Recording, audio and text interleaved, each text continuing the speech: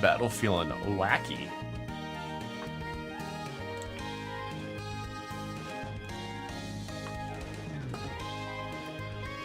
He's feeling wacky. Let's get our setup here. Then I'm gonna upload a new short. Going back to the daily uploads.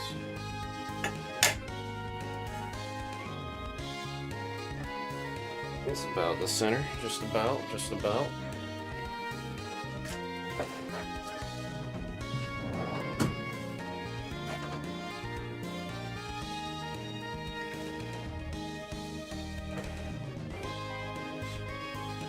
Alright, going battle.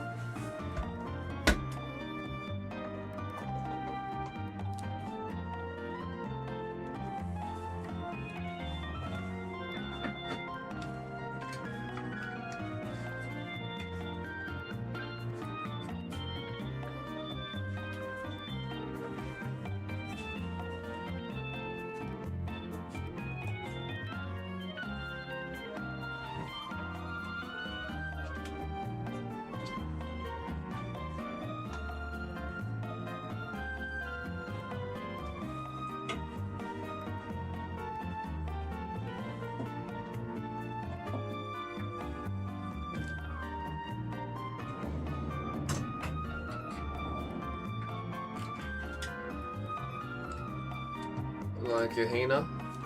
Battle with the yo.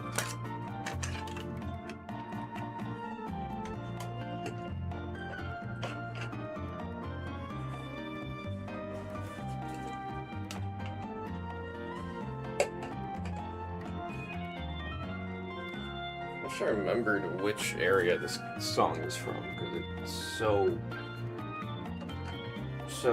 familiar.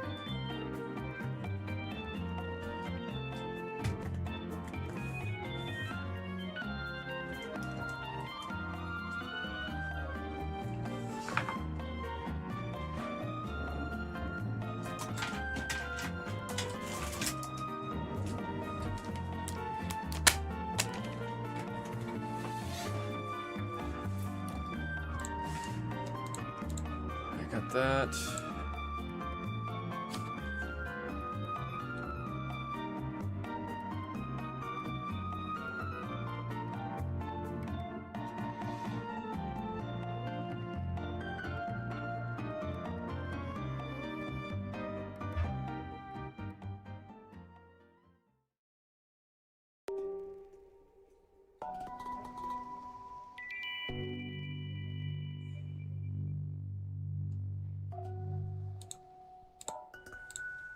All right, I'm gonna go grab a 5-row real quick.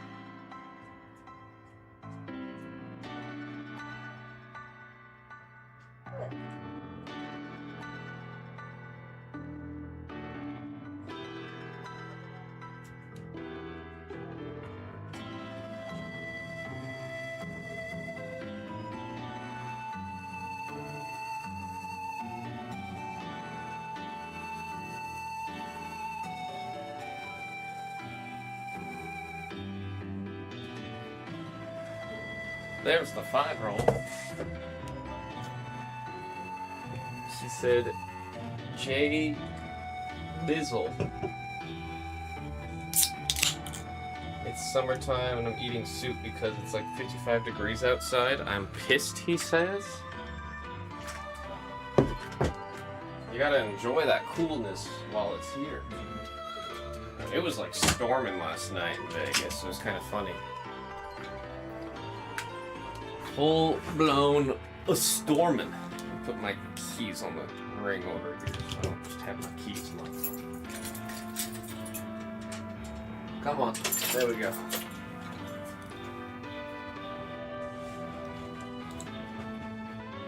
Alright, while we're waiting for our folks to make it in the room, I gotta upload.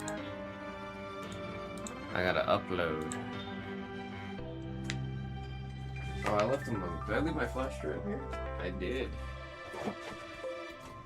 Normally that'd be a bad thing. Today, it's a good thing.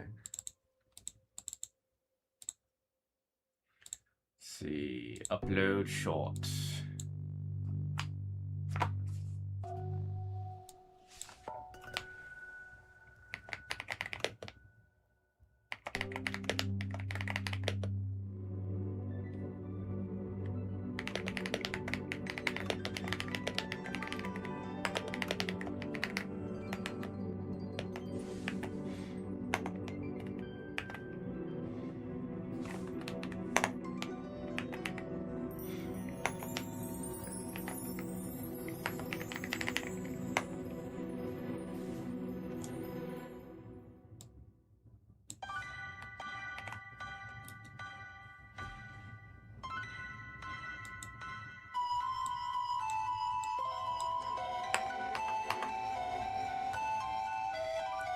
It is not made for kids.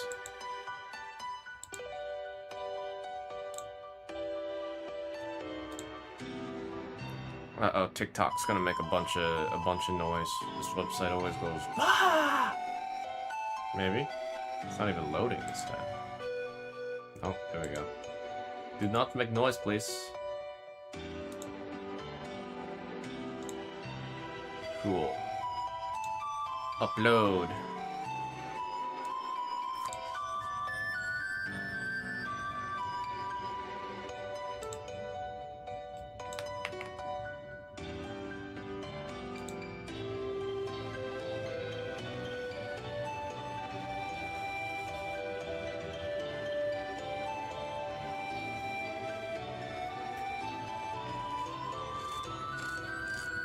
I need the sun, man. The hotter, the better. I'm sure, give it 2 days, it gonna be hot again.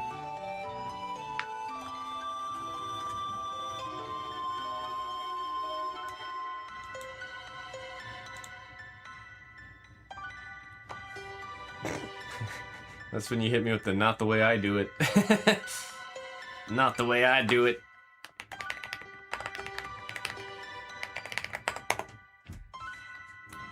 Alright, and the final platform, because I have to upload to 3 different friggin' platforms.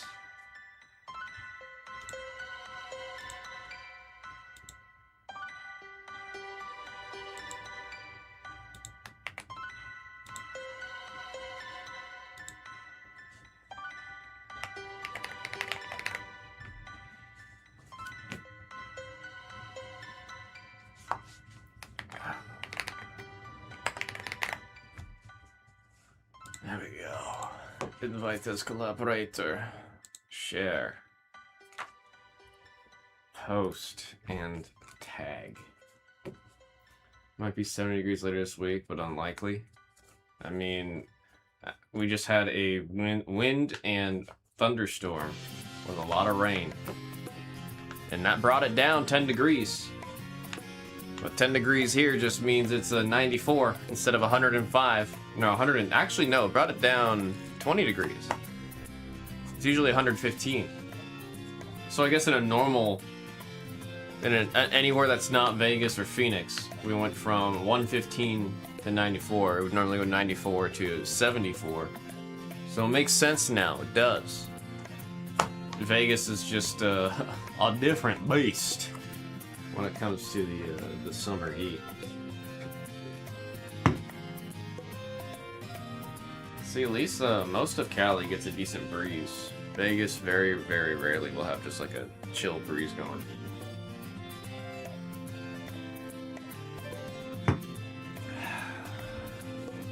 Caponation.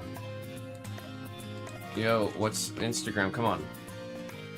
It was nice in Toronto yesterday, but now it's humid tonight. Yeah, it's kind of humid in Vegas right now. Let me see what the humidity is right now. We're on fire weather watch. Well, that's every day. Our humidity right now is 28%, which is very high for Vegas.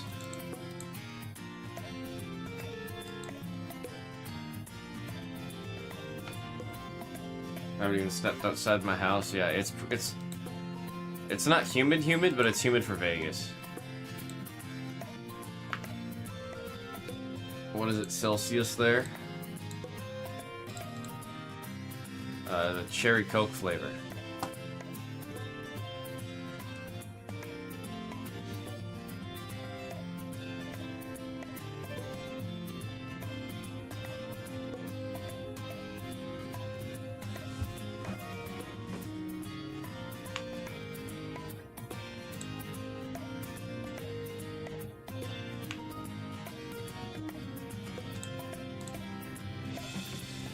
There we go. Uploaded on all 3 platforms.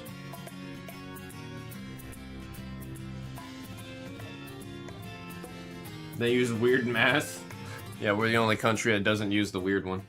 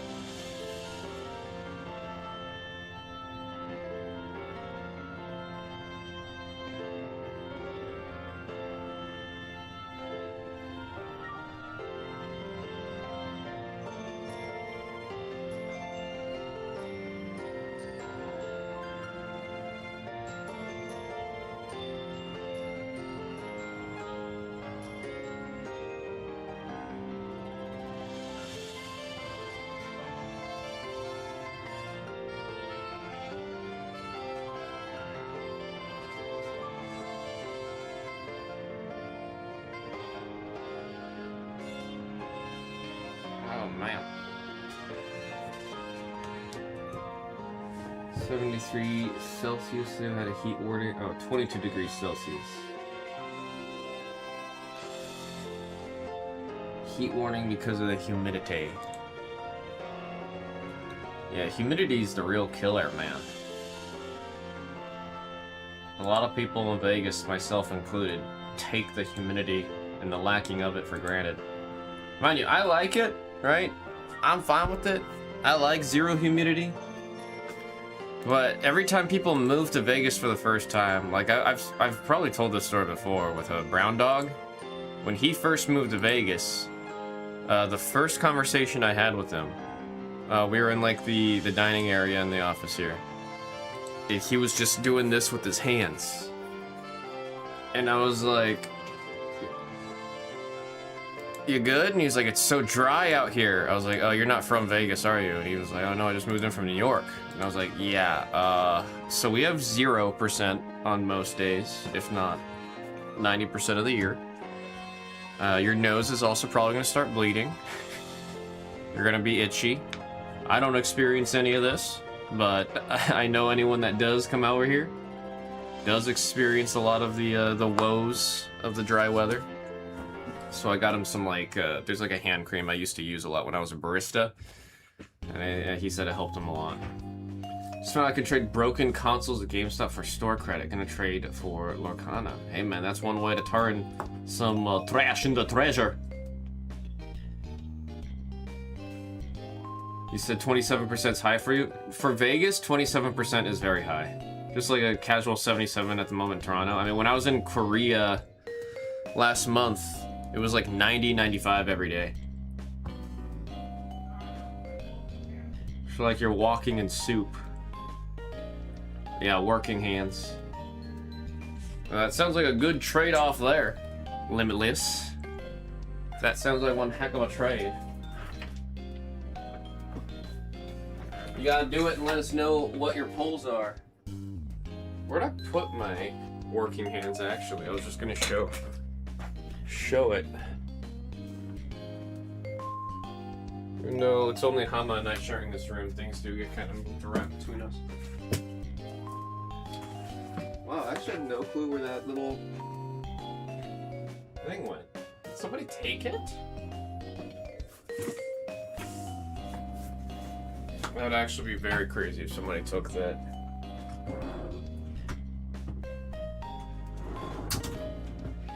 That was a gift from Marge.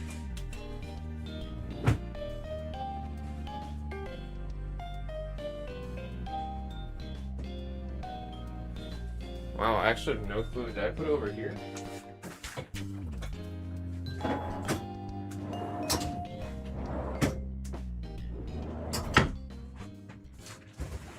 I have no clue where I put that working here.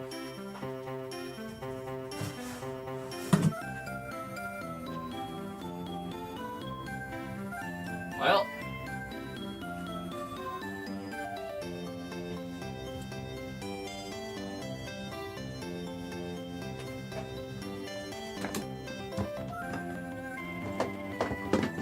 Yeah, well, I've got no clue where that went.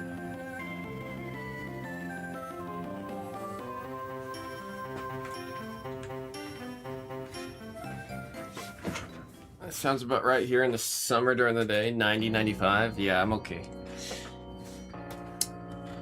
I'm okay. I've got 3 Xbox 360s and 2 PS3s. They're all broken? The 360s are probably really simple fixes. My dad and I used to fix them. It's always just a thermal paste issue with the 360s. Oh, they do work?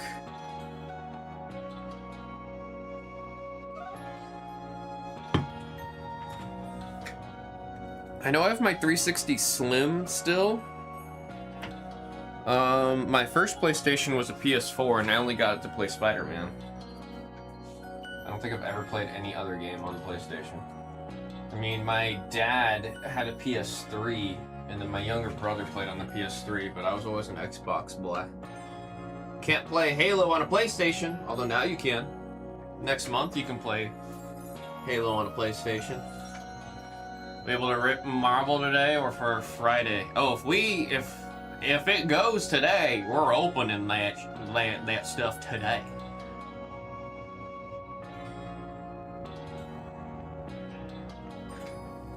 This little box don't have a date on it. It's got date code.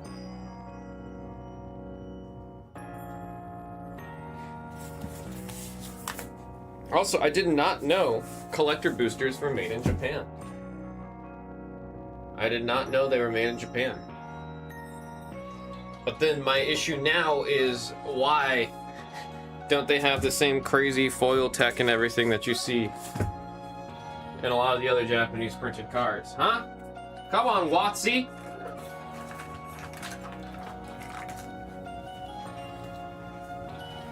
Wizards up the coast, and we're gonna put the box on the table.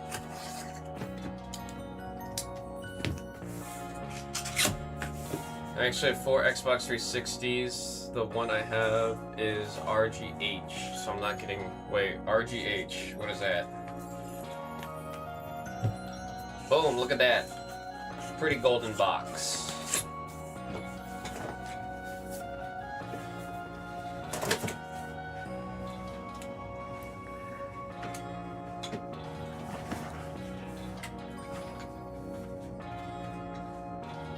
Oh, so it's like jailbroken. I remember I tried to, when I was a kid, I tried getting the homebrew channel on my Wii.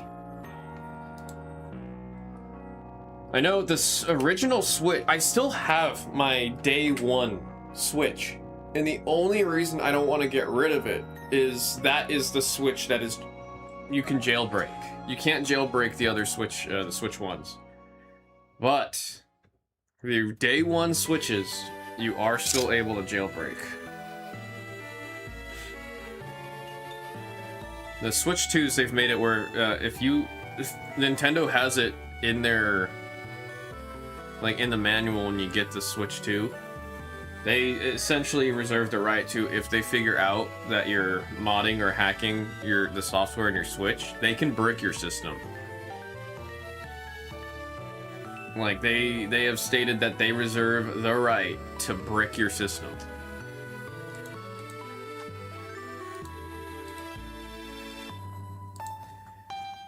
That ain't getting in there. We gotta see some of those classic comic covers, man. They're going for a pretty penny.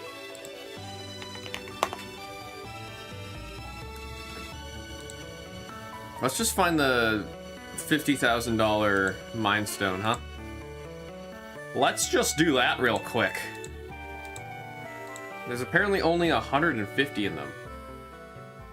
The borderless comic classics.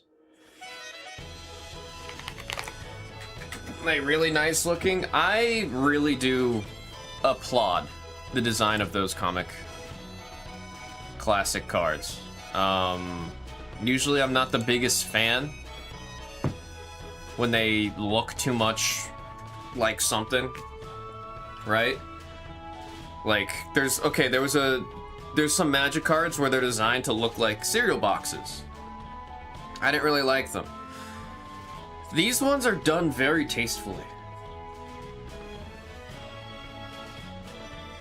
They are done very tastefully.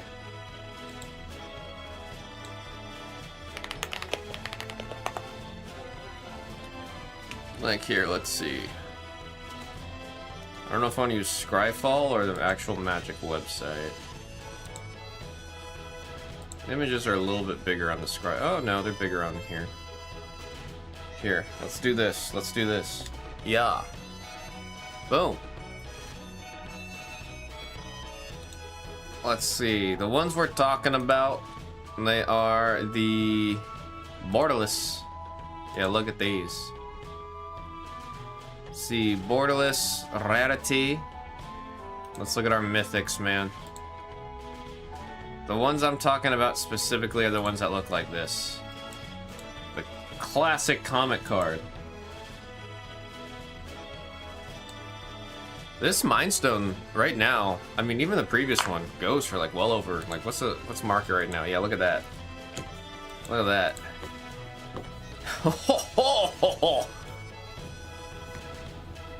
Let's see one of those, man.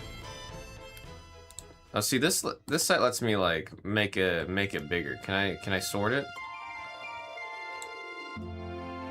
Can I do by rarity? I can. Oh, this one's cool. What the heck? Black Widow, Super Spy. Soulstone more, I think, but still, the Soulstone will always be worth more because you can go infinite with the Soulstone. You can't go infinite with the Mind Stone. But the Mind Stone, like, it's one of those cards where it's good enough. If you are playing the color white, and you can afford a Mind Stone, you should probably run a Mind Stone. The Soulstone was the same way. If you're playing the same color and you can afford it, they'll do it. But can Thanos use all the stones? Yeah, he's, you can see right here, he's Wooburg.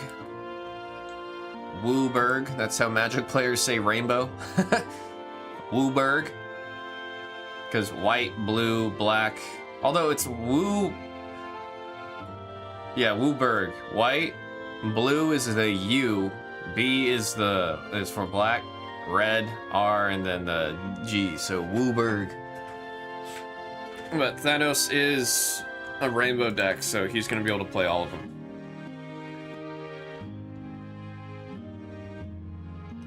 Because, like, normally you would think with these three that he only classifies as a red, white, black deck, but because in his ability here, you can see my mouse, he has the full rainbow, he can run everything.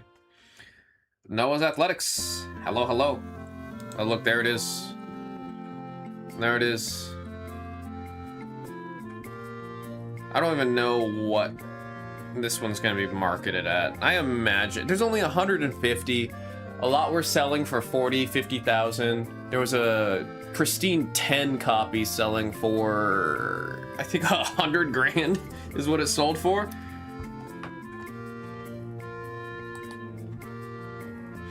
PSA 10 stones are gonna be, yeah. I mean, even this one, keep in mind, even this one, look, like market right now is like 70 bucks, and then the Soul Stone after release and everything is still like a $50, $60 card. This is the normal copy of the Mind Stone right here. Well, like, what's the Soul Stone going for right now? Yeah, here's the normal Soul Stone. Oh, my bad. It's still like a $90 card. And this is the normal copy of it. This is a $90 card.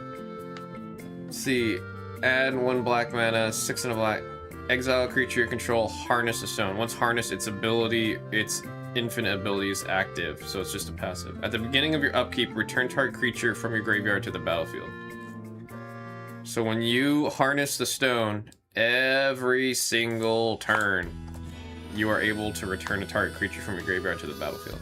The reason why this is super good is when you pay for that, when you harness it, it's just doing its thing for the rest of the game. And it's also indestructible. It is indestructible, so there's no way to really kill it. You said, yeah, you said unless someone destroys it. It's got indestructible.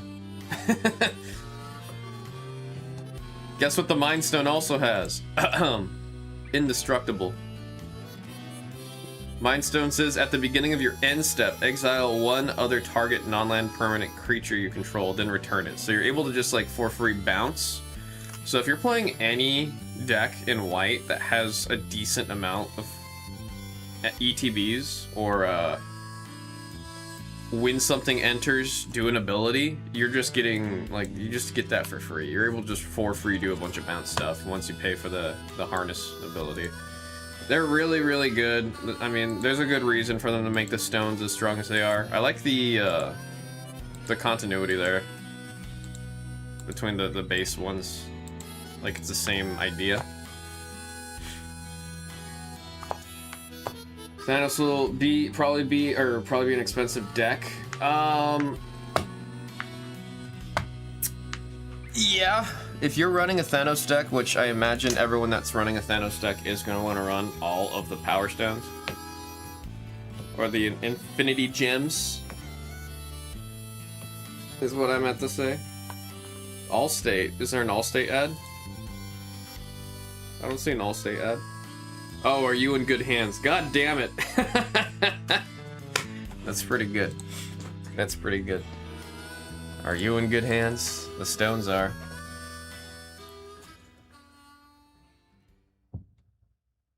What do the 10 rings do? Shang-Chi. No, your maximum hand size is 10. Oh, because it's 10 rings. At the beginning of your end step, if you have fewer than 10 cards, draw equal to the difference. Oh. Really expensive, but that's pretty sick, especially if you can keep it out. See, I like these a lot, man. I do really like these. It's good art. It's good art. See, I like this one or the official Magic website, because it shows you not only all the different names of the damn treatment, but also where you can get it. The collector boosters have access to everything. That's another great thing about the collector boosters. You can see everything. Infinity Gauntlet and Stones. Yeah, I mean, what does Thanos on his face do? I didn't actually read. Death Touch, Lifelink, okay, already annoying. Power Up, Wooburg, put 2 1/1 counters on Thanos, choose odd or even. Oh, yeah, choose odd or even, destroy each other creature with mana value of the chosen quality. The taste, the flavor. The flavor. Choose odds or evens, wipe the whole board of everything, that's whatever one you choose. The flavor, bro, the flavor.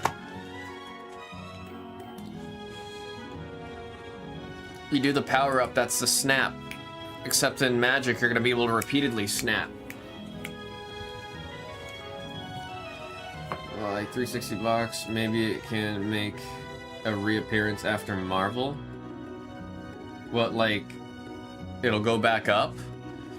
It's possible now that Thanos is out a little bit more en masse, like you're able to get Thanos out of the set, it is possible that more people will go back to Spider-Man collector boosters to open them to try to get some Soul Stones.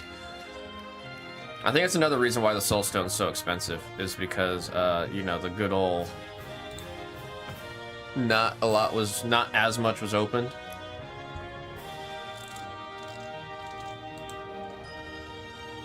I do like that they are gonna, like, see... they're just gonna have this exact artwork for every single stone. I do like that a lot.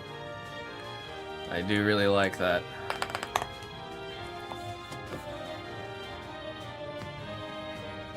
Captain Marvel. I like that the Monica Rambeau transforms into Photon. All the transforming cards in this set, done like very tastefully, man. I really like that, like Invisible Woman, she has a shielding ability and an ability where it can't be blocked, which is very reminiscent of being invisible. Like, there's a good amount of flavor in this set, and that's what was lacking in Spider-Man. Spider-Man had very little to no flavor in all of it. But the whole transforming, it's done very tastefully. I'm a big fan of it. MCU colors, though, I remember talking to my buddy about that. I was like, are they gonna do Infinity Gems, or are they gonna do Infinity Stones? Are they going MCU or comics? And then he confirmed with me that they are I mean, he was telling me nowadays the comics follow more in suit with the MCU colors now. They're doing a thing where whatever was done on the silver screen, they're just adopting into the comics now.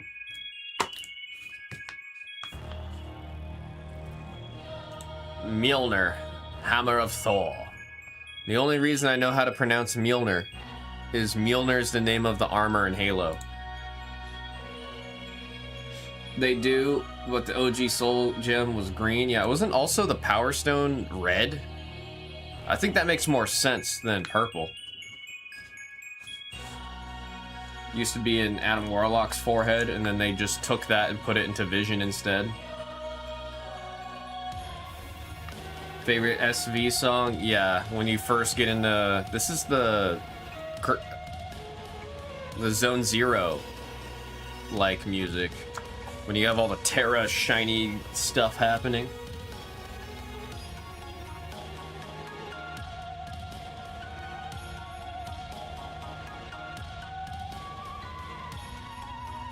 Yeah, I don't even mind the source materials here, because you're getting, like, classic comic book art. Trust me, man, there's some sets, the source materials are not that great. Like, don't get me wrong, I absolutely love Avatar: The Last Airbender, right? Here, Avatar: The Last Airbender MTV set list. The source materials in this set, some of them are okay. A lot of them are goofy. Well, let me pick source material. Set source material. Oh, it's gonna be this one. Like, see, most of them are kind of fine because they're just, mind you, there is the issue of the original. Like, there's no more of the original files for Avatar: The Last Airbender. They somehow got deleted. So there's only screen recordings of the original showing. But I'm trying to find, there's one very specific source material from this one that just looks, yeah, I mean, Joe D is funny. Oh, I'm trying to find it. It's literally just Ozai's face. It's the funniest card. There it is, Cruel Tutor. I did pull one of those. I was laughing my ass off. I was laughing my ass off. But it's like the source materials usually aren't all that great. They are just very, like, even Final Fantasy. I did not like the source materials in Final Fantasy. They weren't bad, it's just compared to the rest of the art, it was just very jarring. But I feel like with the comic characters, it just looks real good. It looks real nice. Let's see, Eternal. Where's Eternal Eagle? Is it Through the Ages? Yeah, it is. Mind you, most of them looked fine. There was only a couple that looked real janky. Like these ones up here are straight gas. There was one specifically that really threw me off when we first saw it, though. I don't remember which one it was. Oh, this one, The Promise Fulfilled. Iconic, I'm sure. But it's like when you have, like, you know, the cloud artwork and then next to Promise Fulfilled.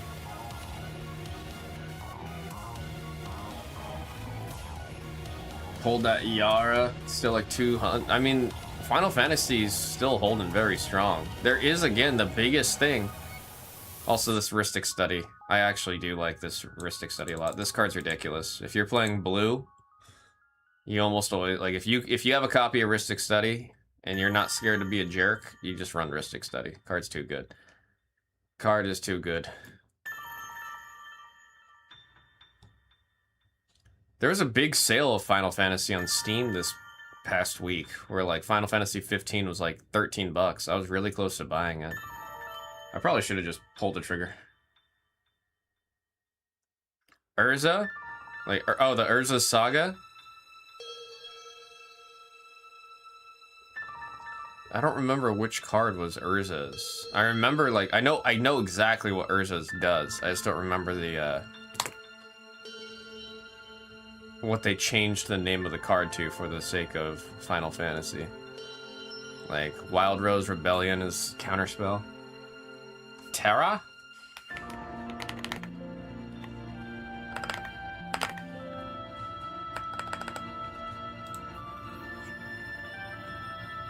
I'm gonna have to look. It's not letting me search because it doesn't have the actual... Oh wait, maybe if I do here.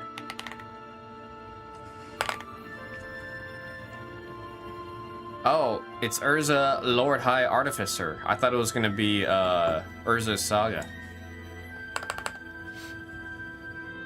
Yeah, no, I was straight up staring at it and I didn't realize that one was Urza's. She said, Cloud!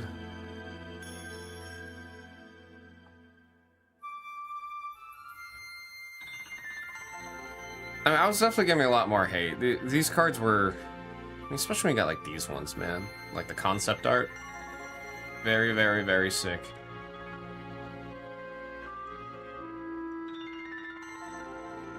You know, honestly, I think my issue with these cards wasn't the artwork. I think it's the foiling. I don't really like the foiling that's on the source materials. But I feel like with these, when they look like the way that they do, it's just gonna look good. They, like, it's good, man. It's good. The source material cards are good in this set. I gotta give credit where credit's due. Having a Path of Exile with artwork like that is pretty sick. It's pretty cool. Oh shoot, T'Challa's protection is Teferi's protection.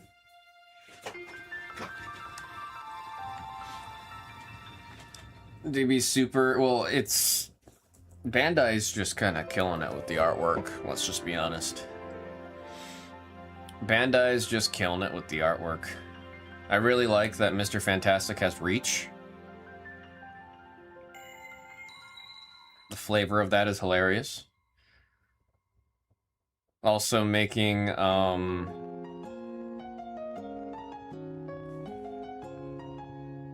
Namor, Merfolk. Thumbs up from me. Captain America No More, issue 332. Is that this one? The Path to Exile?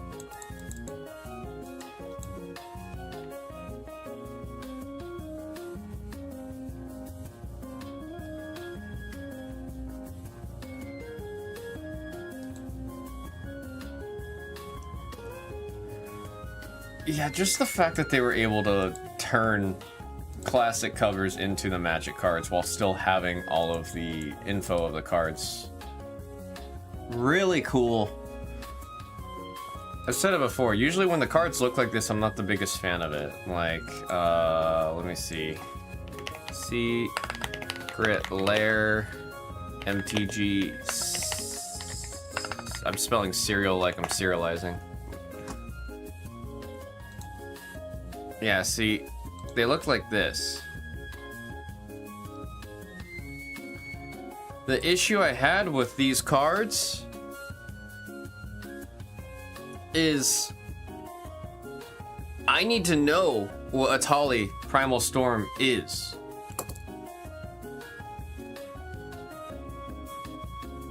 Like here, Atali Primal. This is what Atali actually is. Right? So you need all this text to know what the card does. I didn't mind this one, because you could still see everything it does. This was the Jurassic Park collab. But the issue I have with this one is the info's on the back of the card. Or it's down here on the, which is cute, right? Right here in the bottom right, instead of getting the nutrition facts, you're getting what the card actually does. Problem is, when you're playing the game, you're using sleeves that usually, like, you can't, the back of your sleeves are not allowed to be translucent. It has to be fully, like, opaque. Like, you cannot see through the back of the sleeve. So if at any point you need to pull out the card, like you need to figure out what it is, if you don't remember exactly what Atali does, you have to pull the card out of the sleeve, read it, and put it back in, which is really stupid. So the approach of this, where they have it there and it's in the comic box, and you can just read this and you see all the info you need for the card, that's a thumbs up. I think this is cute, but I don't think it's a good game piece. This is something like the totally like collector thing only.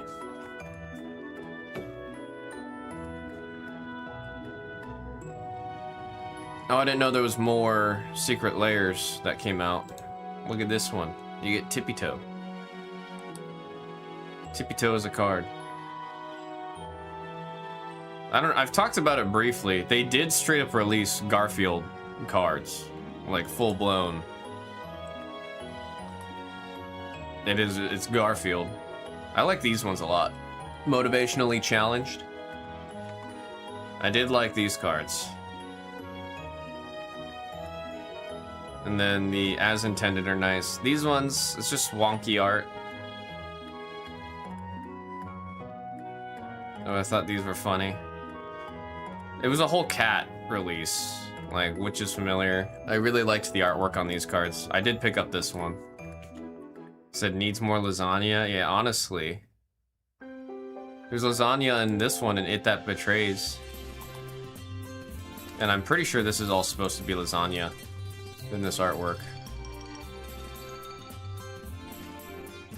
Oh yeah, it is lasagna. He's got lasagna through a sword here.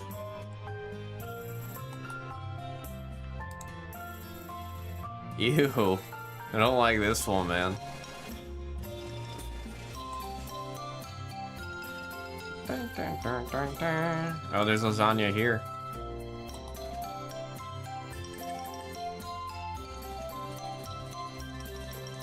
It is funny how on the motivationally challenged ones, though, there's none of it. They also had Felix the cat get a drop here. I like this one. I think this is the only, like, if I had to get any of the Felix the cat cards, it would just be Future Sight. Didn't like the art that much for the cards, sadly. For Garfield. I don't know anything about Toby. I know nothing about this character. And those were more cats. And then that's the most recent one. Garfield and Felix, cool, I grew up on them. It's just funny to me they gave Phoenix, Or Felix. I don't know why I'm saying Phoenix. I'm thinking of friggin' Gears of War. Felix only got the 1 drop, and then they gave a whole whopping 3 to Garfield. I actually haven't looked through some of the other secret layers that I've missed. What was this all for? Goblin Storm? I'm glad I don't play goblins, because I would have been pissed about missing that drop. Some of the artwork's crazy, man. This one I'm pretty pissed I missed, actually.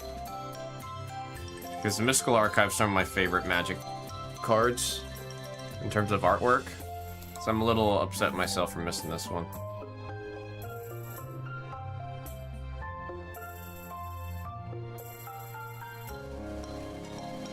Oh yeah, they had a whole Dwarf Fortress collab. I forgot about that. Just cards straight up off of Dwarf Fortress. Omens of Chaos. They had a Return of My Little Pony. Because, you know, Hasbro. Viva los Rakdos. That's a fun name for it. The Deadpool drop was kind of fun.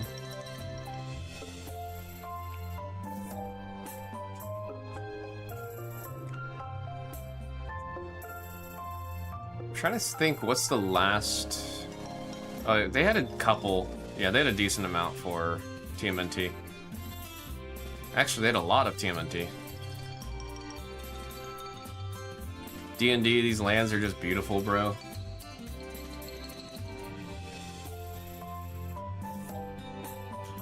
I forgot they had a big redrop of D&D. They also had, these are all from Baldur's Gate. They actually have Baldur's Gate cards and Magic. Fallout was cool, but I missed it. I don't think the Fallout ones are crazy expensive. You're talking about these ones, right? I have this one. Beyond Vault 33.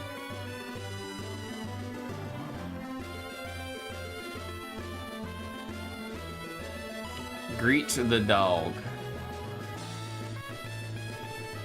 Yeah, because this was the only one that was off of the show, Beyond Vault 33.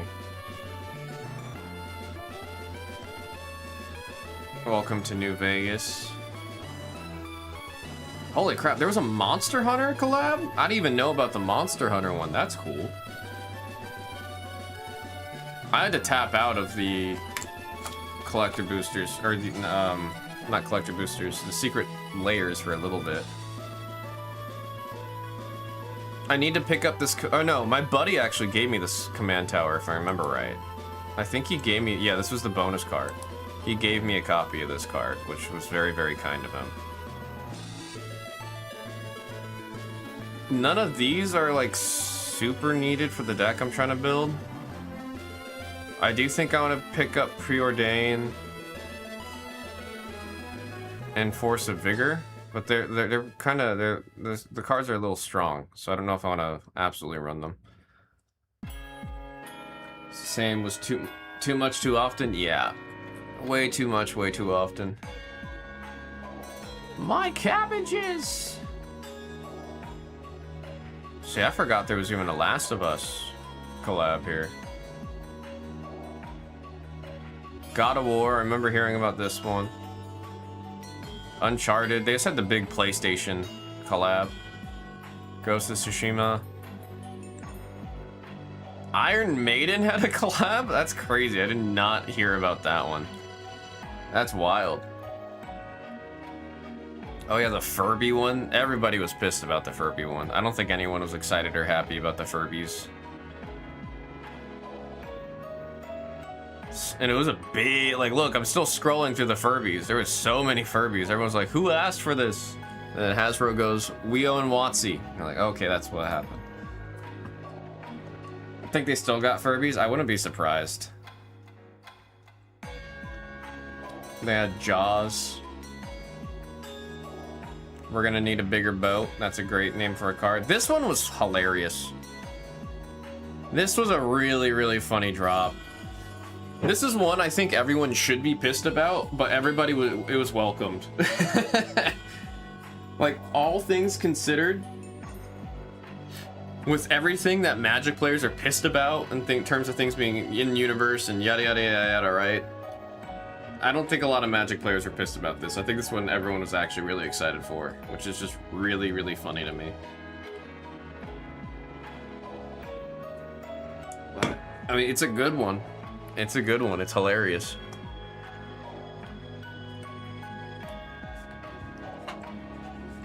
I don't really get Magic player give it a pass from way more. Yeah. Well, I mean, in all fairness, Secret Lair, like, it's not... None of these are original cards, right? The issue comes where it's a brand new card that you can only get with Dwight Howard on it, or Dwight Schrute. You can only get it with Dwight Schrute on it, and if you want to run the card, you have to now just have a Dwight in your deck. That's where the issue comes through. Lately on Secret Lairs, they don't make any printings of cards that are exclusive to the Secret Lairs. Also, the lands are just always a ripoff, man.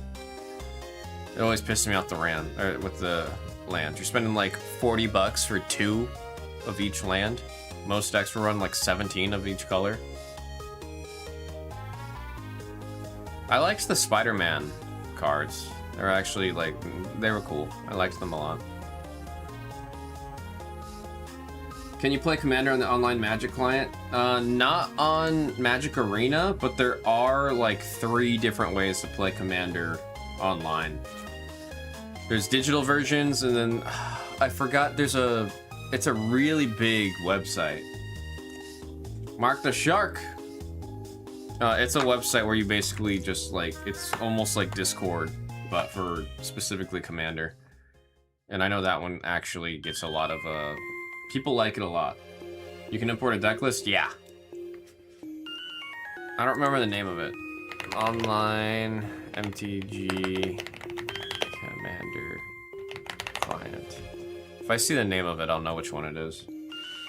Spider-Glass Secret Rare, I got my Mr. Venom cards and the lands. I mean, yeah, these are... I love the monochromatic look of them, too. Alien. Auroras. The Sonic one was kind of funny, not gonna lie. It's not EDH play. Spell Table.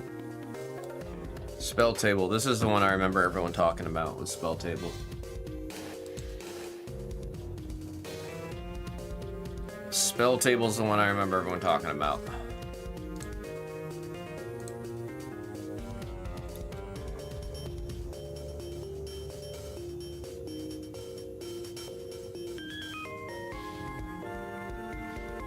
There was such a big part of me that wanted to pick up these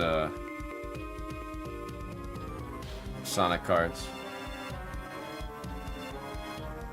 Said Spell Table's webcam. Yeah, I know that one is webcam for physical cards. The one that I believe it's this one. This is the one I've heard about. I know a lot of people do use Tabletop Simulator.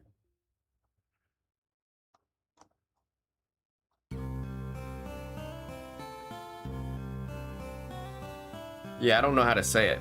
Cockatrice? Cockatrice? Yeah. I think it's this one.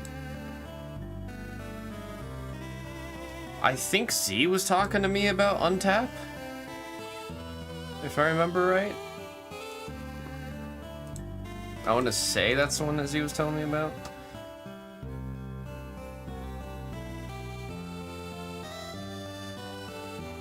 Oh, see, I didn't even know there was a Final Fantasy drop for Secret Lair.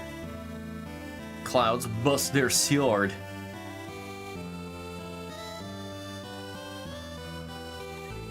Oh, I have this one. The artwork for this one's really good, man. This is the commander I use for my main deck.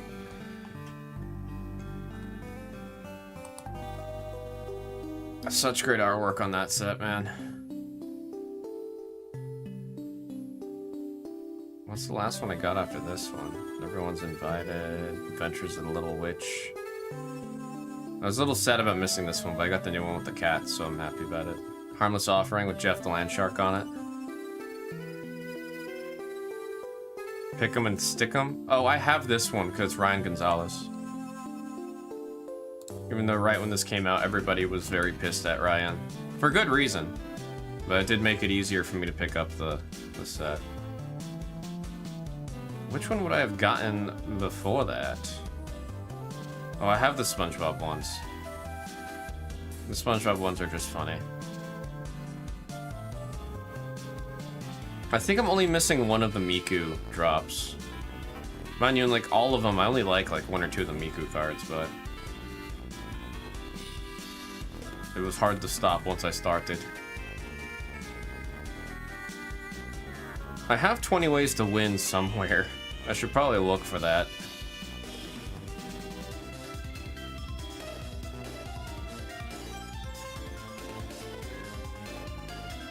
And then I missed this one. I'm still very, very pissed about missing this one. Peach Momoko Magic cards. I'm still so pissed about missing this one. They have Chucky in there, because why not, I guess. You can tell we're kind of like in the Halloween era of last year. The fact that this is only October of last year and we've been scrolling this much for it, man. They make too many secret layers. I wanted to pick up the Little Legends. There's a lot of times I want to pick up the lands, but it's like, what am I going to do with 2 copies of every land?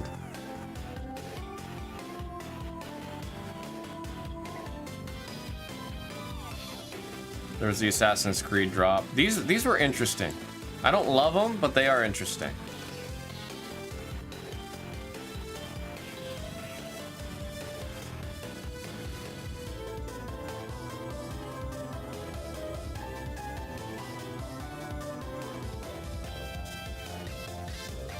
I really like this Elvish Mystic artwork.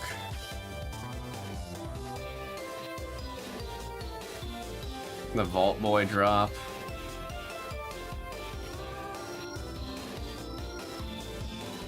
God, there really is so many, man. Oh, there's the cereal I was talking about.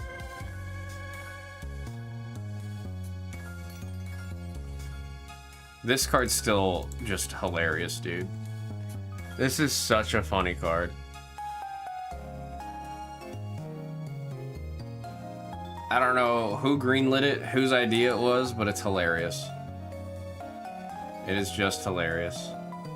I wanted to get this the Tomb Raider drop. I remember I was trying to get that one.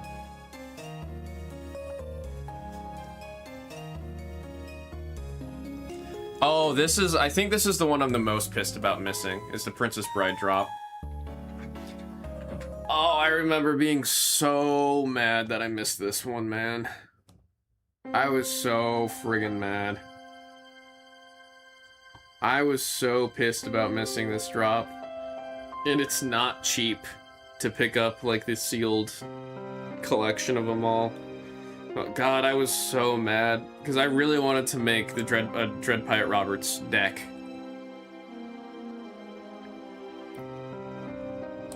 Yeah.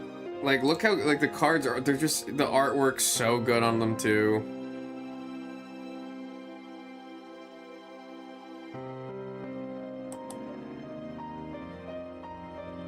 It's just all so good. He said, as you wish. Miracle Max. The friend here is only mostly dead. New PC set to collect over time. It might be cheaper to pick up a sealed thing of it than to pick up the individual cards, sadly.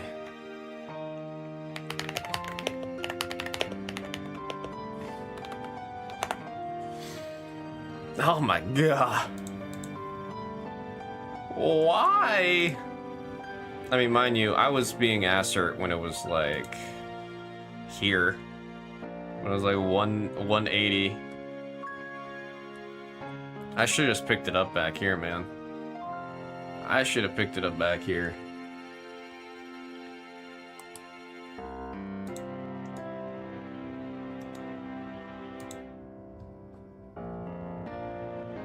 I do have these pixel lands because I like the artwork. Evil Dead getting a drop was pretty cool. So many Doctor Who cards. More friggin' My Little Ponies. These ones actually sold for a lot, dude. Expecting worse, but still a lot. I know I had the option to get it when it was at 180 and I should have just pulled the trigger on it, so I'm regretting it. If you get the ones with the autos on it, they're actually, yeah, these are all like, there it is. Almost a $700 card for that one. People just liked the, I mean, they looked like baseball cards. This was a cool one. The normal ones aren't that bad. It's just if it was a random chance of you getting the one with the signature on them.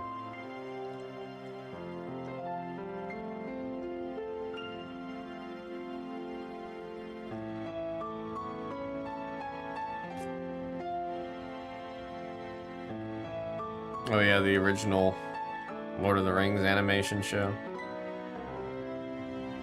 Cute to brute.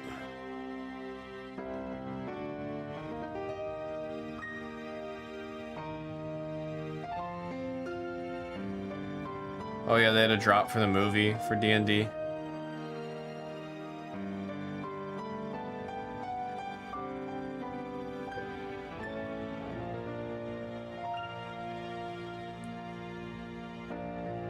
I'm trying to remember if I have City Styles, because I really, really liked the artwork in this one. I just don't remember. I've got a box with all of my secret layers that I haven't opened yet.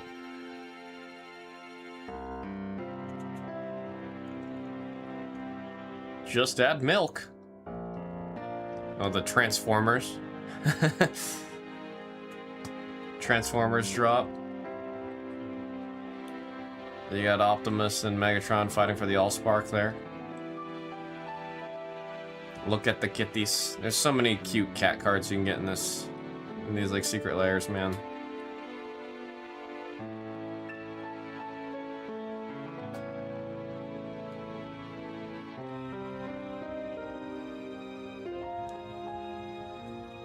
Yeah, I think one of the more popular archetypes is the dog and cat decks. So just off of that alone, you see a lot of the dog and cat drops go for a decent amount. I forgot there was a Fortnite drop. I'm actually kind of pissed at myself for not getting the Fortnite drop. Just because it's funny. Just up by looking one, they did have the Marvel superhero Omegas. Like the Omega boxes. Which one's the Omega box? What is an Omega box? The gift bundle? The gift bundles are usually pretty good, solid products.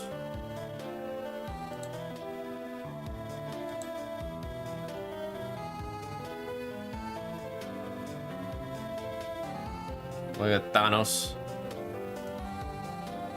Oh, the one packs? Oh, is it like one pack of a collector booster?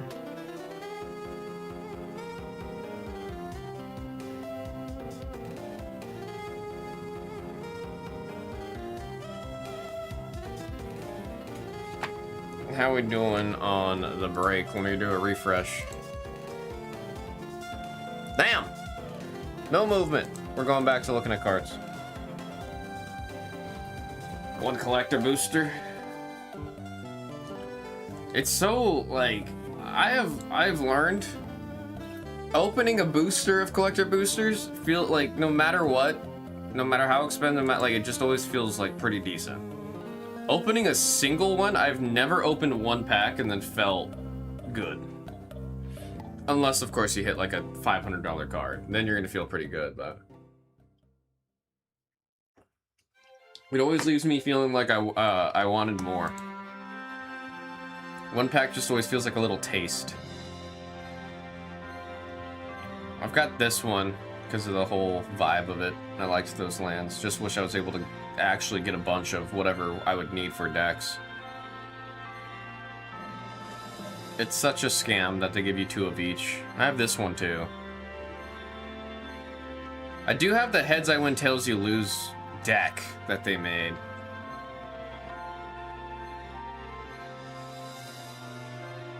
I think I got 2 of those. I might actually end up selling one of those. I, of course, have the Arcane drop here because... I mean, I just hate how, like, look how pathetic this collab looks compared to everything we saw earlier. Like, it's actually pathetic. This is really the Jinx card we get? Really? Duress, not even a great card. I was pissed about that one, man. And it's like, some of the cards are, like, somewhat decent. It's just, like, Rhystic Study, this is a really, like... Rhystic Study is just a phenomenal card. The cheapest copy is, like, 60 bucks. Rhystic Study is a really, really good card. No borderless, no full art, no. It's just screenshots put in the normal Magic border. Oh, I was pissed. I was pissed. Oh, I have this one, this Mischief one. What's crazy is you get this card.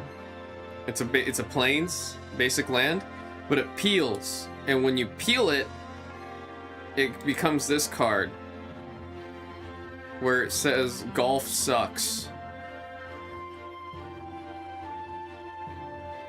Or no, golf sucks now and always and has always sucked, is what this card says.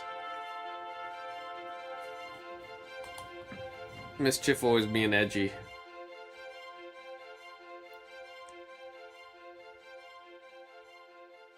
But the Swords to Plowshares, I absolutely love this card. It's such a cool looking card.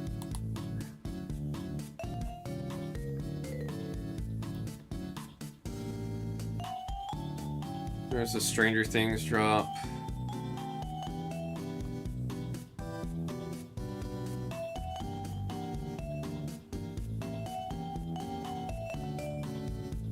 Now we're hitting a point where I remember a lot of these. This is like earlier on. I think I have this Kamigawa Wink one. Perfection. I should have got these signets. I don't know why I didn't get the signets. Really stupid of me for me to not pick up those signets.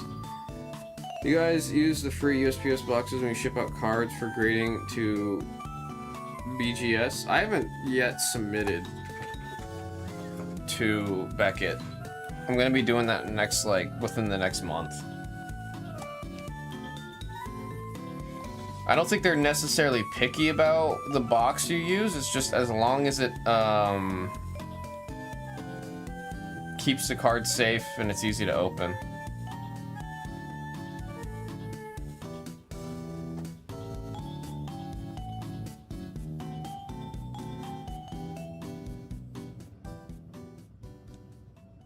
Oh, these cards were so stupid, man. It's literally just over-explaining it so it fills the whole thing.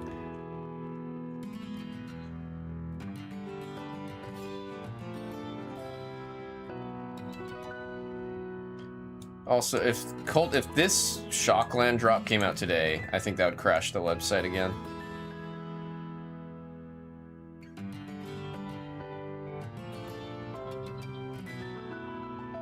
Love the art style on the very, very, very rad.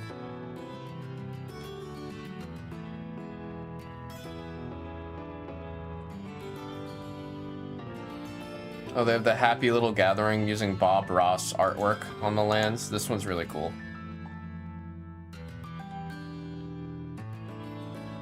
Oh my god, I forgot there was a walk. This was like one of the first ones that pissed people off, is because these were all unique cards.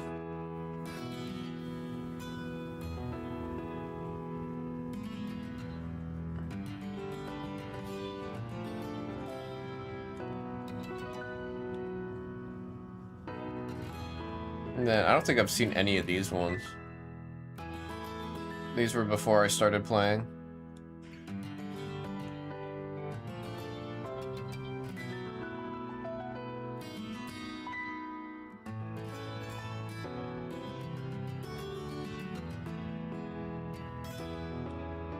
These are also when Secret Layers were print to demand.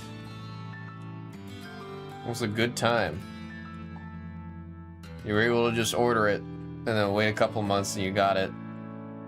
Now you have to wake up early get in on time and then hope you get picked.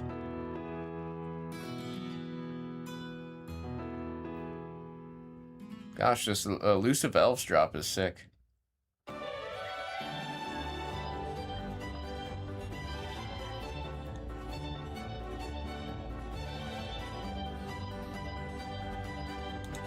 Too damn many, man. Way too many.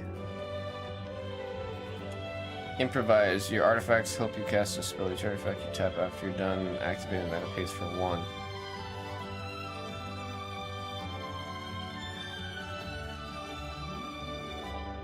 Oh, interesting. With the arc reactor. And how that interacts with the Iron Man leader, or commander.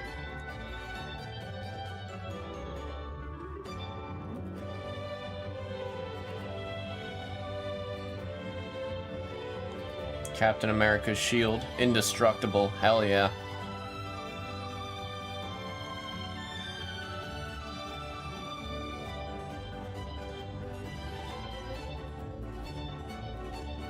Wait, why is this so powerful? What the hell? Whenever a equipped creature attacks, tap target creature defending player controls.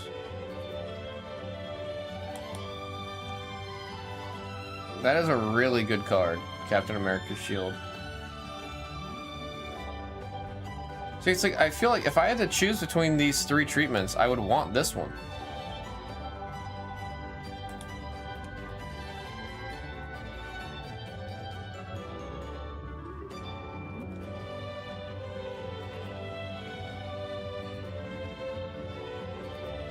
Yeah, and of all of the Daredevils, I would want this one.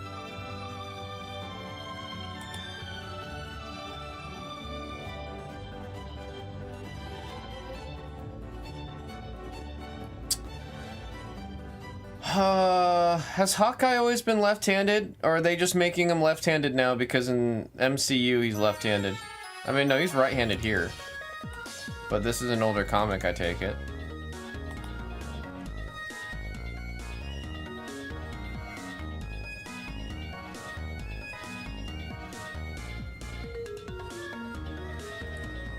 Cracks me up, they're giving leader cards too. Mole Man's getting cards. Shouts out to Moon Girl and Devil Dinosaur.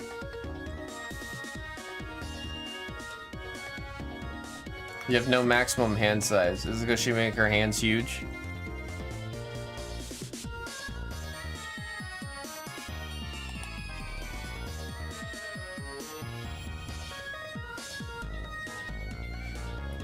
Always just assumed he was ambidextrous. I know for a fact Jeremy Renner is just left-handed, and that's why he was left-handed in MCU. But I don't know if he was always left-handed or if he's mostly been right-handed when it comes to the comics.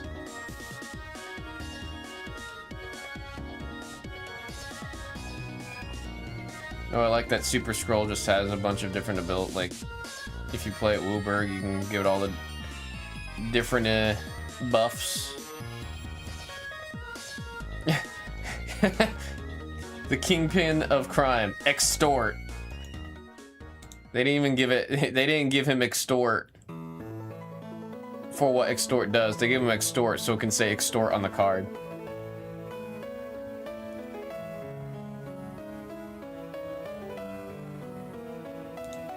That's pretty funny. That's another thing. What I mean, like, there's flavor with these cards. There was not a lot of flavor with Spider-Man. There's a whole bunch of flavor with these cards.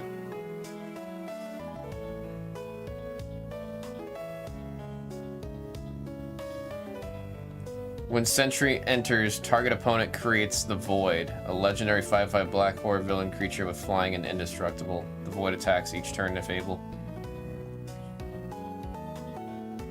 That's some flavor, bro. Oh yeah, what does Squirrel Girl do? I want to know. Do you like squirrels? Whenever the unbeatable Squirrel Girl enters or attacks, create a 1/1 green squirrel creature token. I love squirrels. 1 and 3 green, create X amount of green squirrel creature tokens where X is the number of squirrels you control. Oh god, you'd be able to make such a fun squirrel deck.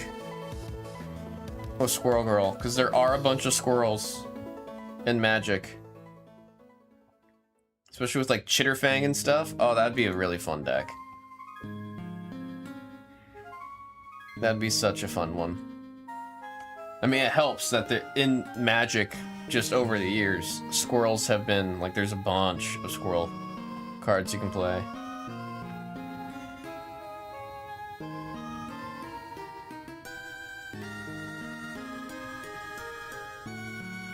If damage would be dealt to Wolverine, instead that damage is dealt, but all other damage already dealt to him is healed. Oh, he heals in between combat.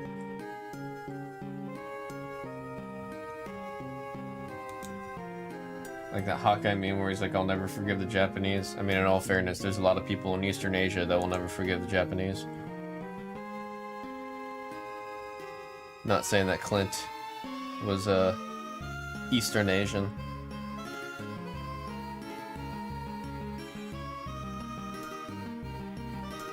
Let's even Bullseye's got decent flavor on his card.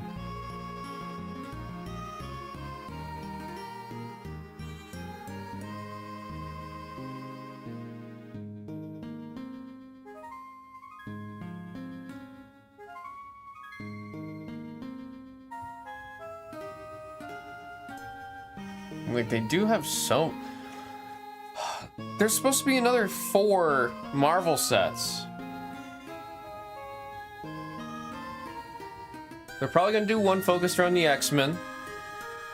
Right? Clearly they have rights to X-Men since Wolvie's in here. And Scarlet Witch. But what else do they do? How do you get 4 more sets out of the Marvel IP? Madam Hydra? You mean Shigo?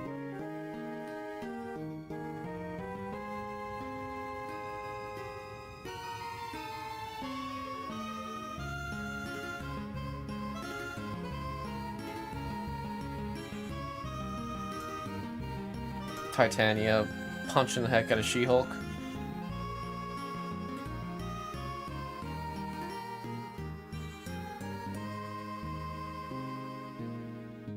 You got Ronin. This is a sick looking card. I wish this one had like a full art treatment.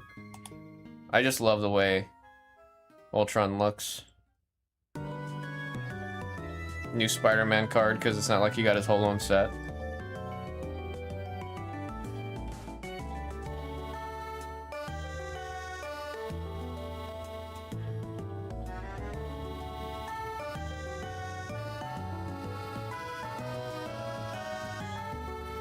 Yeah, I'm just like looking through all this. I just don't know how they squeeze out another 4 sets.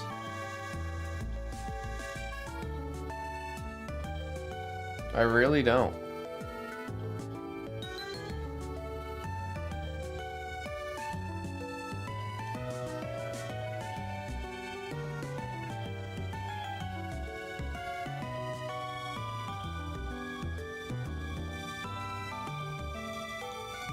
I mean, I guess we'll see. I guess with time we'll see.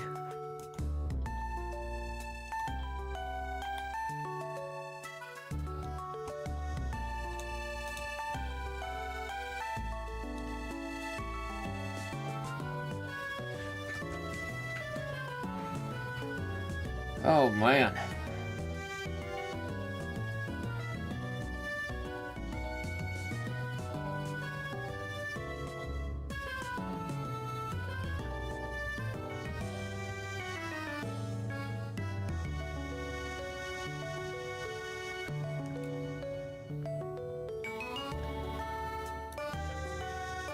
Yeah, everybody's zonked.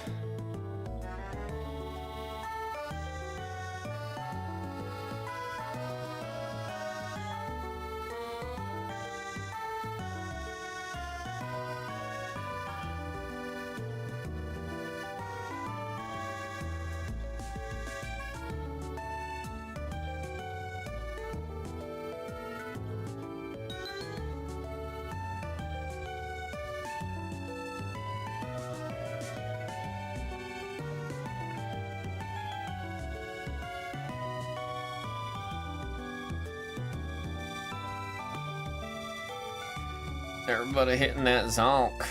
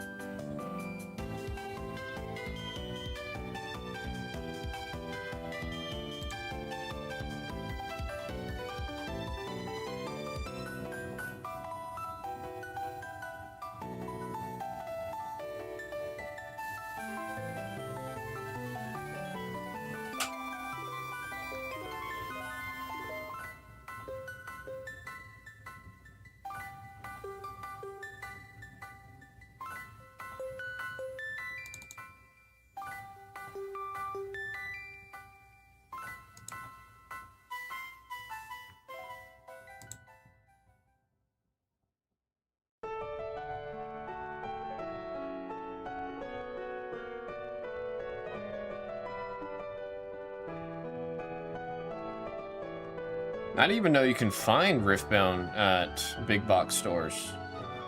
I thought it was a LCS only thing.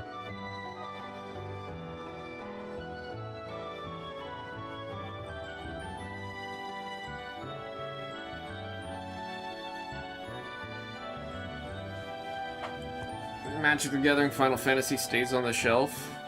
It's only the collector boosters that people really are trying to keep an eye out for and look for. Which, I mean, it makes sense, because the Final Fantasy main, like, the normal set's gonna be printed for the next, like, year.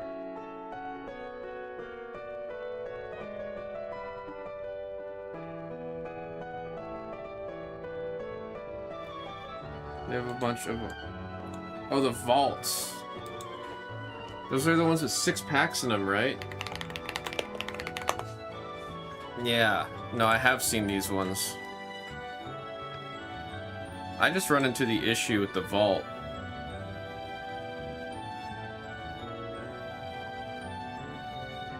It's cheaper if you bought like 4 vaults or you bought a booster box. The booster box is cheaper.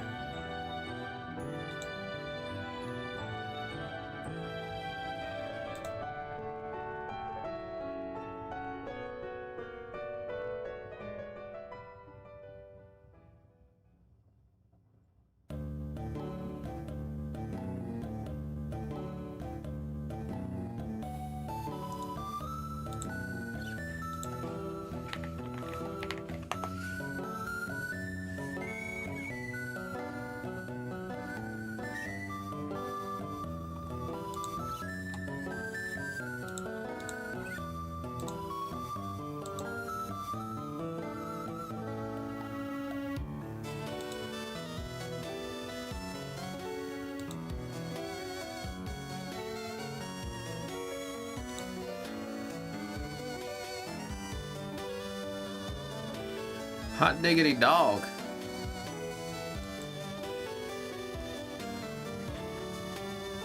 "65% of our viewers are new viewers. We're still only at 250 on subs."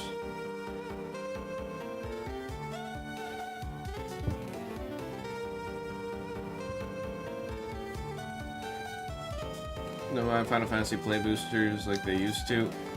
I know for a fact a lot of people that were buying the play boosters were people who didn't know anything about how Magic works. So I think there's a lot of statistics from Final Fantasy specifically that are like super skewed.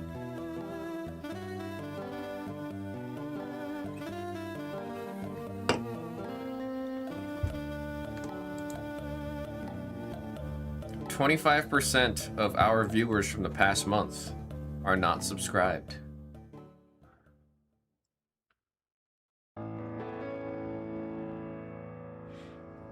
Final Fantasy gift box. The gift boxes were great. They were really good. Targets a bunch of Lorcana into the Inklands player decks. Just wish they sold booster packs. They probably do. The booster packs probably just get cleared out as soon as they hit the shelf. I mean,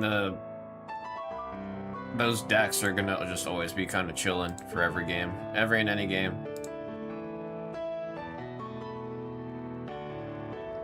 See, and they overprinted it because of the demand, and now the demand is gone. Yeah, they were pretty knee-jerky about it. I don't know how no one at WotC recognized that the inflation of how many people were buying the play boosters was because of people who didn't know anything and were speculating. Mind you, if it just, now players, if they need any Final Fantasy play boosters, they can get it. Which, I mean, that's always generally the idea with it. The play boosters should always be available, and the collector booster should be the one that's hard to get. And that's, they've been getting there. They've been getting there. Gift box is so nice, I don't open it for the art. I mean, there's a decent amount of sealed that I have that I don't open it. Not because I'm gonna try to, you know, flip it or anything. It's just I like the way it looks so much. I don't want to open it.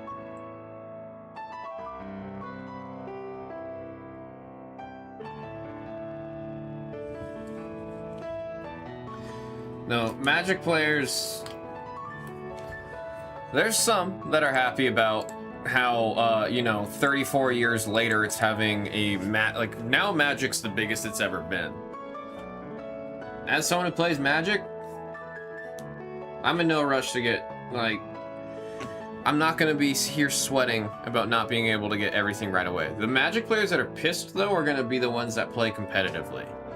Like, standard.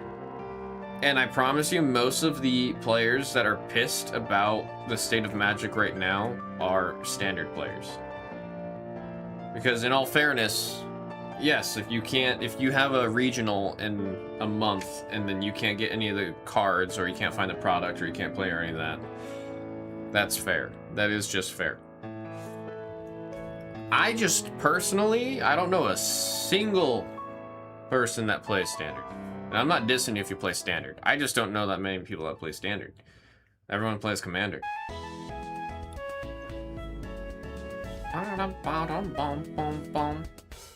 Wop, wop, wop.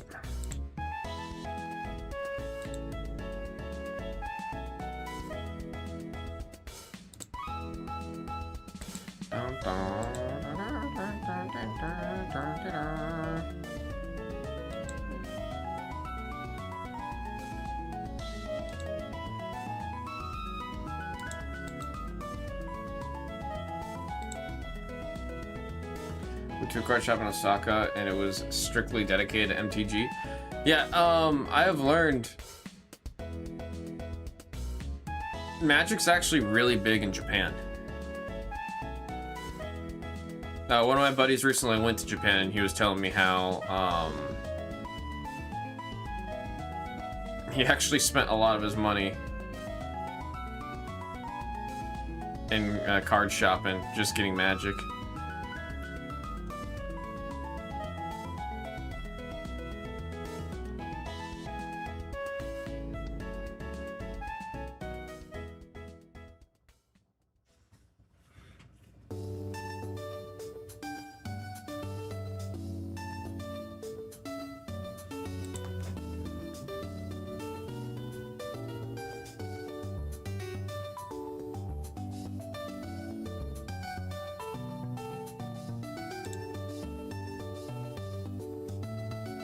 Shohei is also big in Japan.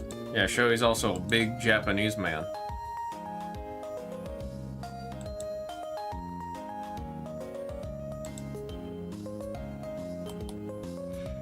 I mean, Shohei's face was everywhere. Skincare. Green tea. Shohei's face. Shohei's face. I mean, it's fair, dude. I'm pretty sure at this point he is the uncontested GOAT. And I don't know if anyone anytime soon is gonna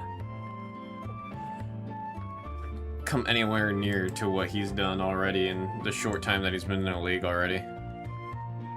They're ridiculous.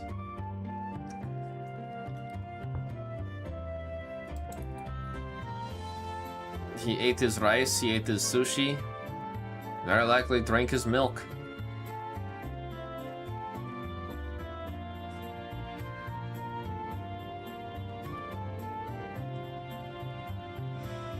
I'm thinking of collecting all the sets of Lorcana to keep unopened. I know I can get us Ursula, the Ursula set. Ursula's Return. I can get us Ursula's Return to open. I just don't know how much interest people would have in an older set.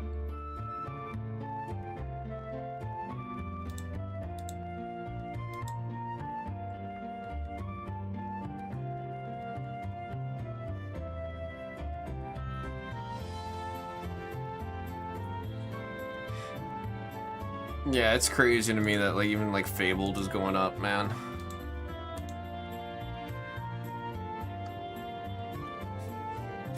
I mean, okay, so like TCG Player, their website, the hotbar at the top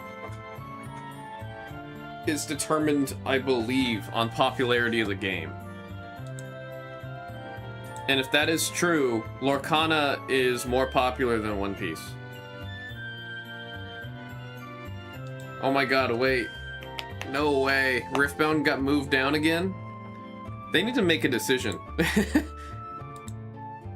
On Monday, Riftbound made its way up to the top. And then now Flesh and Blood's replaced it again. But yeah, on TCG Player, mind you, TCG Player, it's a marketplace. But in my head, it's one of the biggest marketplaces, and whatever's gonna be their order of what's doing the best is gonna be pretty indicative of what's the bigger ones, right? So it goes Magic into Yu-Gi-Oh, then Pokemon. So here's where that gets a little iffy though. Because Magic and Yu-Gi-Oh players are gonna be buying a lot for gameplay. So there's gonna be a lot of small cards that sell for gameplay. Then Pokemon, then Lorcana, then One Piece. Digimon's still up there? Who the hell is playing Digimon still, bruh? I'm not dissing Digimon, I am, because that game pissed me the hell off. I'm just shocked that Digimon is still up there. That means there's more Digimon sales than Dragon Ball, and that doesn't sound right. Lots of people in LCS play Digimon. Who's playing Star Wars Unlimited? There's actually a surprising amount of people that play Star Wars Unlimited. I wanted to get into it. My buddy Mega and I, we have the starter decks and like the full like setup and starter kit on how to play Star Wars Unlimited. We just haven't played it yet. I never see that anywhere, and don't tell me you do. I see stores that say that they host Star Wars Unlimited nights. And when I say that, I mean like 2 of like the 15 stores in Vegas. They just need to grab Star Wars into Lorcana. Yeah, I thought Lorcana was gonna grab Star Wars. But then within a year, like within a year of Lorcana coming out, Star Wars Unlimited came out. So I was like, oh, there's no way they're gonna split the IP there. It's just not gonna happen. And then I don't even know if they can mess with Marvel. If they're gonna give the IP to Magic, I imagine they can give the IP internally to Lorcana. So I'm curious.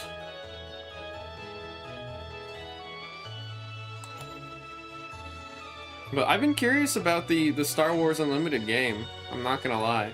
Especially the Carbonite boxes and how they're doing all that.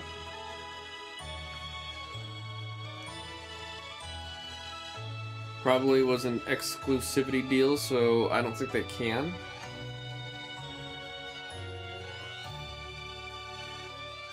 Magic got the only rights to it for how long they paid for. They probably have exclusive rights to physical cards until they finish out their 6th set. I imagine after that,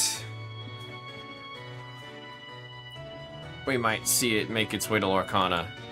Speaking of all that, that's reminded me, we don't have any of the Guardians in this set. I mean, I understand why. It's definitely more Avengers focused. But that's like, the Guardians are another group that I'm like, okay, so that's probably gonna be the next set, or the set after that. Star Wars needs a Bandai upgrade. I mean, the cards aren't the prettiest. There's a couple Star Wars cards. Like, they've stepped it up recently. Like, this card... Oh, I'm on the wrong window.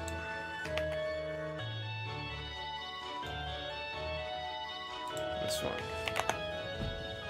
This card looks pretty sick. And it's serialized. There's a lot that I think Star Wars Unlimited's starting to do right. I just think it's gonna take a minute. Well, honestly, if it was ever gonna be really big, it would have already been huge by now, right?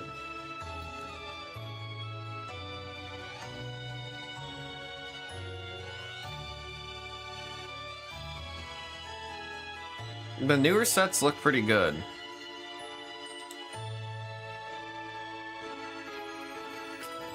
Plus, Star Wars Collector's got all the Topps products. Oh, yeah, I mean, that's also true.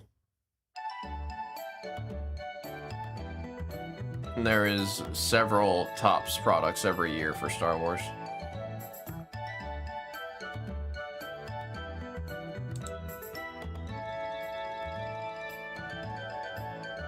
For me, it's just like this card versus like some like. See, this is a good card. That's a good design. That is sick.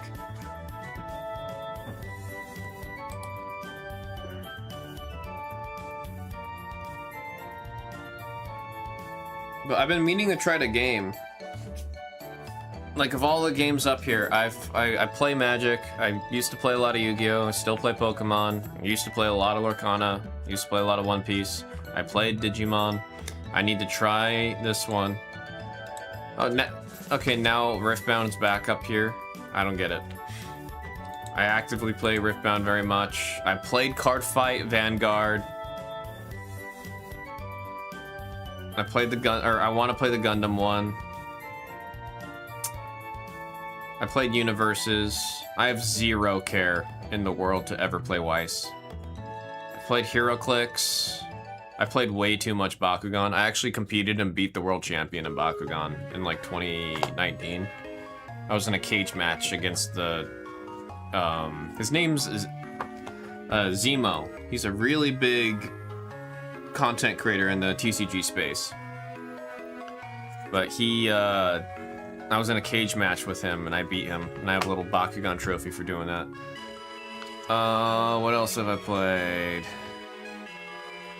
I don't know if I'll find anything here that I played. Where's Gundam?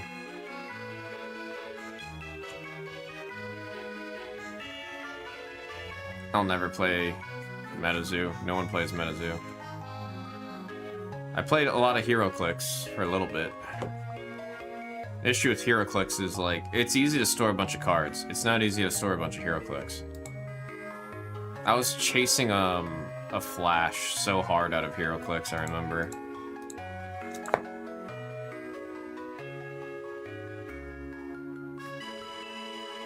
I didn't even know about this one.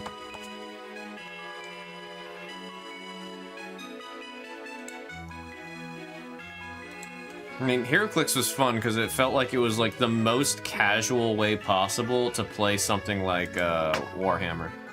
I do want to play Warhammer at some point. I really, really do. You got like what, 8 to 10 sets for Star Wars Tops? Yeah, like every year.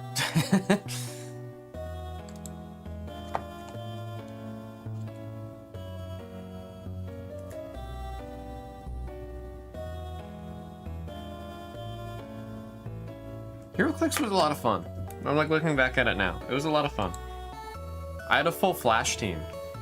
Because I was playing HeroClix before I started really following Harley. So all of my HeroClix are just from the Flash universe. Damn, why is Shang-Chi one of the... What does he do? You may activate abilities of creatures you control as though those creatures had haste. You may activate abilities of creatures you control as though they had haste. Okay, so you can play it as soon as you play it. Tap, add 2 mana of any one color. Spend this mana to only activate the abilities of creatures' sources. So he's like a, he's almost like a rock, almost. Or he's a dude, that's what I'm supposed to call him. There's dudes and there's rocks, so he's a dude.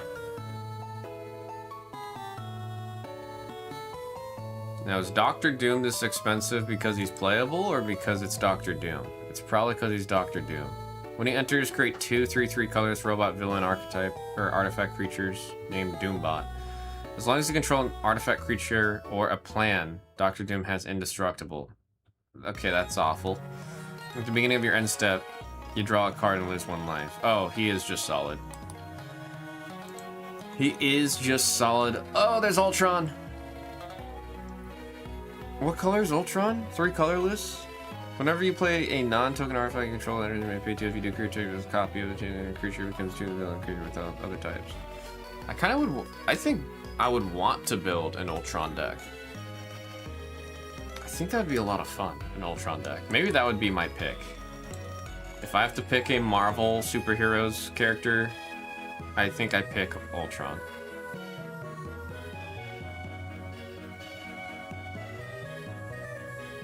Yeah, it's Ultron. I think it's Ultron. I think it's Ultron. Who are the commanders that came out in the commander decks? Oh, we only got 2? Oh wait, no, they just have this stupid collector's edition. I hate those. So they've got T'Challa.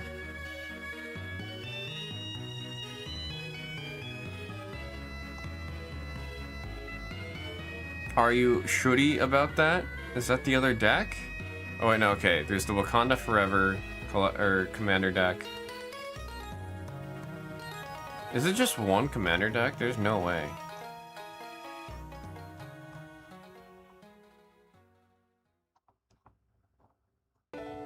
I hate the way this is outlined. They're just showing all... Is this only about the Wakanda Forever deck? Oh my god, it is. Okay, I'm an idiot. I'm an idiot. What are the commander decks? Are they gonna be here? If you see these gift bundles, they're probably gonna be pretty solid.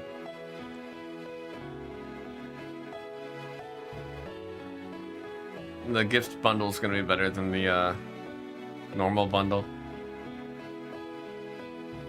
Oh wait, I have to look at the commander. There we go.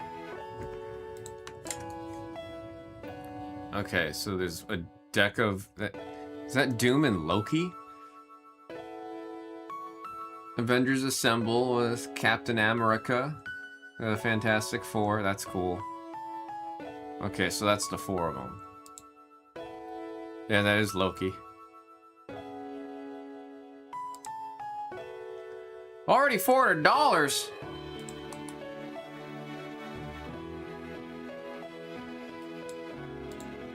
I don't get the collector's edition commander decks. I really don't. I was this close to buying a Y'shtola. I'm glad I didn't, because looking at it now, I don't get it. I really don't see the appeal to the collector edition commander decks. The only thing that's different with these is every single card in this set, or in this box, is Surge Foil, where it's like, okay, cool, like, Surge Foil, it's rare, blah, blah, blah. The issue is, what if you want to upgrade that deck? You upgrade the deck, you have to take the Surge Foil card out. So you're paying $400 for something that you could get at the same price of $600 for the exact same cards, just without the Surge Foil. You're paying like $300 extra for Surge Foil on cards you might take out and replace. I don't get it.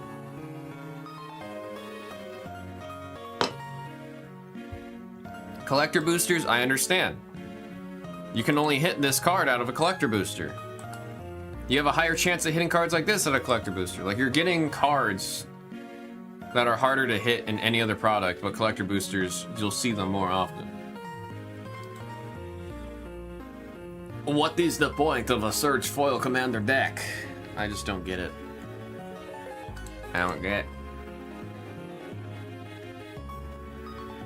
Can sell them then? I don't know if there's a market for this, like a crazy market for the Surge Foils when they're in the collector box. I'm pretty sure the value only comes if you have the sealed collector box.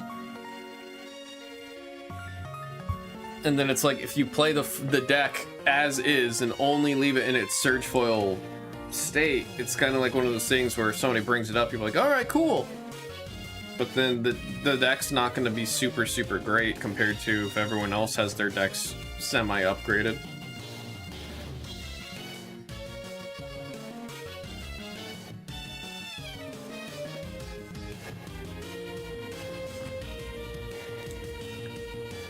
Alright, I'm going to end another refresh real quick.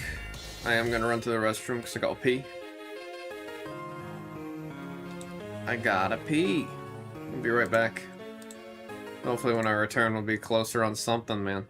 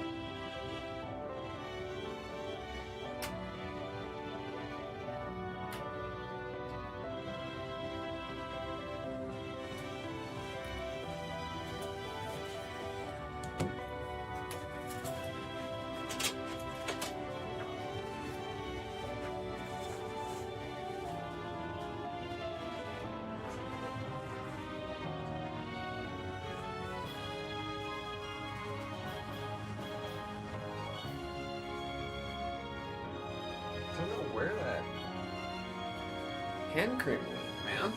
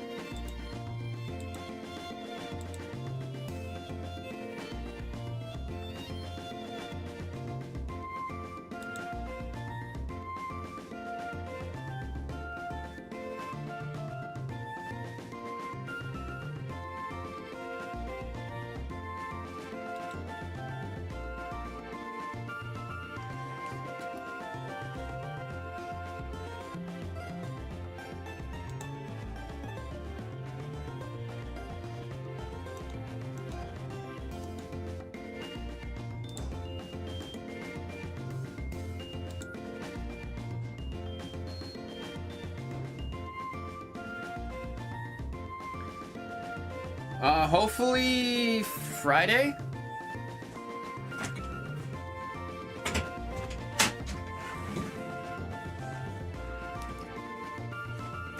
Hopefully Friday. I think Friday is when we're supposed to get more in.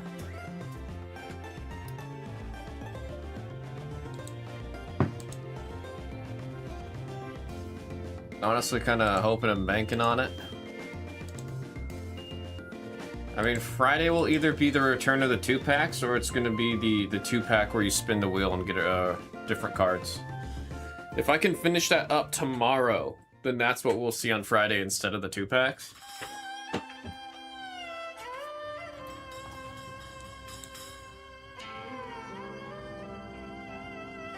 Yeah, because right now, the pack selection will be Vivid Voltage, Phantasmal Flames, Destined Rivals, Prismatic Evolutions, Hidden Fates, Silver Tempest, Chaos Rising, Perfect Order, and 151.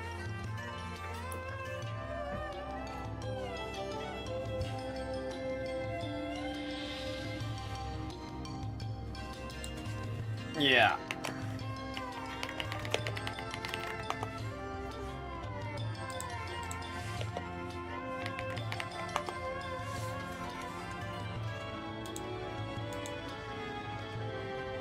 Bamboo Forest. Yeah, I do like how much Scarlet and Violet's in this one, because it had really, really good music.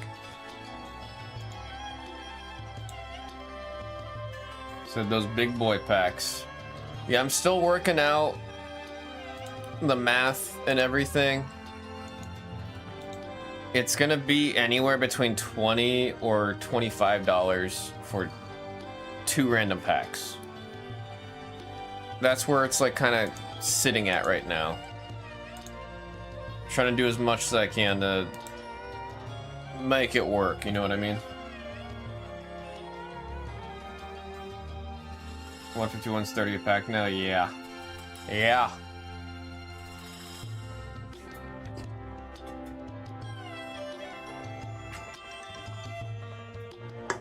I was trying to get us Astral, because Astral's a great set, but I never got a reply back on that one.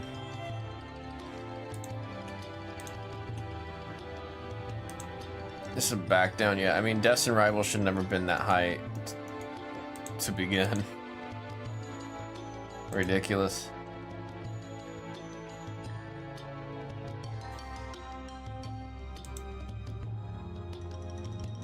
Personally, I like 151 more than Prismatic. I think I'm like the only person that likes Prismatic. Just straight up. I think I'm the only one that still really likes Prismatic.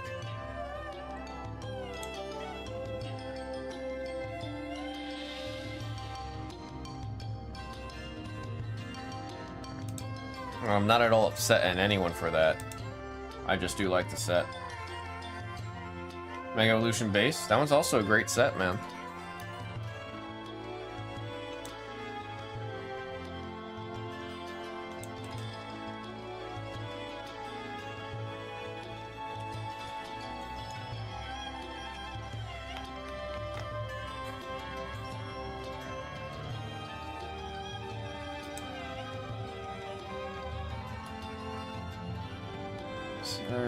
Card prices were sealed really good versus other sets. I think the only reason it's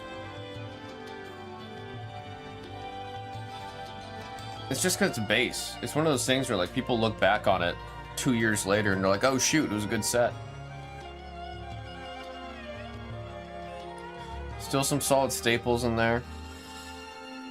So Lucario is still doing very well. Yeah, I do like that it's one of the few. It's like, I think the only Mega Evolution set where the gold is outperforming the SIR. I still want that Mega Gardevoir EX one day from that set, because it's such a pretty card.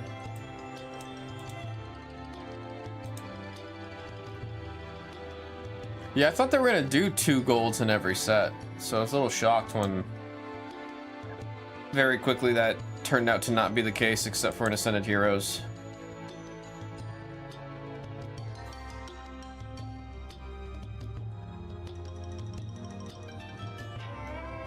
I mean, it's like Ascended Heroes is still a lot of people's favorite set from the past 2 years.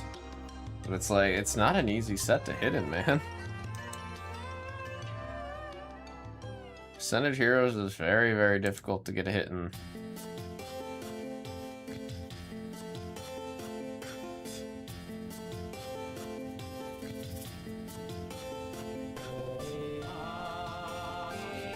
Yeah, and also the Mega Kangaskhan's are actually starting to go up a little bit because it's winning in tournaments.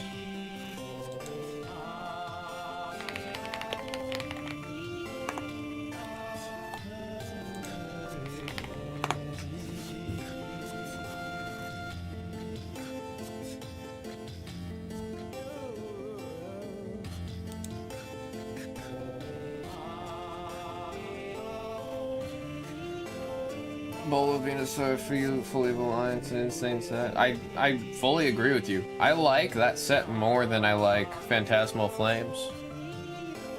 I like it a lot more than Phantasmal Flames.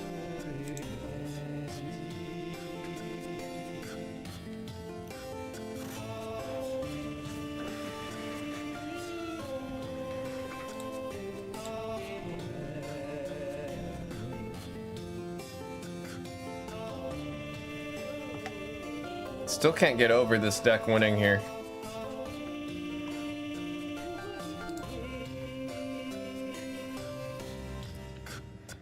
My buddy Mega calls this deck a slop deck.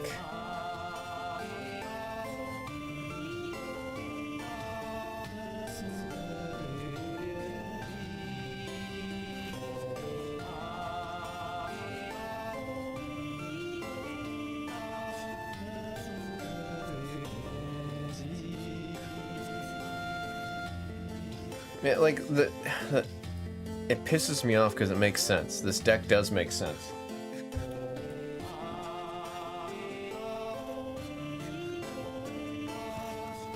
Matias? It's showing as 16 here for the normal double rare.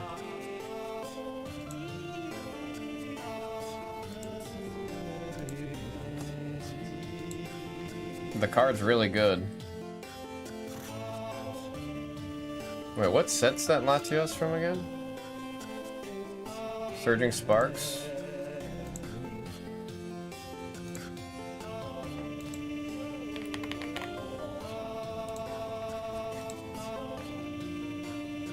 Yeah, $100 or $200 essentially for the SIR. Where's the Ultra? There's an Ultra in that set. Or maybe I'm a liar. Oh yeah, there's an Ultra. Oh no, this one's going for... Oh no. Yeah, these are all lightly played.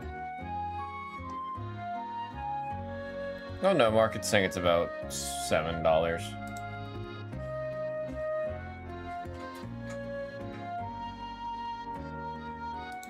Now, Surging Sparks is a sleeper set. This set was slept on. I don't know why. This set was slept on.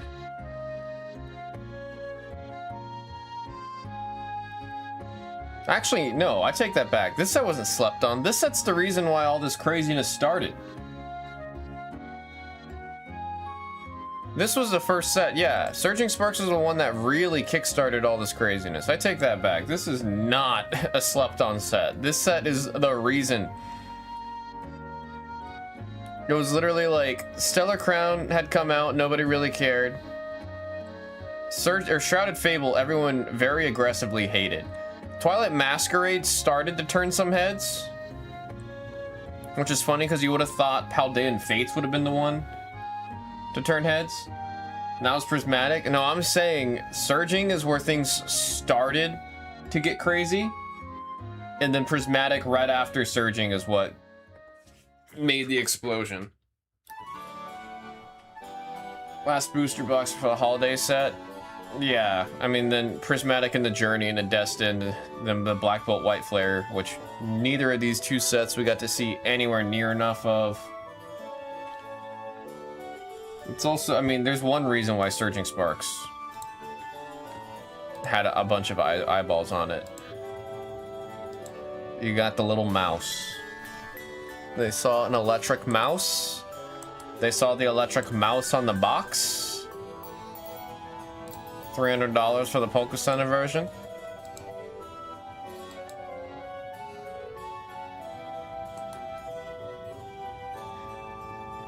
Noodle on Pop, but only ETBs. I feel like we still didn't do enough of Black Bolt White Flare. I don't know. I don't know.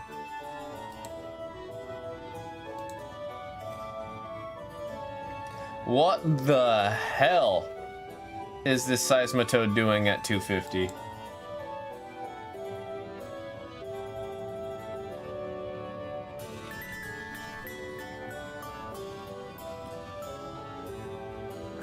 I don't really have words about that one, man.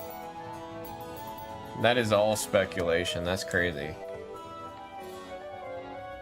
People saw the Tina, people saw the Magikarp, and they said, you know what? You know what? The Seismitoad's gonna be worth the same, right?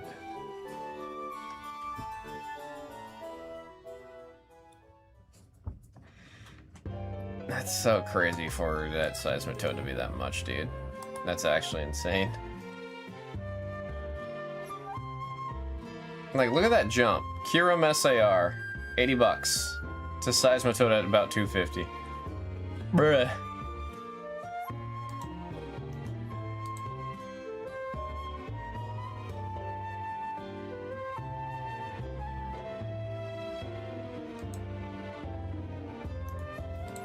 How's Twilight doing? I liked this set a lot.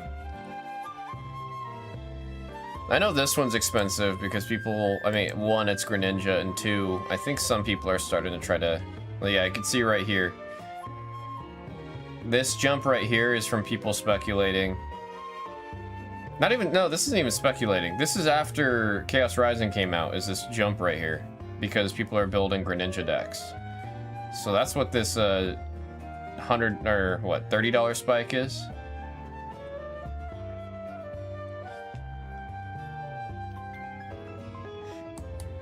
$230 on eBay. That's still ridiculous, man, for the illustration rare. I get it.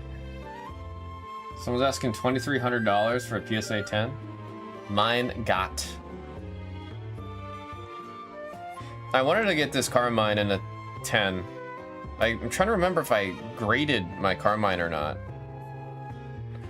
Oh, it's been so long since I've gone through. I need to just add everything to my Collect app so I can actually check on what I do and don't have, because it's been a long time since I've done like a full inventory of everything.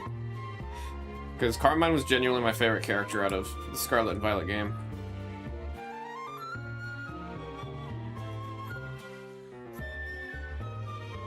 You got the Lana Zeta and the 10 from Card Club. Yeah, I remember that one. I wanted to get both of these really bad for a binder, since the cards like have the same story.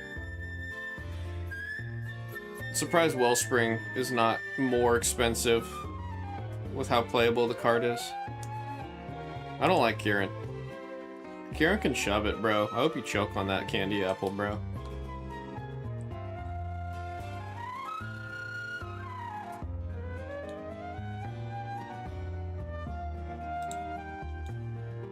Holy, what's this ad? Lifesavers Goomies. Meowscarada's my favorite Scarlet Violet Pokemon. I like Meowscarada.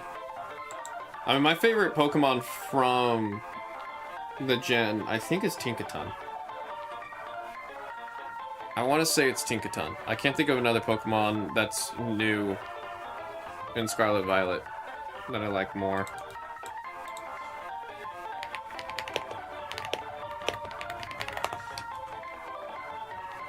Here, does it show just the new ones? Yes, it does. I liked Meowscarada. I mean, I went with Quaquaval just because I had Litten in Gen 6, so I wanted to try a Pokemon that's not a cat.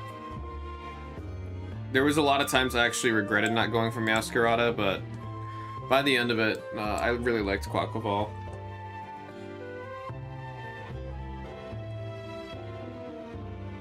Palmy is such an adorable one. Mouse. This was a great gen.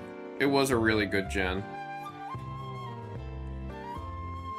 Especially like Cerulege, like the whole Charcadet line. So good. So good.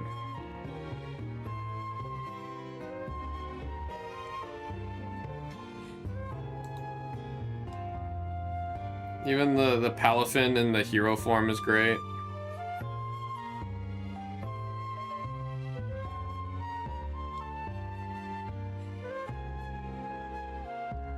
Holy crap, I forgot Flamigo's a new Pokemon. Also, yeah, the King Gambit, such a good new Evo. Oh, and these are all the future and past type ones. Gimmighoul, like, also Goldengo and Gimmighoul are great.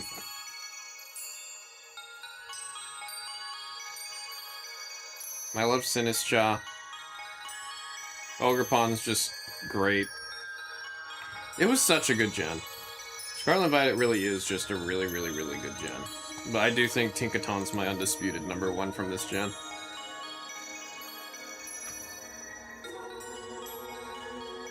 Undisputed for this gen. I don't even know what would be my second.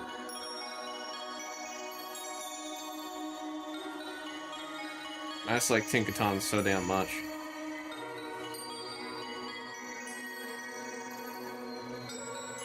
So that's your second in command? What would be my second? Probably Cerulege.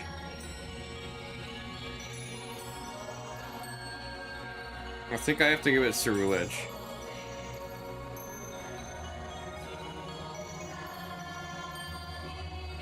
Because also the Fire Ghost is really sick. I'm not that big on Armor Rouge, because when I think Fire Psychic, I just think of Delphox. And also just the design of Cerulege is sick, man. Are you kidding me? You kidding me?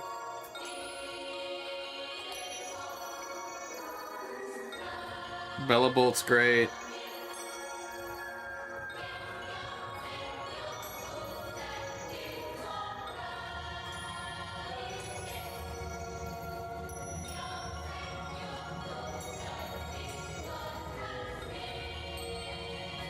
Yeah, that's what I'll say.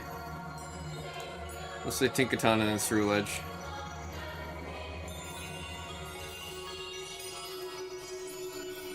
I actually need to go back and finish the DLC for Scarlet and Violet.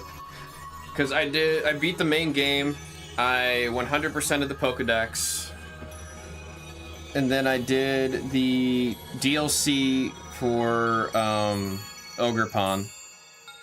And then I started the second DLC with Terapagos, but just never went back to finish it, because what happened is after I beat the game, after I finished the Pokedex, I just started shiny farming for Sylveon. Because my only goal has been to have a perfect IV Sylveon. And I have a counter app. Let me see if the app is still actually... Yeah, I do. I'm at currently a total of... Wow, it's more than I thought. 2,145 eggs. I've gotten I've gotten 6 shinies, mind you, and 2 of the shinies I actually got it like, okay, my first 3 shinies was at 200, then 50, then 55. I got stupid lucky with the 2 and 3. But then shiny number 4 took 780. Shiny 5 wasn't that bad at 350, and then shiny 6 was awful also at above 700 Pokemon. But it's like every single shiny that I've gotten, if I just get the dump stat on attack, I'm good. I have my perfect IV Sylveon. I don't gotta do it anymore, but I just need to get back to farming that, because I found a way to do it where I don't really need to play the game. I just have to tap it every once in a while. The reason I stopped doing it is the eggs, they are predetermined when you have the egg in the game. So like when you have the egg in your inventory, it is already predetermined what the stats are. If it's shiny or if it's not shiny, and what the stats. There was one point where I think I cleared like, I want to say 200 eggs, and I didn't save. And then I put my Switch in my bag, and then I forgot my Switch in my bag, and then the Switch died. So then I lost, like, all those 200 eggs. I can't delete them, because I already know that they don't have a shiny in them. Or a perfect IV shiny, rather. You can't throw away eggs. So what I have to do is just boot the game back up, and then just crack open all the eggs knowing that they're not gonna have it. And it's just like a big waste of time, but I think I'm getting better at figuring out a way to farm that without having to like pay attention. I honestly might try getting that started again tonight, just to do passively.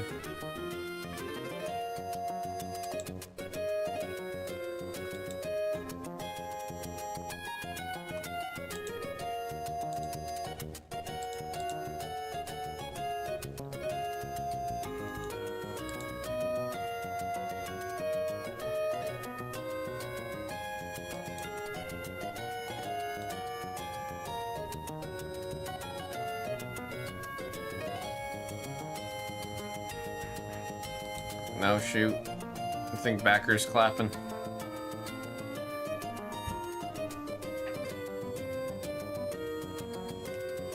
They also realize there is the fact of, backer is opening on baseball right now, and we have a decent amount of our folks in the TCG room that are also, baseball guys. I didn't know backer was going on today.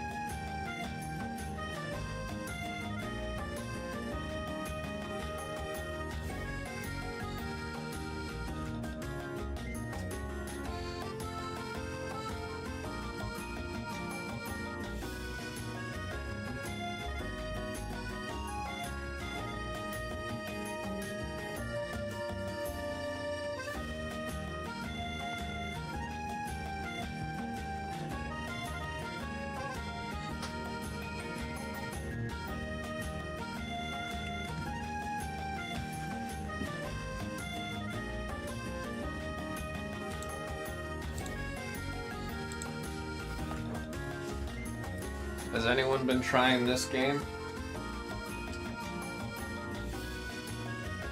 Anyone that installed this or tried it?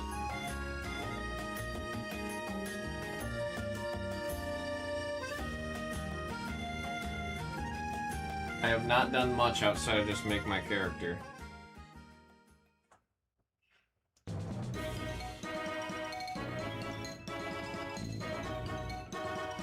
Opponent's been found. Get ready to battle John. Do I have a... Let's do this.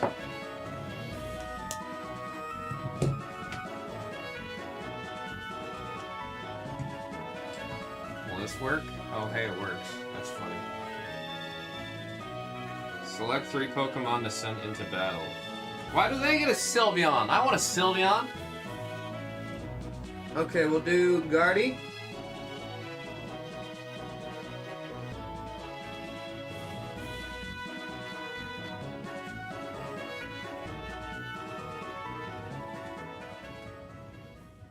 Corviknight, because I want the fire type to deal with these two, possibly. And, you know, we'll go with a dragon, because, you know, it's dragon types. You can't go wrong with dragon type.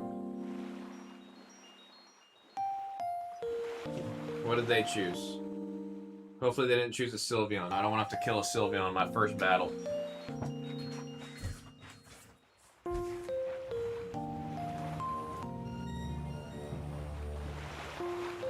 Victory Bell. I should have had my Corviknight picked out first. This is gonna be rough.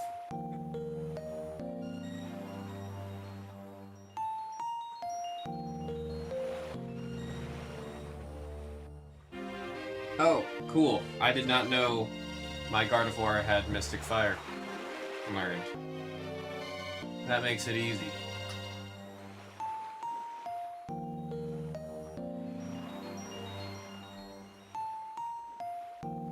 Banetric. Okay, I'm fine. I'm fine. We'll just do... I like Moonblast. It doesn't do a lot of damage, but I like the move.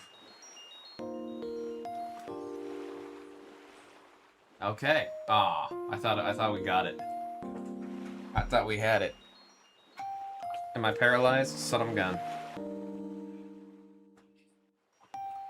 Oh wait, she's got a berry? Oh, okay.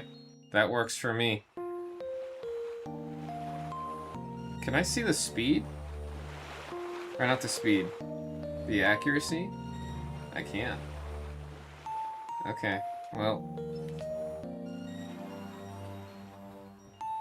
There we go. I don't even have to swap. I'm just using Guardy.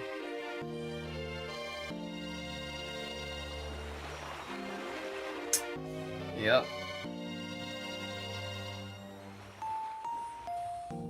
I don't know. Oh, 1?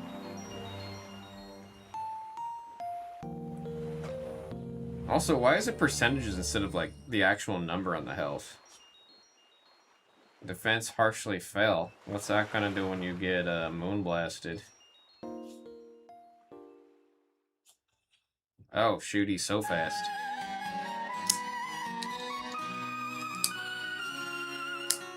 Meloetta's song. So wait, why do you have to choose? You choose 3, but then they know what 6 you have? Interesting.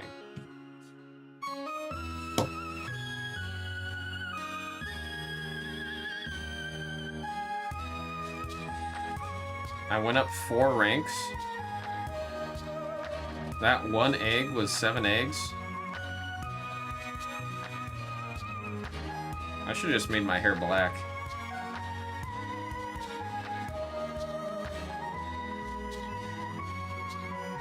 There's 6 tiers in total.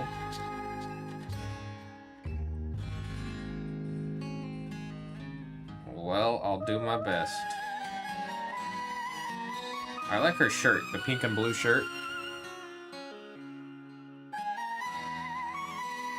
Probably prob for easy display instead of 3 digits or more.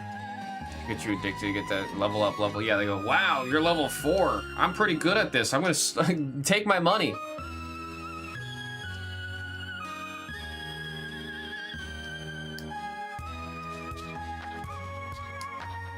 weird to me that Rotom's like a headphone.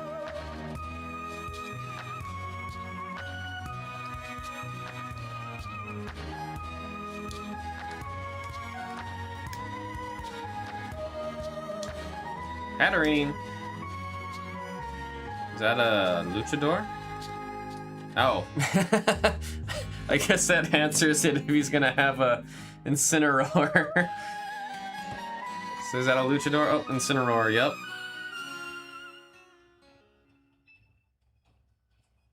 I wonder if these characters are gonna get cards. Because right now in Mega Evolution, I think it's a good time to introduce like random characters like this.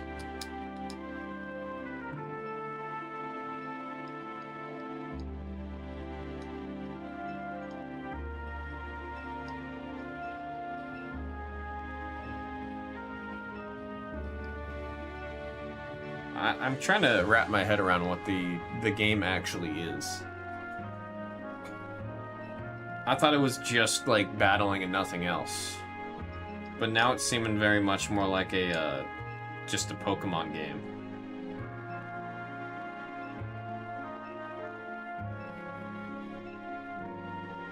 It kind of feels like Pokemon Masters, except focusing on actual battles, how Pokemon usually plays, instead of the Masters gameplay.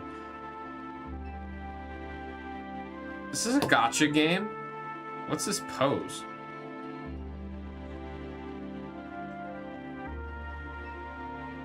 I can't see. Oh, is this whole gaunt? That's the ring?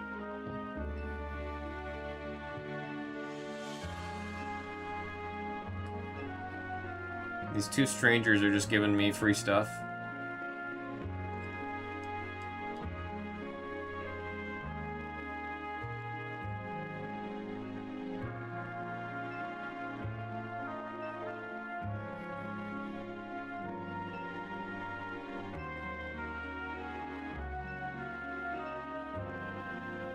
So much text.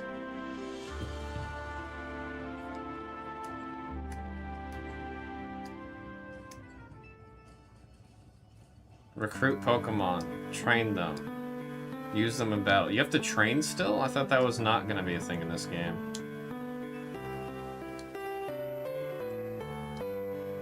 Oh, there you go. You can spend real money to get clothes and items.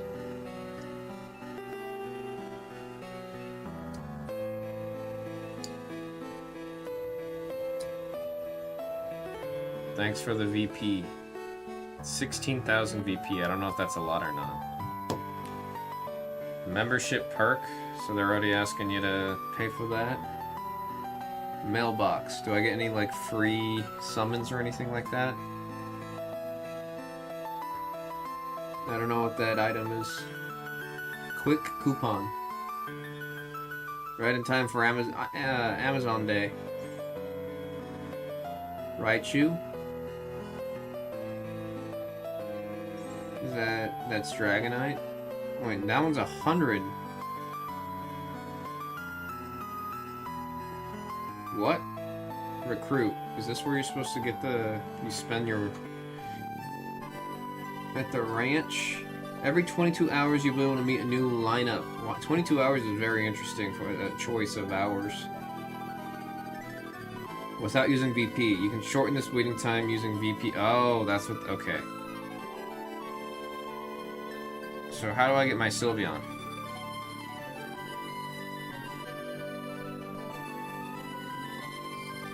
Meet the new lineup at no cost. They're saying it's free.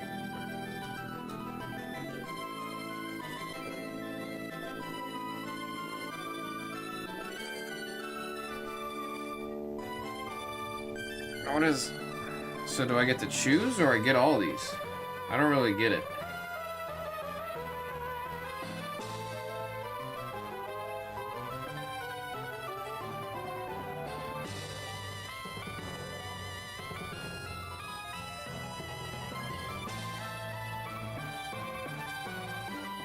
Time until a no-cost lineup. So every day, you get new ones?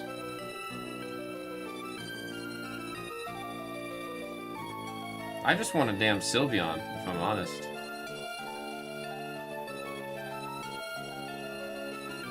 This one had the original 3. Oh, there was a Ditto in there. Guardy. Wait, Leafeon and Glaceon. Where the hell's Sylveon then? Bruh. Oh, there she is. Wait, you can get Sylveon. How do I get her? How do I roll? How do I do this again?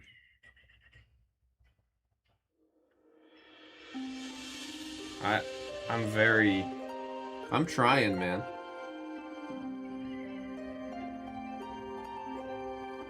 Oh. This is just what it's letting me see. Can I re-roll it?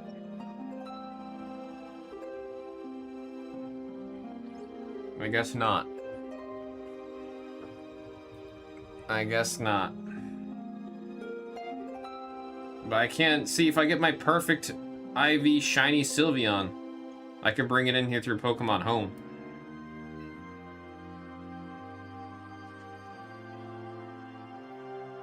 Even more reason.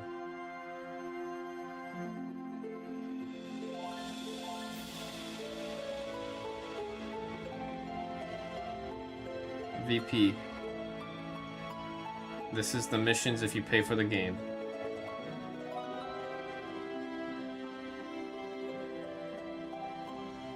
Battle tutorials. Oh lord.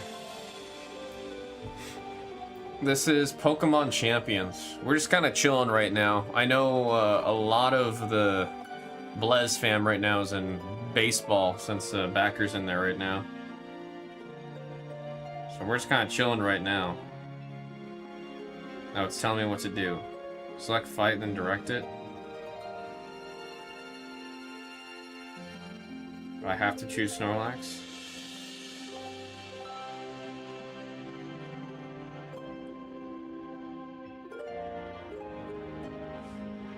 Boom.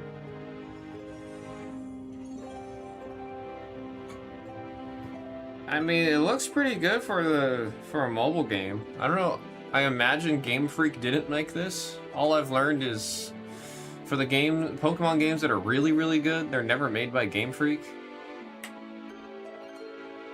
Like Pokopia. Hino was telling me last night, Pokopia is not made at all by Game Freak. I went, oh, that makes sense.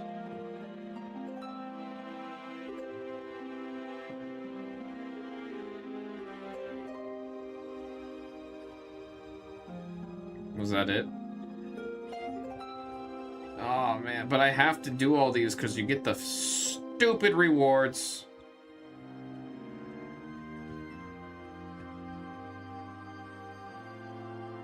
Oh man, I don't want to use this stupid lizard.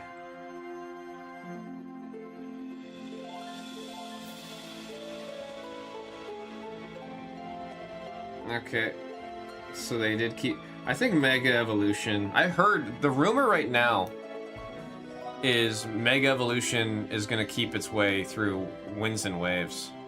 We haven't done it yet, X-Men. We've had a very, very slow start to the day here. Now, at least it gave me Charizard X. I would have been pretty pissed if it gave me Charizard Y.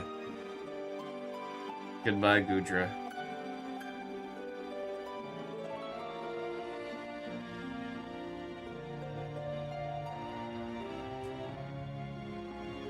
One time per battle.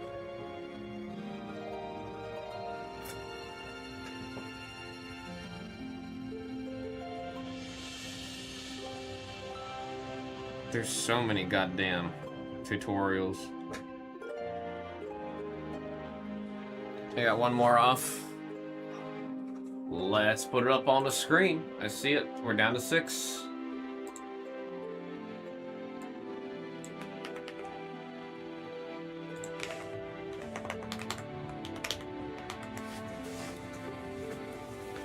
How have you been, X-Men? No, we got the box right there.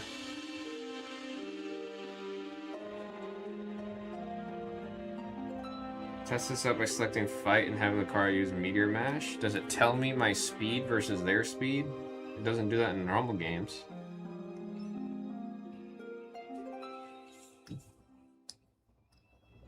Alakazam's faster.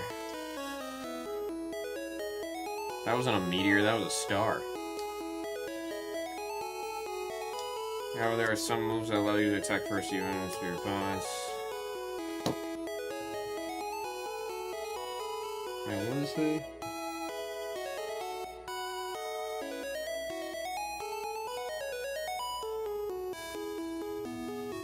Bullet punch.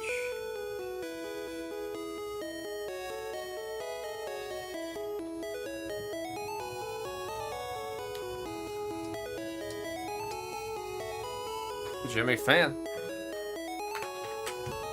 Now we're starting to have our folks make their way in.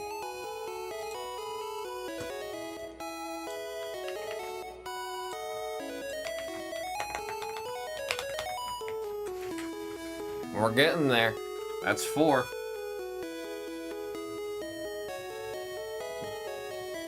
That's only 4 left.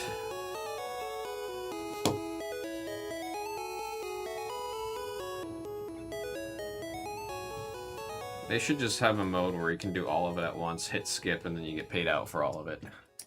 1 at a time's ridiculous, man.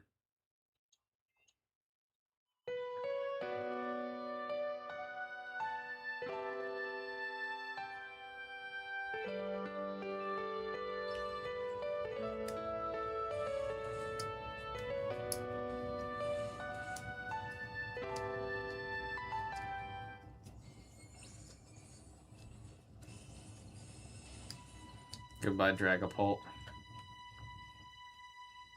Can I use a special attack now?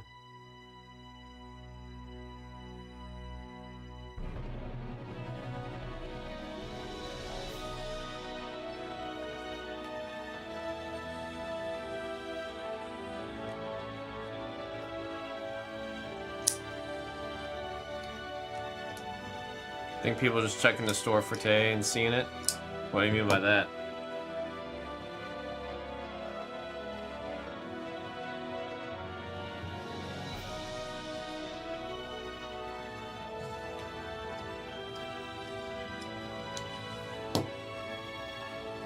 I don't get these quick coupons. I don't know how they work yet.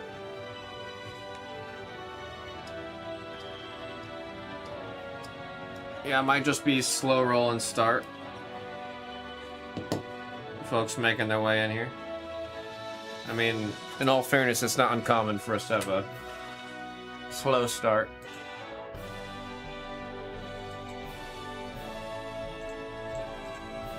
But we are down to 4. Oh, we're down to 7 on Dragon Ball. Oh, Danny getting in there.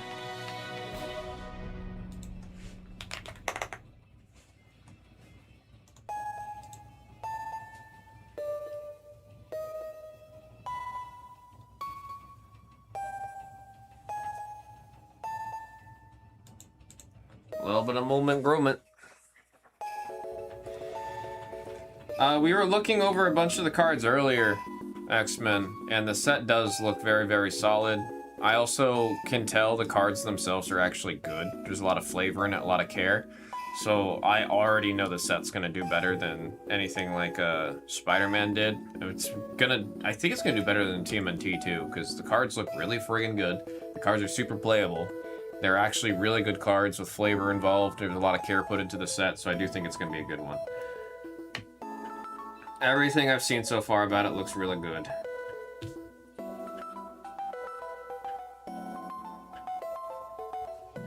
We gotta burn this guy. Burn, baby, burn. Goodbye, Gallade.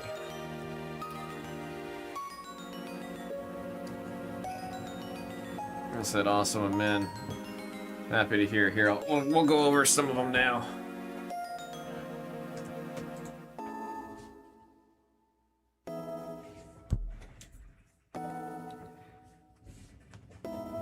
So here's some of the big ones. I mean, the Mind Stone, this is a big one. There's gonna be a Mind Stone that is not shown here because there's only 150 of those ones, and that one's gonna be ridiculous. Like here, actually, let me do this so I can show you what the true chase card is.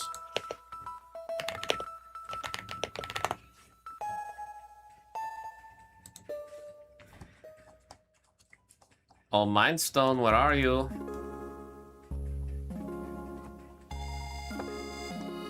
Sorry if this is getting anyone like vertigo or something, me scrolling. Where the heck is the... Where's artifacts? There it is.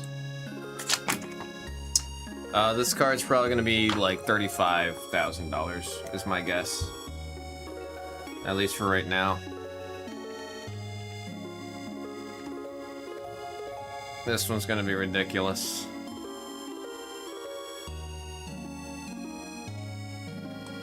But besides that, I mean, like, all of these are so cool, man. The classic comics. You can see the Thanos is the #1 performer right now. I like this Ultron a lot. Artificial malevolence. Love the comic art already sold. Yeah. I mean, it's a mix of, like, it's not even, like, so they have these classic art cards. Wait, look at these two, man. And then the characters, like Tony Stark, transforms into Iron Man. Like, the back of the card will look like this. Always love it when they do that. Bruce Banner, Hulk, Monica Rambeau into Photon, Jennifer Walters into Shulky. And then, oh, they actually kind of, they are showing the scene cards somewhat. You can see, like, the way these three all go together. The way these three go together. These two go together, but they're not next to each other, so it's a little harder to tell. Avengers symbol, Blazing Crescendo. You got Thor versus all the... Well, I thought it was... Yeah, it is Ultron, okay. But these four all go together. So you are getting those cool scene cards. Actually, there's a decent amount of cards that go next to each other. The Fantastic Four going all next to each other is really nice.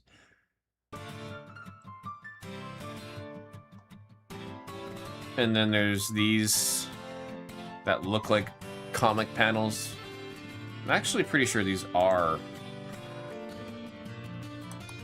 panels that were taken and reshaped for the cards. But I really like how clear it is to see, like, you can see what the card does on these. There's a lot of times where when they have designs like this, you don't know what the card does.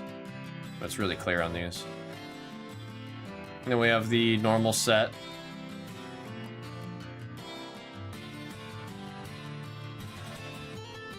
All with original artwork. That's another fun thing that's usually happening with the Magic the Gathering sets. Is for the base cards, it's usually all original art. And I think that's always just great fun.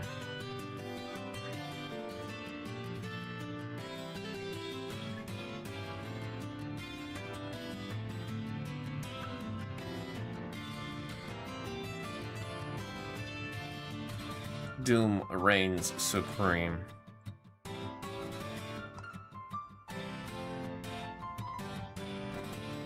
The Cosmic Cube. Echo just kicking Kingpin in the face.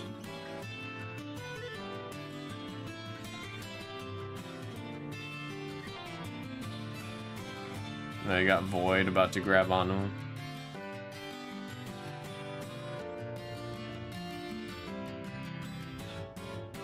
Is this the normal Shulky card? It is. That's cool.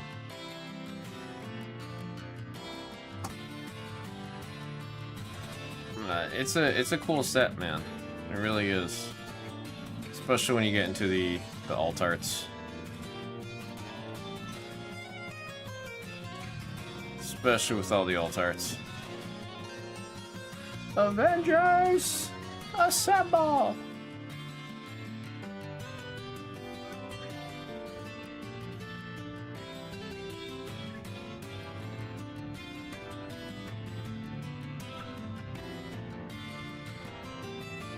Oh, I just noticed these three go along with this artwork. You can see the laser here. it's hitting Cap's shield right there.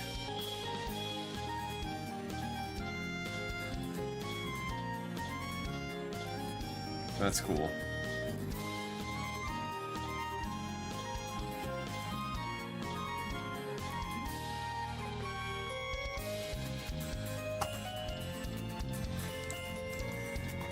And then the Mind Stone. Any version of the Mind Stone's gonna be some friggin' shmoney, bruh.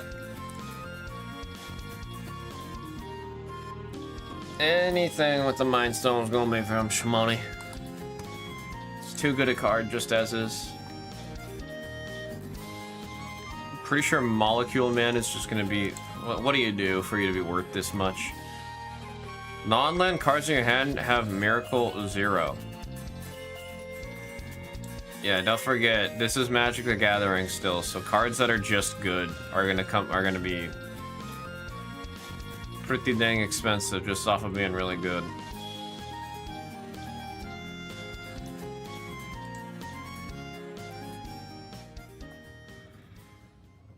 Create a 2/2 whenever another artifact is put into your graveyard from the battlefield, and an artifact card is put in your graveyard from anywhere other than the battlefield. Each opponent loses 1 life. Oh, Ultron could be such a fun deck.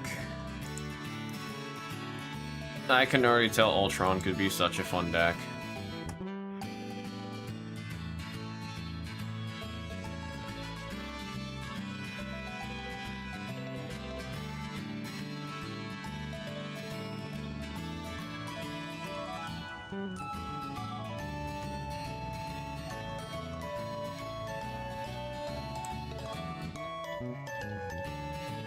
Yeah, see, the source materials are just great, man.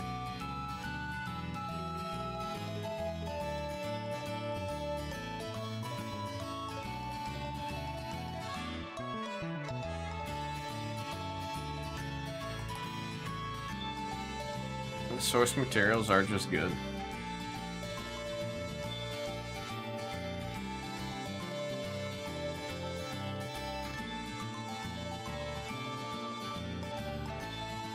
Is this an item? Yeah, it isn't. It's an artifact.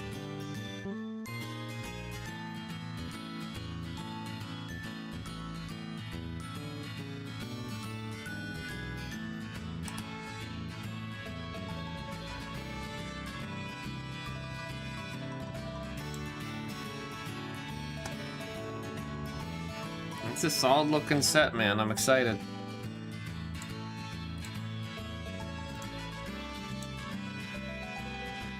Said needs more Tippy Toe. There was a Tippy Toe down here. The base card for Tippy Toe. Oh, I just saw her. Oh, there we go. A Squirrel Hero. If you put one or more tokens that create those tokens plus an additional food token, that'd be used if you gain a life, draw a card.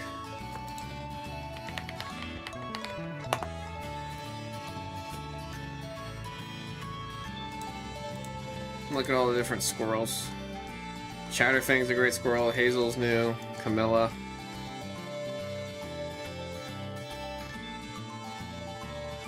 We got Tippy Toe now. Crozian Beast. Comet's a squirrel? Why is Comet showing up there? There's normal Chatter, not Chatterfang. The unbeatable squirrel girl we're getting. I think Bear's Secrets counts as a squirrel. Is Toxie a squirrel? Okay, I know this one, because my buddy Nate has a deck built around Chatterfang. Squirrel Warrior. Hazel. Squirrel Druid. Camellia.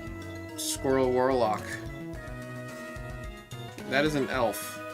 Oh, but it says all squirrels get +1/+1. When it comes into play, put 4 1/1 squirrels into play. So that's a great card. It's $150 for a beat up copy of it. $150 moderately played.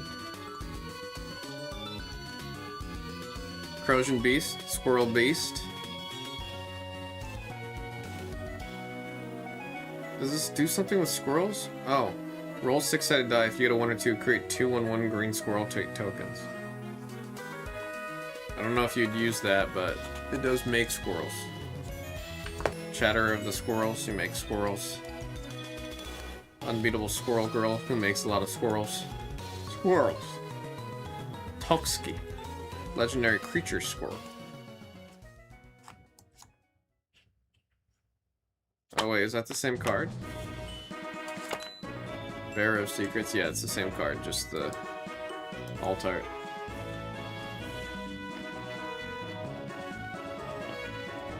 I mean, you could full-blown make a squirrel deck. Wait, is Sandy Cheeks Toxie? Oh, that's funny. Have Sandy Cheeks in your squirrel deck. Squirrel Mob. Squirrel Mob gets +1/+1 for each other squirrel on the battlefield. A Squirrel Girl deck would be so fun with how much support there are for squirrels right now, man. There's actually so much support for squirrels, it's not even funny.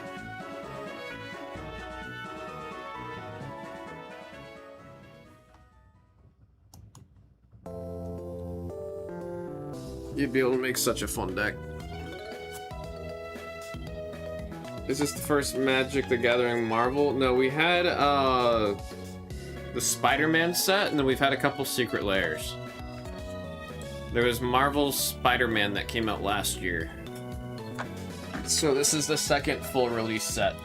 And it's the first of, or it's the second of 6.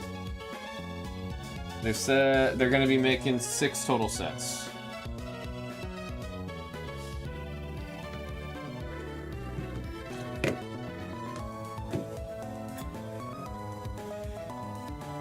It's okay, a lot of people forget about Spider-Man. I can assure you, this set's not gonna be anywhere, anything close to what Spider-Man was. Another spot coming off. Boat Danny getting in.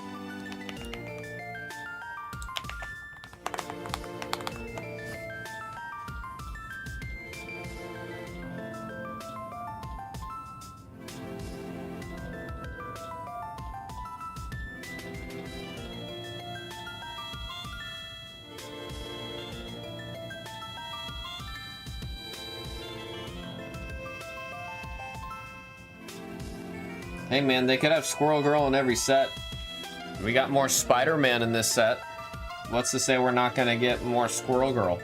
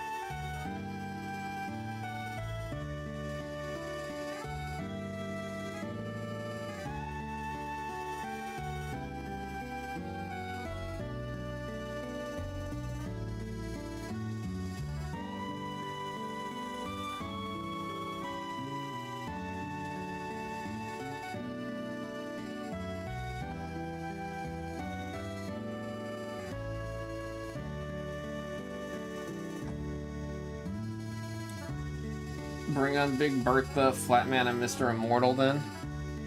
They're gonna have to get a little crafty. I was saying earlier, they're probably gonna bring in the Guardians in a next coming up set.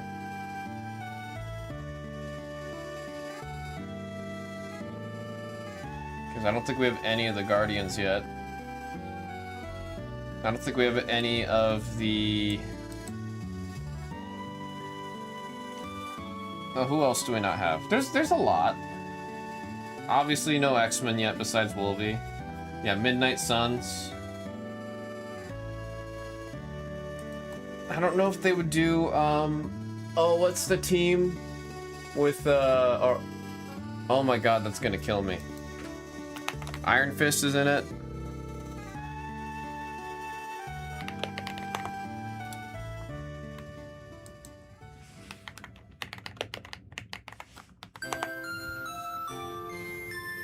Yeah, there you go, the Defenders. We don't have to defend. Well, okay, we've got Daredevil that's in this set. That's like, you know, that's just Daredevil. They could also get,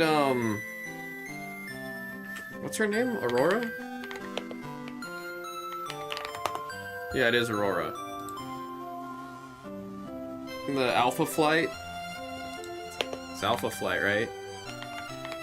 Alpha Flight. Is that Hulk? I mean, Hulk's all over this set. I don't remember, I don't know how or why I remembered Alpha Flight, but I did. Well, they could probably mix in a little bit of Alpha Flight later. I just don't know, it's like... you need to have the recognizable characters in every set to some degree, right? If they just did a full set of just like... I'm not dissing.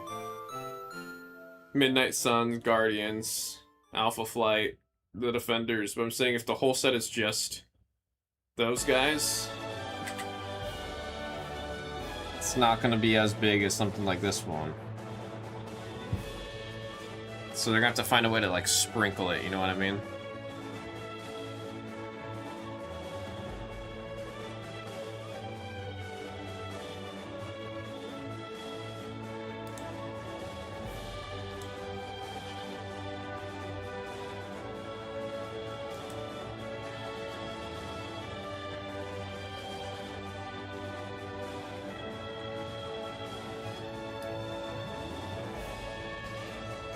Spidey, X-Men, others always have to be in the case.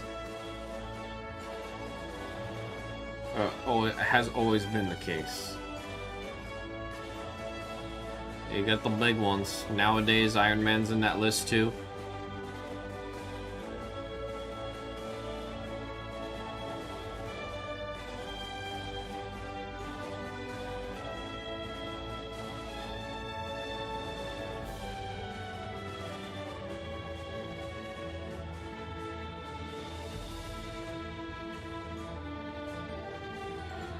MCU's Avengers and Guardians up.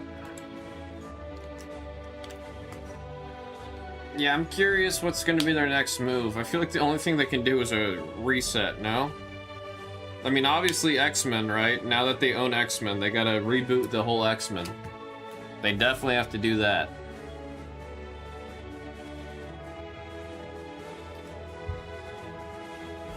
I'm just curious what a Disney Marvel X-Men would look like.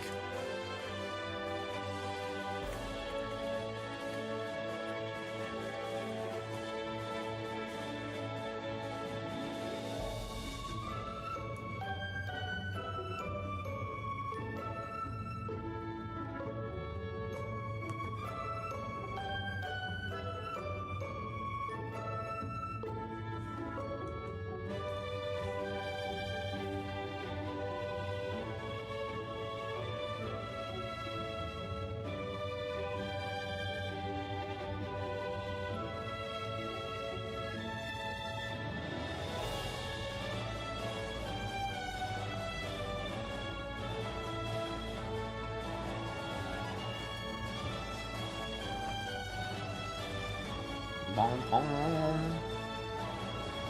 Bom, bom, bom.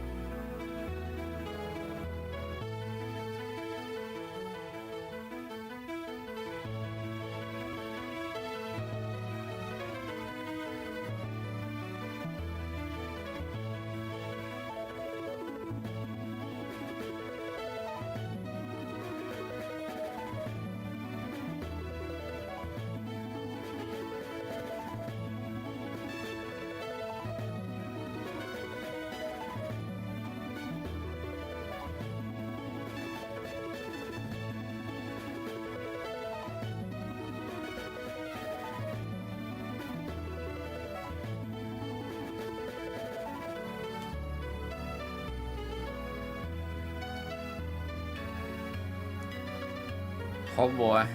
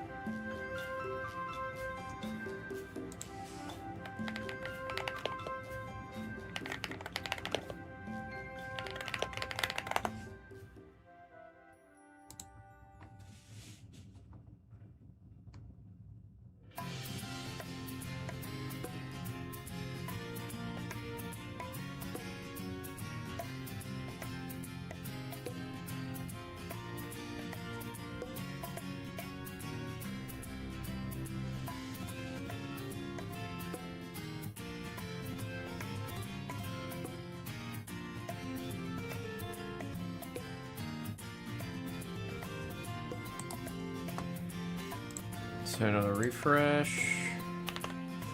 Man, oh man.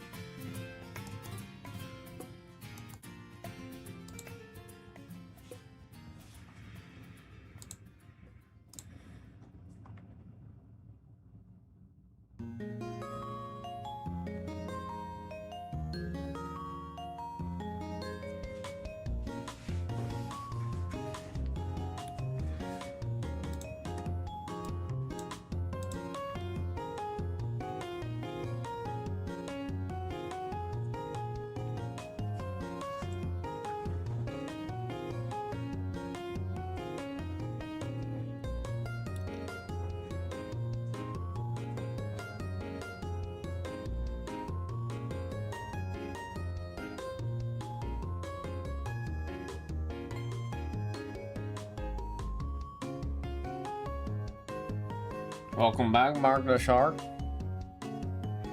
We're still here just chilling.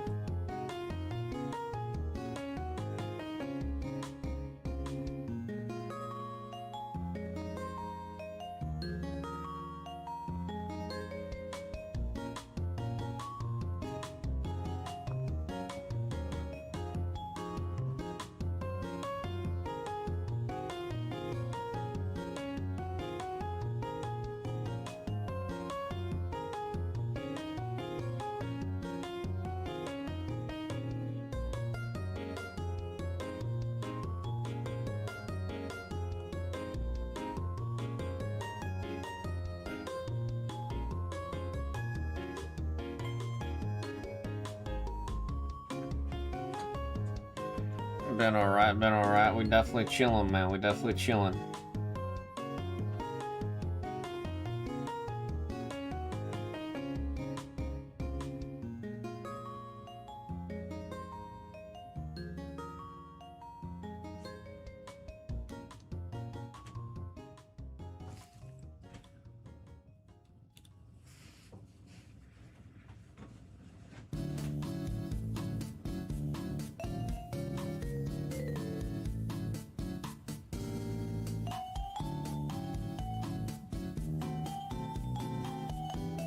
How about you? How you do?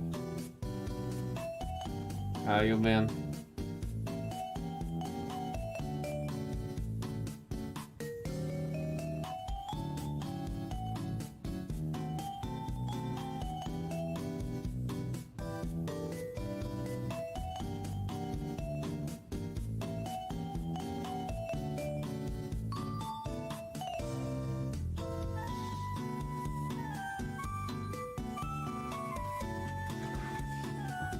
Oh damn, it's still kicking you? Or at least like over the edge.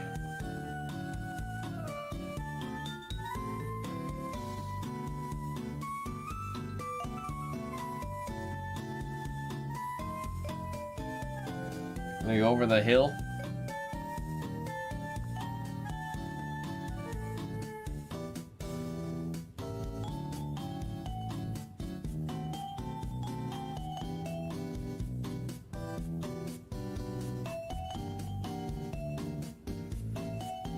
Feel a lot better, just some pain in my neck, head congestion. Hopefully it all clears within the next day or two, man. I know for a fact that stuff isn't, it's just not fun. Anytime, anywhere, anyhow.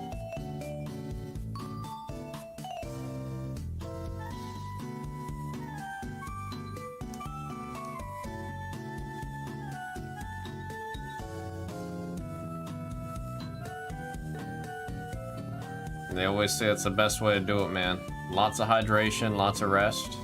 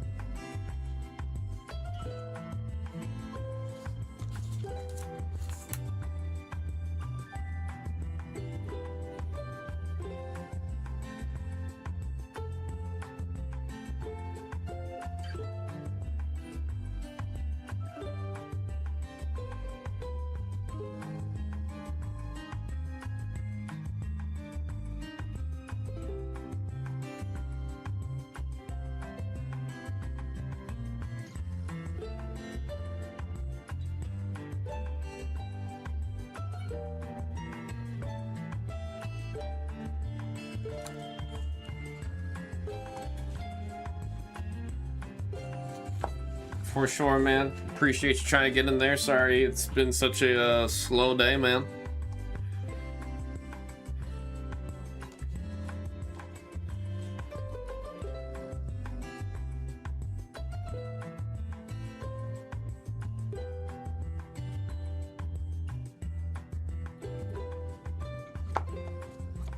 It is? I just refreshed it.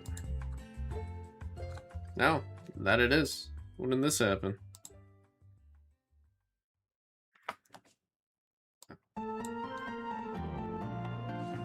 CLZ Higa and Huve getting in there.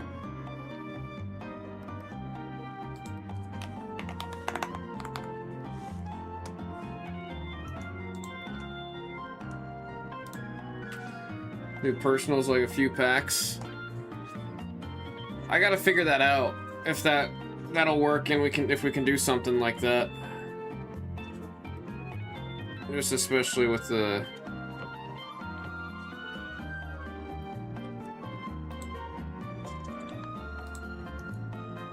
the 12 packs. It does kind of hit different with 12 packs instead of like 32 or the other bigger numbers, man.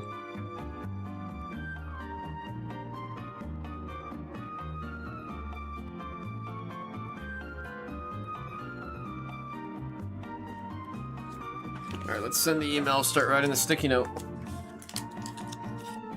Let me pull up my list.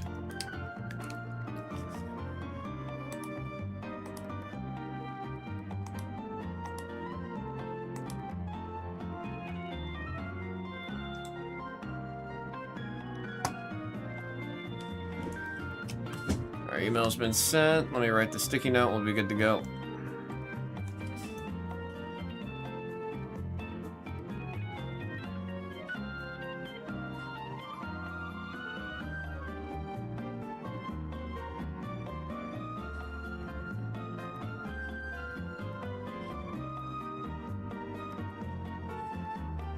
What superheroes?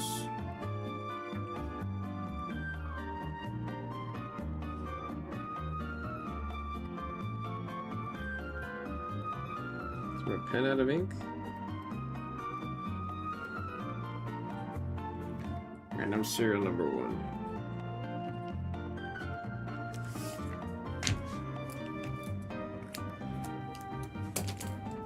Heck yeah, dude.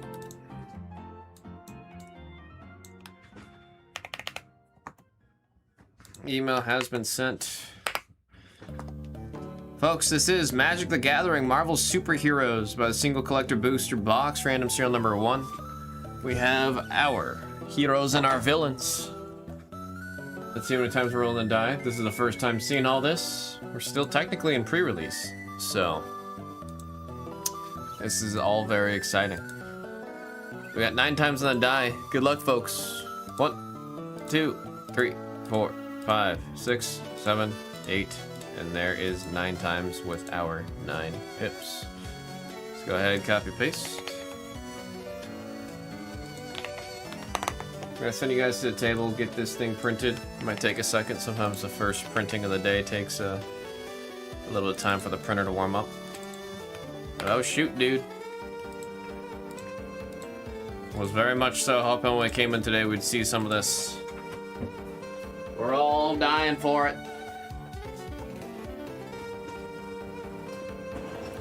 That'll set right in time.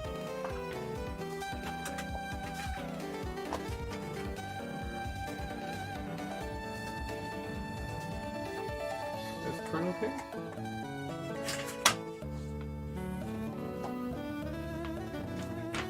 Yep. Get my list. Okay. Best of absolute luck, man.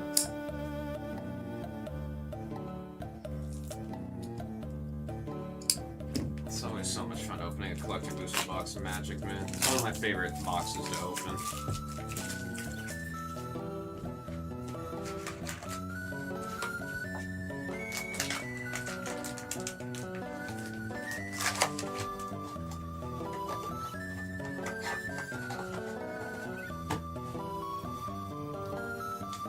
Oh man. We're gonna take it a little slower. We're gonna enjoy this, man. That's what we're gonna do. We're gonna enjoy this opening. Can I open these like the other Japanese packs? Maybe. I don't think so. Guess I'll open them like how I usually open Magic packs. They use a much thicker plastic on the collector boosters.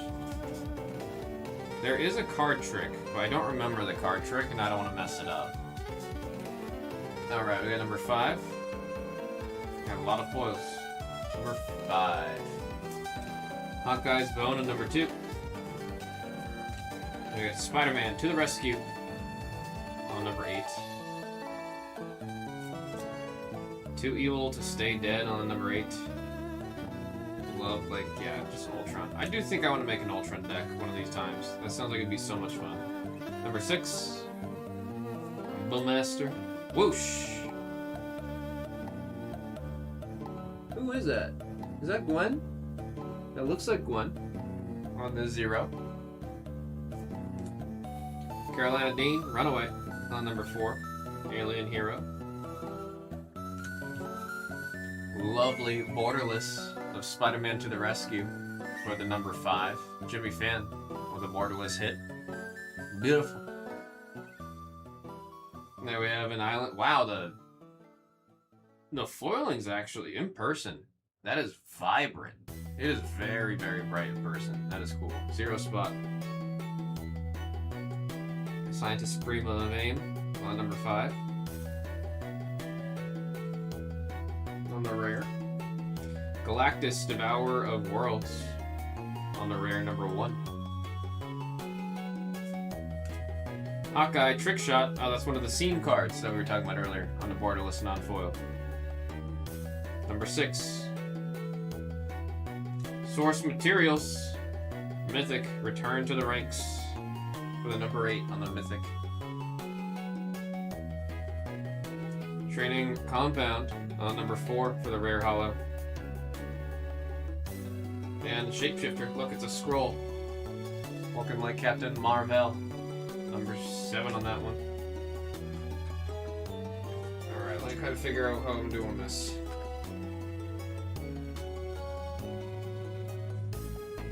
I mean, all mythics for sure.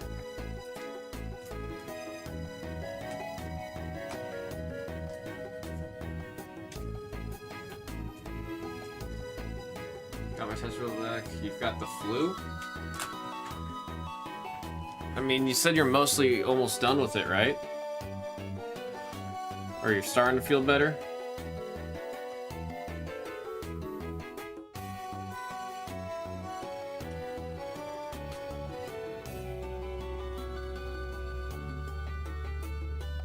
Hang on, one of my buddies told me to text him when we start opening this.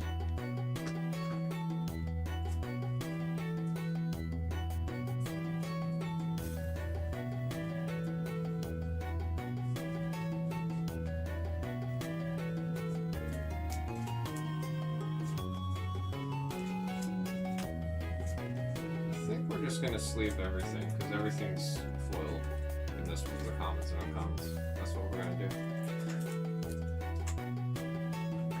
That's what we'll do. I'm always having to readjust, man, when we're doing this. Turn down the music? Is it too loud? Oh, it's because the mic's... I mean, that's gonna make a difference. The mic was pointed away from me.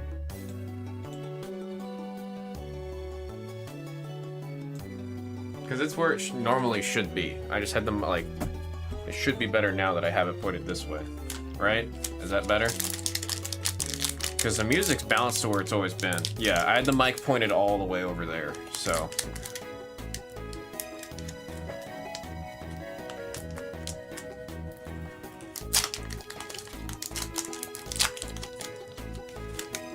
These are always kind of finicky to open, the Magic Collector boosters. Like I said, super thick plastic. I don't think there is a card trick with this set. They finally might be stopping that. Hydra Assault Robot. Number 7. I Am Iron Man. Number 8. Number 3 on the Agent of Atlas. Thor, Odin's Son on number 4. Justice on number 1. Armed Assailant on number 7. Venomized Cat, that's a cute card. You definitely gotta throw us in a cat deck. When this creature enters, mill 2 cards. Wait, I don't wanna mill 2. It's got Death Touch. It's a fair trade-off, I guess. Secure Detention. On number 8, there's Baron Zemo. Oh, nice! Take up the shield on the borderless. And in foil. That's nice. That's nice. There's our foil swamp. Who's that? Oh, it's Electra. You got Electra. Number 2 on the swamp foil. Crimson Cowl, Master of Evil on number 3. Lethal Scheme on the borderless, number 3. Ultron, heck yeah, dude. That is number 7 on the rare for the borderless. Gosh, man. I want to see, like, you have to get all of them and display them. It looks so good. Primal Vigor on the mythic non-holo. And oh, did I say the number? No, it's number 1 on the Primal Vigor. And Super Adaptoid on the rare foil, number 8 on the borderless. We got an art card. Thanos the Mad Titan. Oh, it's one piece of the full art. So we got number 2 of 9. So this is going to the number 2. You don't get the art cards every single time. And sometimes you get the one with the foil... What's it called? The good old foil art cards. The foil signature is what I was trying to say.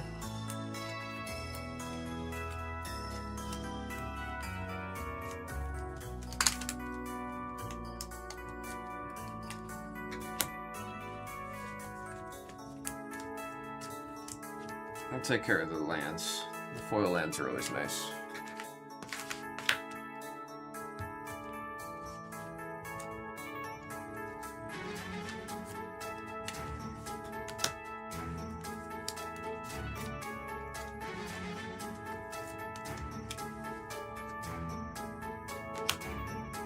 It's starting to get a system over here. It's starting.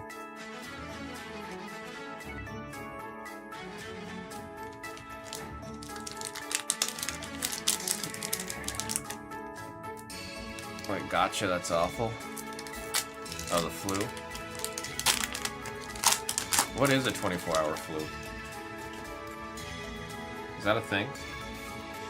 Take up the shield on number 9. Widow's Bite, number 2. Number 4 on the Machine Smith Automation.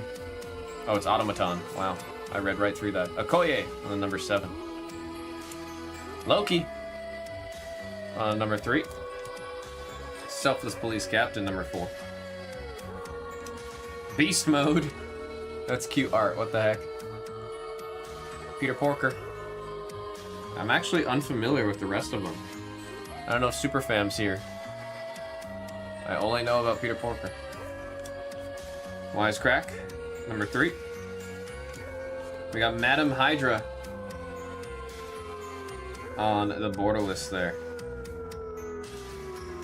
Tell me that's not Shigo, right? That's Shigo, number 8 on the foil.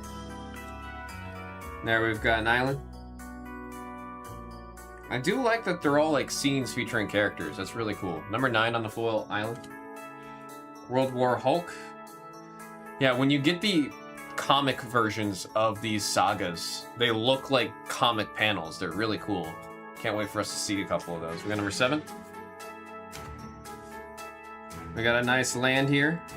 Comes in Tamp Cyclone 2. Now we got number 2 on the Fetid Pools. Serpent Society on the number 4. Steel Shaper's Gift on the source materials for the 0 spot. That one's going out to Tommy C10. And Cloak and Dagger on the foil borderless, number 9. With a villain token on the back, number 9.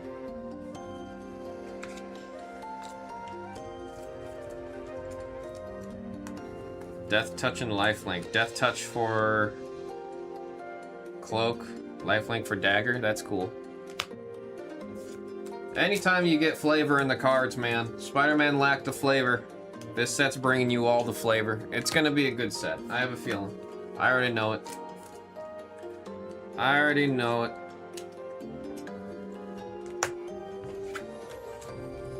I can most definitely see this being a set that goes up.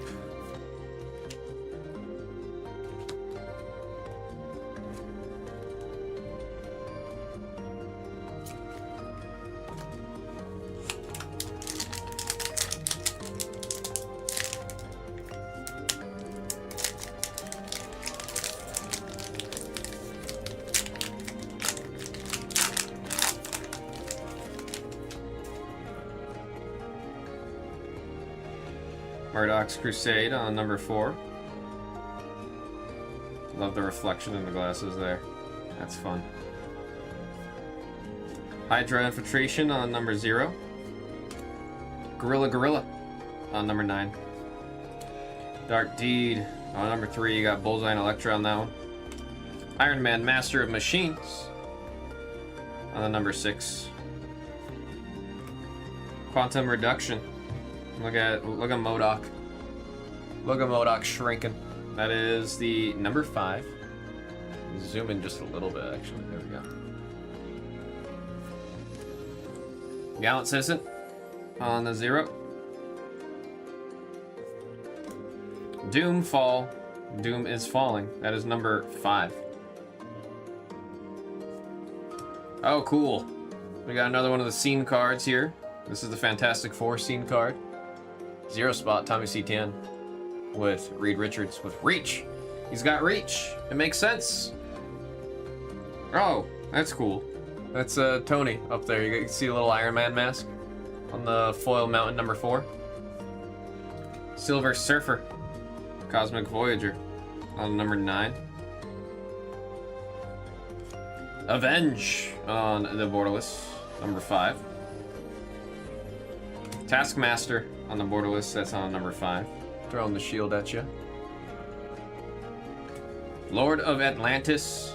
I think this is going to be, honestly, a really, really, really good card for all of the Merfolk decks. I mean, look at that. That's ridiculous if you know Magic. It's a really, really good card. Number 6 for Higa. And Epic Fight on the foil scene card. Number 1, that one's for Benny.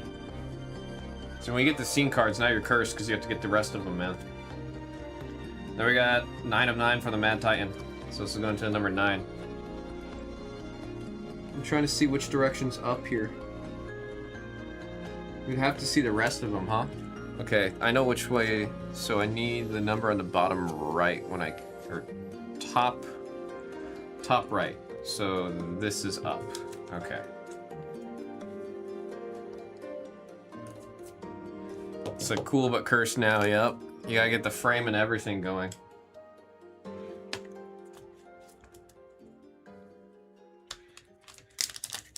Oh, let me sleeve these. Sleeve in case.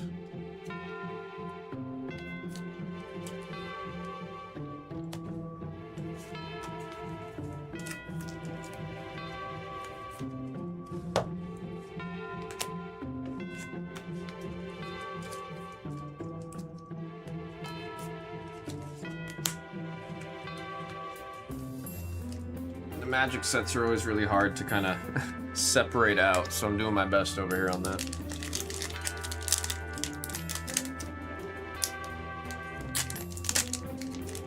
I want to see a Mind Stone, bro. Whoever hits a Mind Stone gets their spot covered. Hydra Troopers on number 1. Futurist Forge on number 5. AIM Labs on number 7. You got MODOK over there. Robot Domination. Like, I love the artwork on that card, man. I do want to build an Ultron deck. It's decided. Number 1. Reptilt on number 2. Wall Off on number 4. Contract Hero on number 3. Namora on number 2. Blazing Crescendo. Gosh, anytime you get these cards, they just pop. 0 spot, Tommy C. Tan. The Blazing Crescendo. We got a Forest. I see Black Panther on number 5. The Amazing Spider-Girl on number 3. The Wasp. Wholesome, or, oh wow, I read that as Wholesome. Now you guys see how bad it is. How hard it is for me to read things, man. Number 3. Heroic Feast on the borderless, number 4. Captain America First Avenger on the source material. That is number 8 on the mythic. Dude.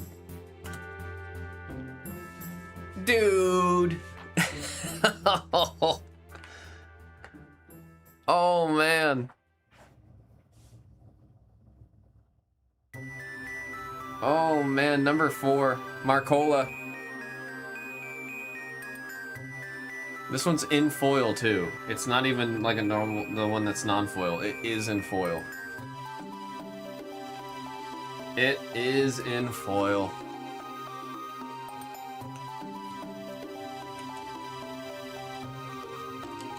Oh, that's so sick. That is so sick. Again, 394, number 4, Marcola. Let me click off of the thing here. I don't like that it's all blue. Yeah, it also being in foil is crazy, dude.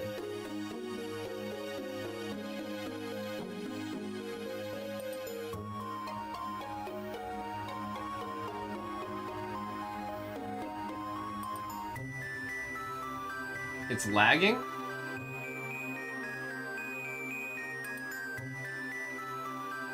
Let me check the stream status. I'm not seeing any dropped frames.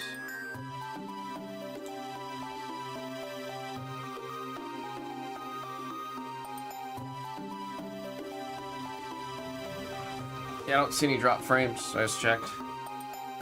We have Black Panther, number 27, so let's go into number 7 for Juve.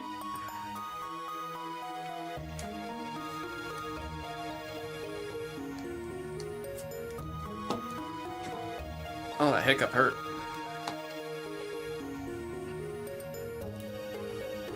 Hopefully Friday we'll have more Pokemon, Thornton. We're definitely working on trying to get us more, because we did run out. Gosh, that is such a sick hit, man. What speed of fiber do y'all have?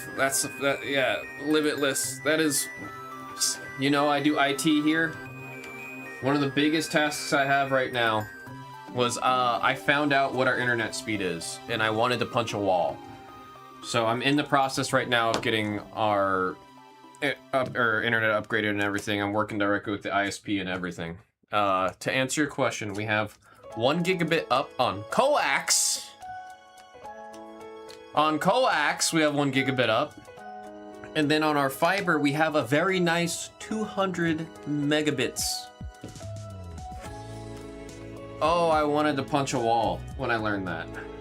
So I'm working on, we're gonna have a 5 gig up and down on fiber. And it's also gonna be direct, because right now we're sharing our fiber with the rest of the building too. That's why we've been having all kinds of issues. I was so mad when I learned about all that, dude. I was so mad.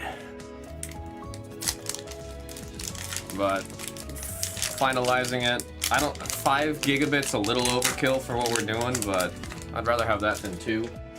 Better safe than sorry. Especially when we're all uploading and streaming at the same time. I cannot believe how bad our speed is. And we got number 5 on the Fisk Tower.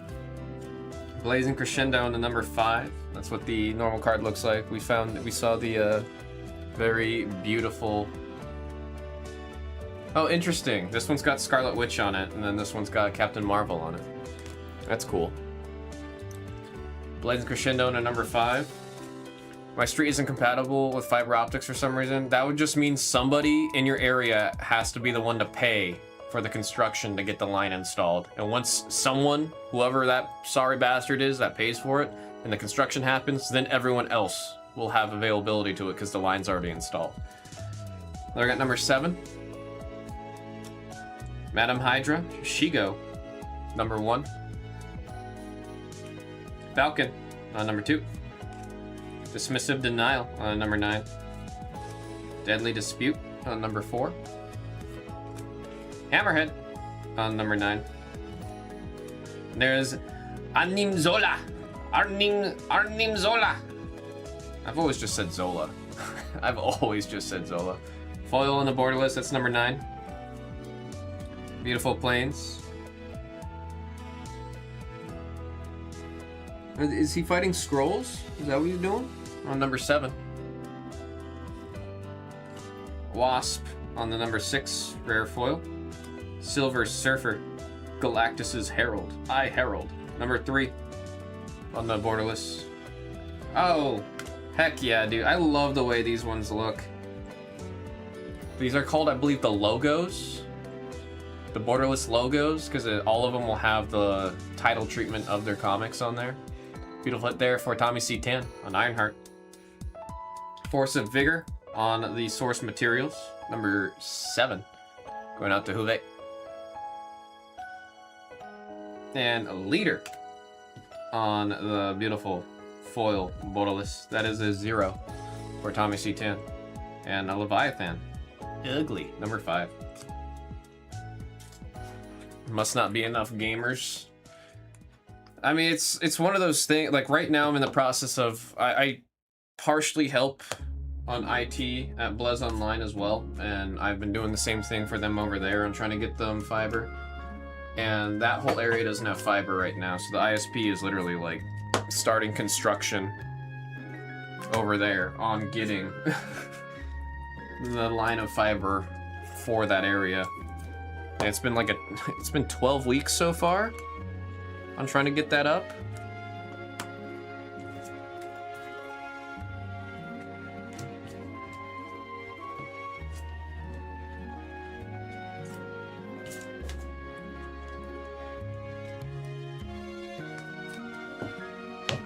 Like I said, appreciate you guys' patience.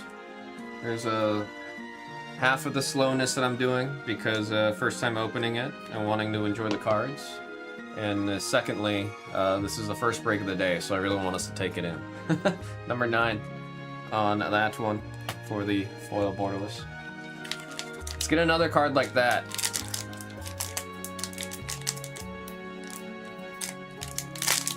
Actually, I don't know if you can get these ones non-holo or if they're only available in holo. They change the holo rules and rarities and all of that in between every set when it comes to Magic. Okay, number 2. High Recruit on the number 4. Giant size flying ant. Anthony, number 6. Speed on number 2. He's not that fast. Zola on the number 6. Stegron on the 0. Stegron had a fun card in Marvel Snap, if I remember. Pumpkin Bombardment on number 2. Green Goblin up there.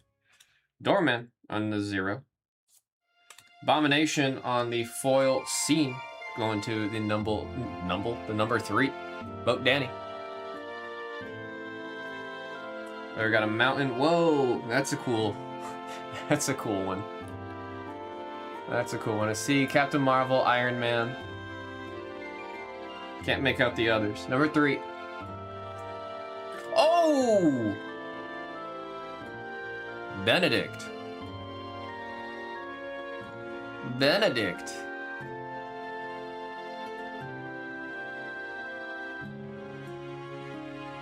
Oh yeah! That is what we're looking for sure, dude. Beautiful hit, man. Beautiful hit. That's awesome. That's awesome. Got Lockjaw on the borderless, number 6. Source materials, number 4 of Nick Fury. Is that a source material? No. I don't think that is. I think it's just a borderless with the old school art. Yeah, here's the source material. Yeah, that's awesome. Number 4. Artwork's great in this set, man. Ephemerate on our source material, number 4.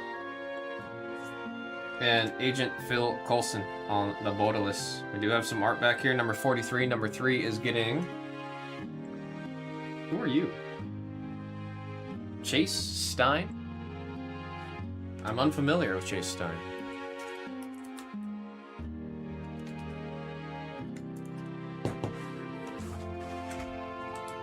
Fix this real quick. There we go.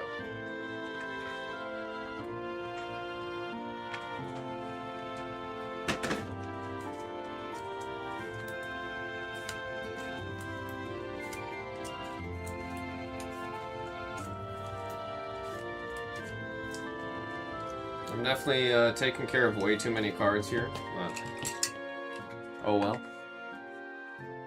I'd rather overcase and sleeve than to not do enough. It is foil. It is foil.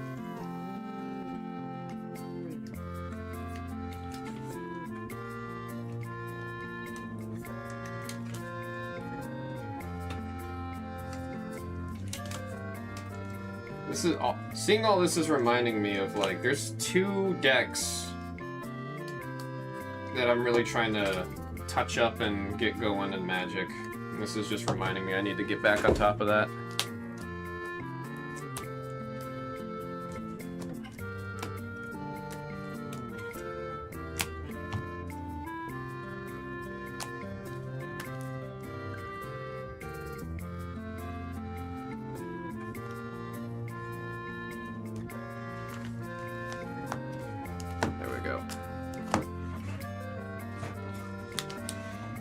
MSR, hello, hello.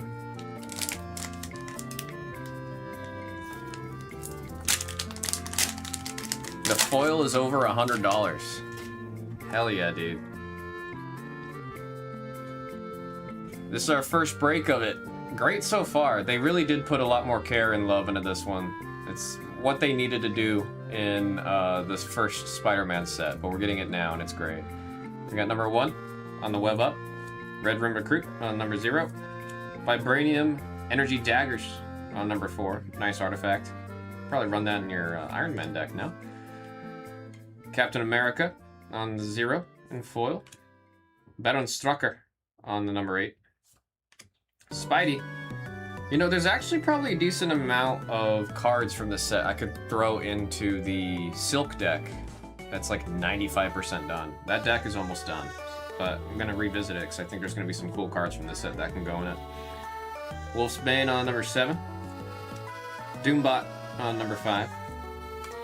There's Baron Strucker on the number 5 with the borderless art. Extended art? I never remember. Like I said, they change the name of everything in Magic so often. It's almost as bad as Yu-Gi-Oh! Number 5. There's Plains, Captain America down there. Number 8. Looks like he's in a mall or a business building. Thor, Asgard's Avenger in the number 6. There's Okoye, 0 on the extended art. And there we go. This is what I wanted to see. I wanted to show you guys these sagas when you get it in the comic. In the comic art style. These are nice, man. Number 8. X-Men with the origin of the Avengers. Fiery Emancipation on the beautiful source material, 0. And it looks like we have a logo in foil.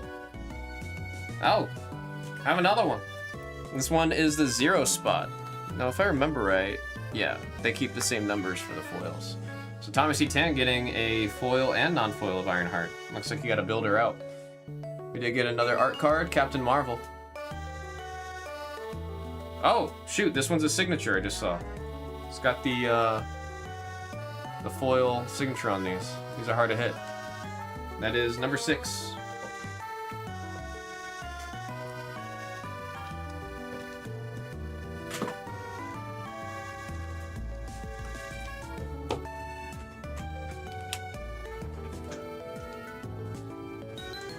Do some sleeving and casing.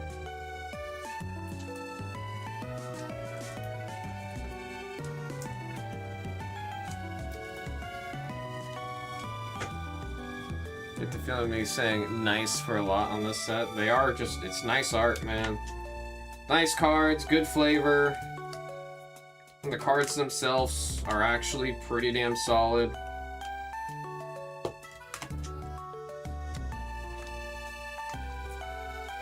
All the love and care that we were lacking in the Spider-Man set is coming through in this one.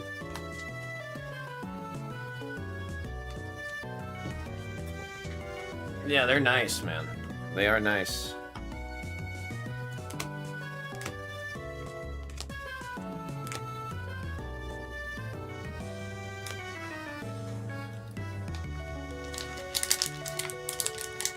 Why is my knee acting up? My knee hurts a lot.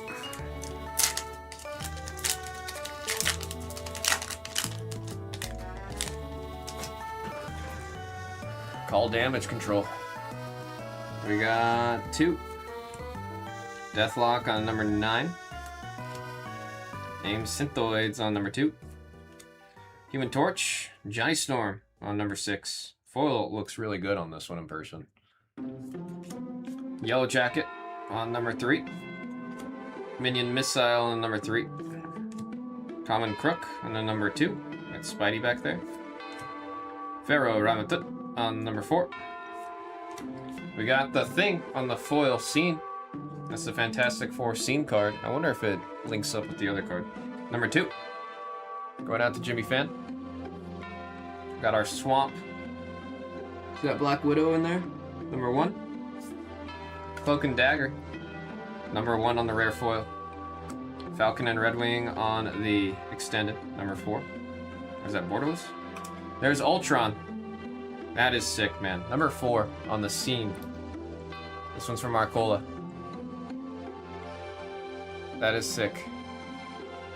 Don't Move on number 3 for the source materials. And Captain Marvel, Earth's Protector, on the number 2 for the mythic scene art. And we got the Tiger God on number 5. Just giving a nice haymaker to Doom right there on that artwork. Number 2, Jimmy Fan on that one.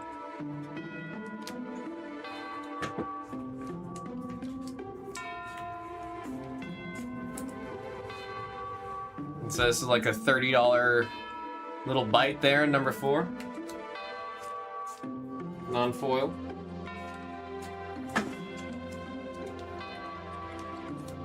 Yeah, if you're ever checking the prices of things, like using TCG Player, for example, you want to make sure you go in on the card itself and take a look at the foil cost if you hit a foil one. Because the foils do go for more. It's not like a lot of the other, what's it called? The other games where the foils are kind of saved for their own.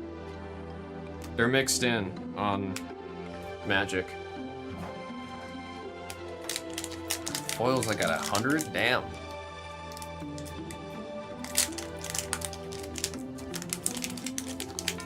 There's gonna be a handful of like little sleepers that we'll find in here. That's why I'm over casing and I'm over sleeving. The last thing I want to do is like miss a card like that Ultron. You know what I mean? Then we got number 8 on the land, Hell's Kitchen. Cool. Panther Pounce on number 9. Agents of Hydra, number 5. Patriot on 0. The Thing on number 1. It's clobbering time. Infinity Formula on number 1. Captain America's Motorcycle, number 1. It's cool that that's like just an artifact vehicle. I like that. Radioactive Man on number 5. Red Hulk on the foil scene card. That's cool. Number 9. Higa. Forest on number 6. Heroic Feast on foil number 2. Path of Discovery. Oh, you got the Fantastic Four down there. Number 6. Doom reigns supreme on number 7. Rare foil. Chaos Warp on the source material. Chaos Warp's also just a great card. Number 9 on the foil source material. That one's going out to Higa. And Doom reigns supreme. This one with the border or the extended art. This is borderless, right? I never remember, man. And there is Menace to number 9. Why is the Mind Stone 1600?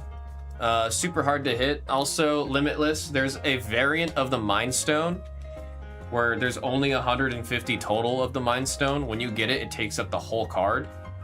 And those one that I'm predicting it's going to be about $35,000 if we hit one of those.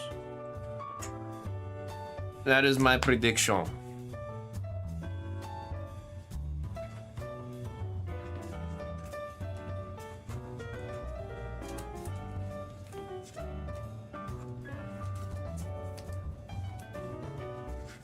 Nice at about 2030. I think there's going to be a decent level of speculation in the beginning. That's going to have it a little bit higher. But I'm also, like, I'm happy to be wrong. I'm always happy to be proven wrong. None have hit market yet, so we don't know. It's a good grief, yeah. I mean, I wish they were serialized. They're not. Actually, maybe I'm happy they're not serialized. We just know there's going to be about 150. They're going to be about 150 total copies of that card.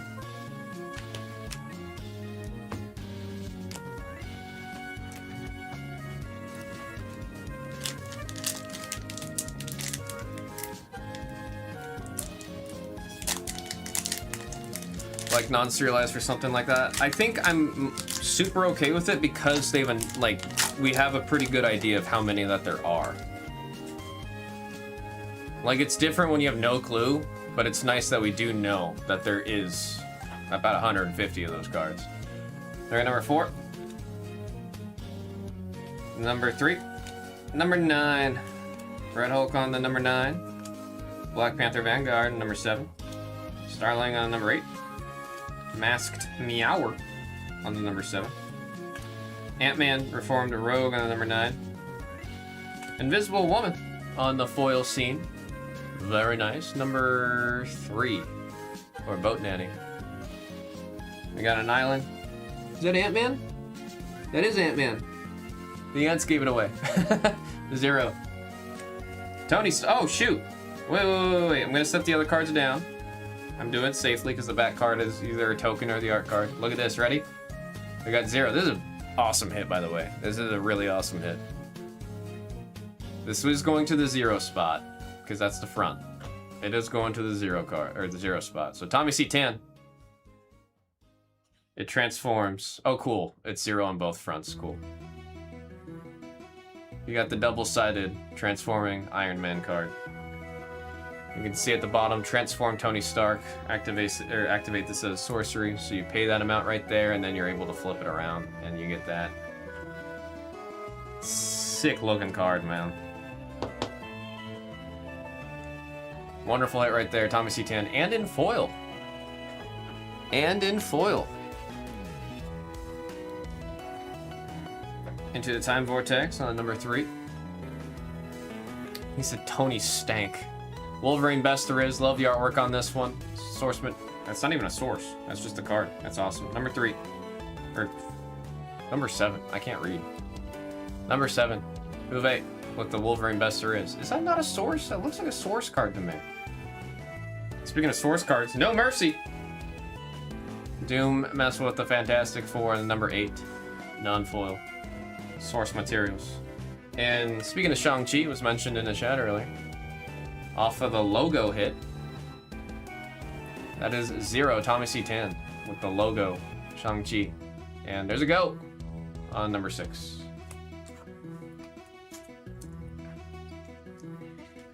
Foil on the Tony is 35. Hey, that's still pretty good, man. That is still pretty damn good.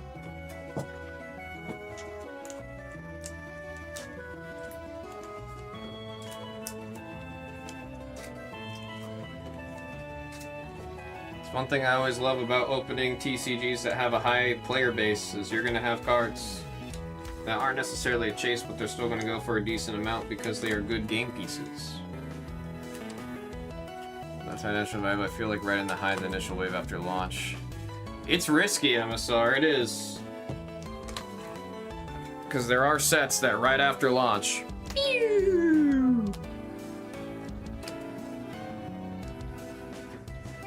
Alright, last pack. Last pack.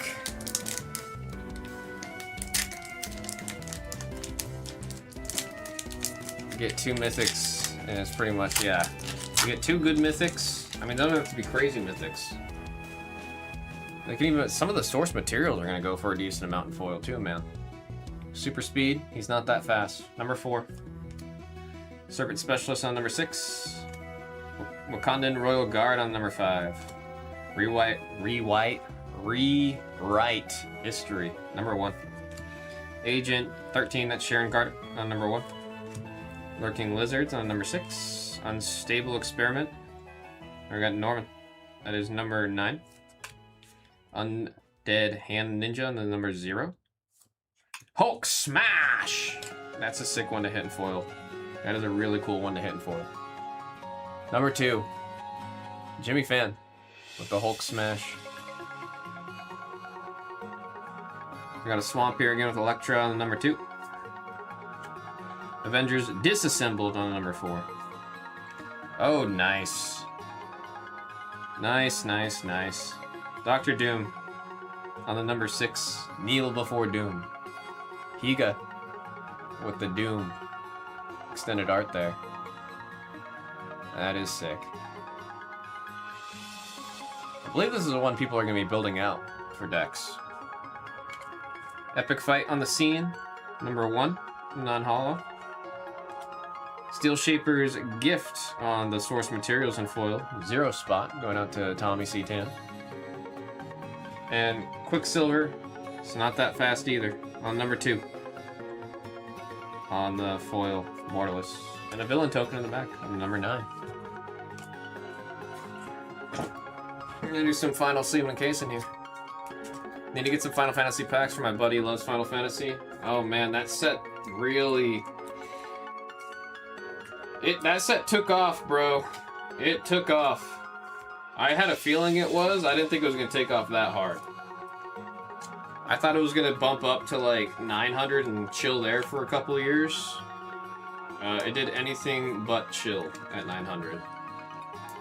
Well, I think it's like 1,500, 1,400 now for a box. Packs alone are 120 each. Mind you, it's a great set. I think Final Fantasy is still the best Universes Beyond set that we've gotten in Magic at all.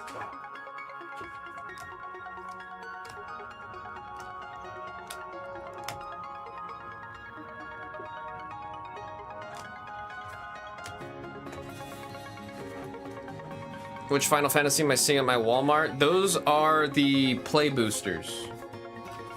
So those are like the, I don't want to, normal sounds awful for a way to put it, but it's like the they're not the collector boosters. So the difference is the collector boosters, which is what we're opening right now. These are single print, like there's only one run of them. Super rare cards can be hit out of it. A lot of beautiful foil, rare craziness you can hit in theirs.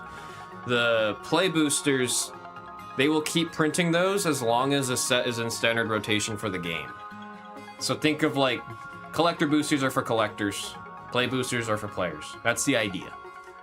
That's the idea. All right, we got a lot, so I'm just gonna say the numbers as we see them. We got 2, 0, 6, 1, 8, 3, 7, 5, 4, 9, 2, 0, 0, 6, 2, 6, 1, 2, 7, 7, 2, 5. We got 8, 4, 9, 0, 0, 1, 9, 8, and 5. I think I can run this in my Silk deck. You may tap him when you do another target non-attack creature against... Yeah, I do think that can run in the Silk deck.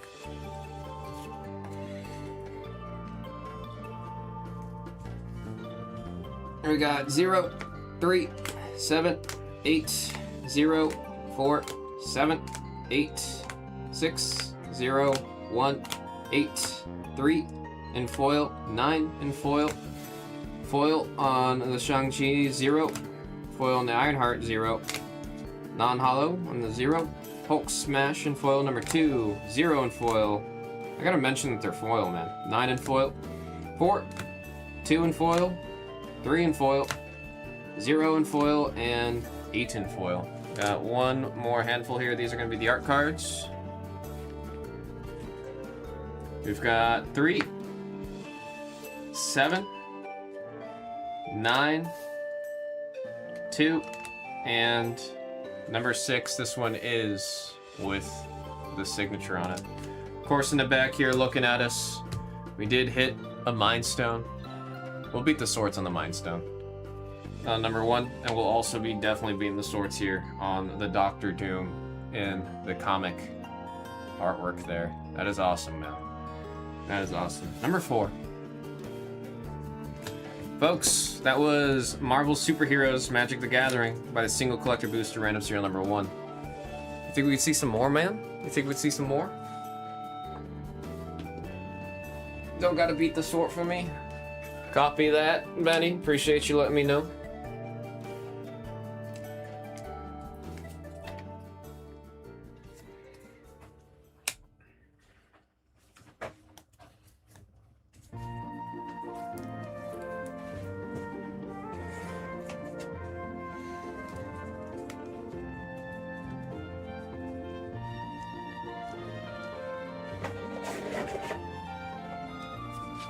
I think I'm gonna.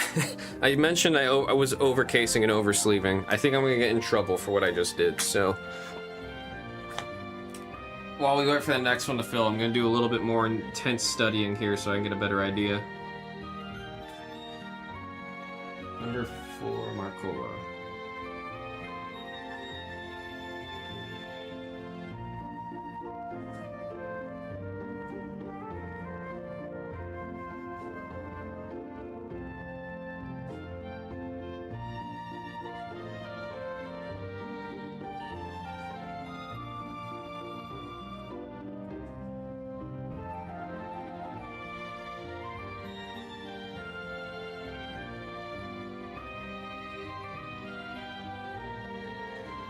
Dr. Doom, borderless.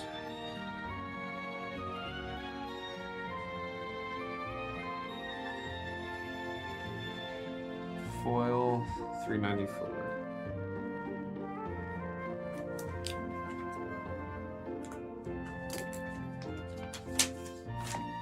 You take care of Benedict. Congrats again on the Mind Stone there. Happy we were able to see one out of the first box.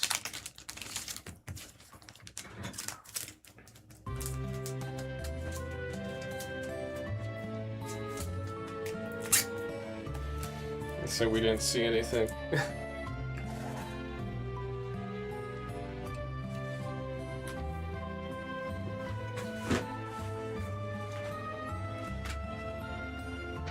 I mean, they're all just called borderless. It's so... I hate the naming conventions that they use, man.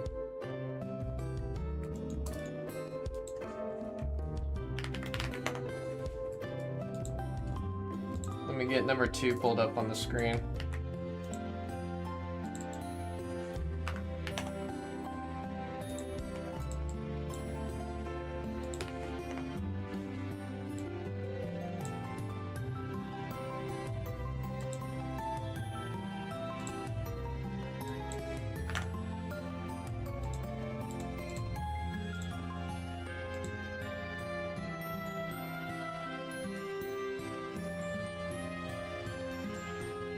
Loading.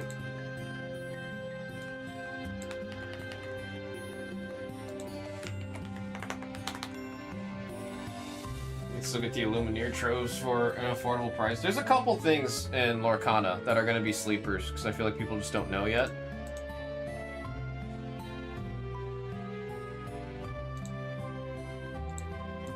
And once people catch on.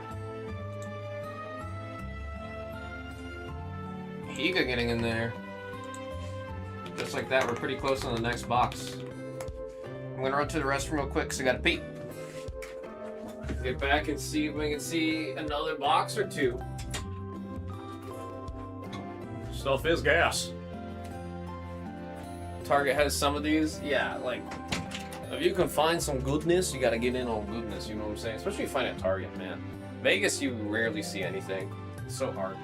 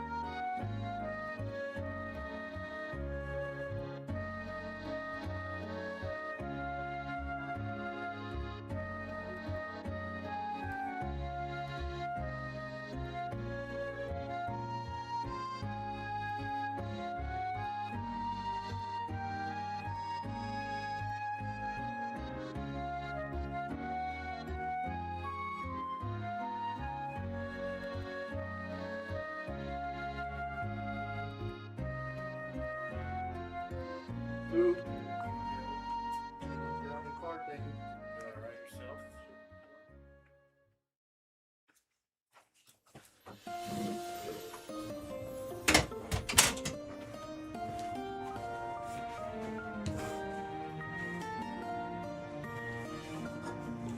Empty can.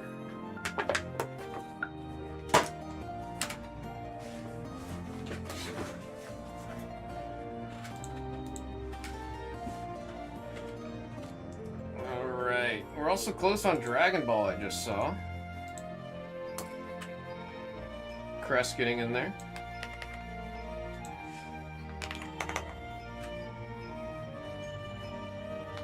Only 2 spots left on screen 3.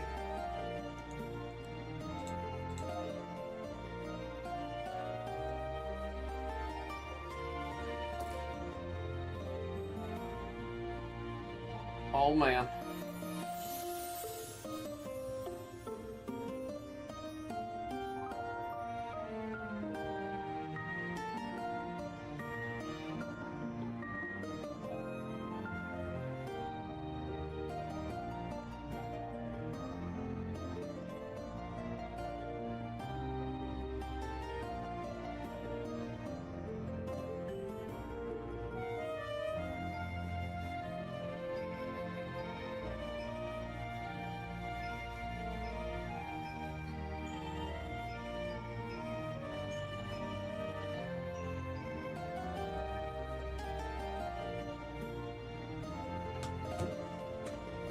Alright, what were the different friggin... I need to lock this down. Let's go down here. Okay, so these are extended arts.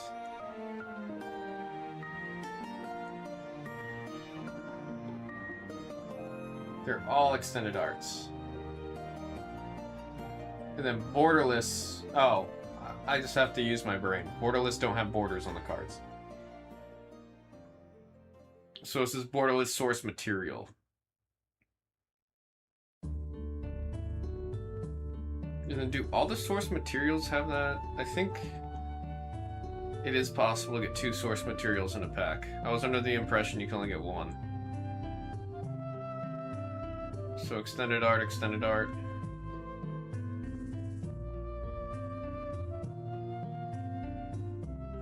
I just realized we didn't see a single soul ring. There's a bunch of soul rings in this set. These ones are called panels. Okay.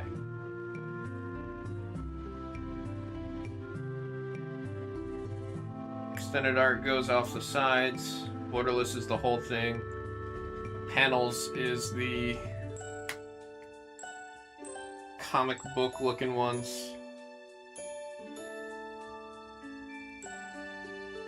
Okay, yeah, you are able to get more than 1 source material per. I think if you get a foil source material, it's possible to get 2.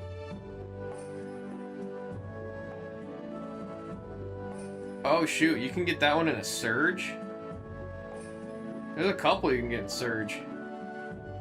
I need to double check that those weren't Surge foils, actually.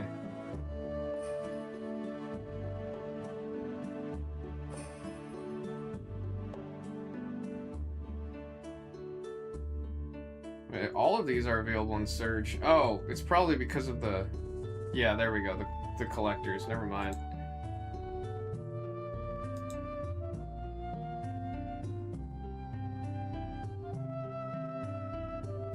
They did leave a lot of the Surges for that. Okay, so which ones am I looking at? Not that. Treatment. I need to know borderless... Full art, extended, the scenes. I want to see what you can hit in Surge, source, and panels.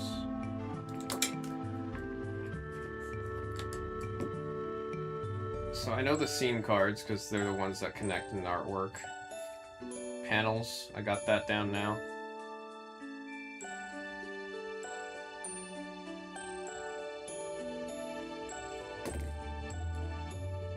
I know the logos. And And then classic comics. I think that's all of them. And then obviously the Gauntlet card, where that's the only one of its kind in this set.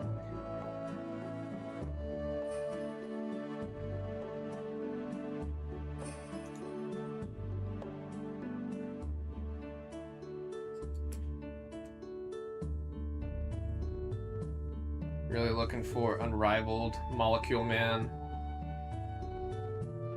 Loki, Ultron Annihilator, even Devil Dinosaur, damn. Vision and Scarlet Witch. I mean, really, it's just the mythics.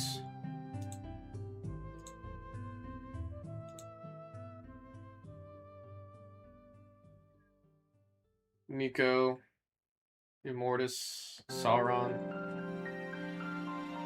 I mean, I would case up any mythics anyways. I guess right now I'm looking for what's non-mythic that I wouldn't normally case up.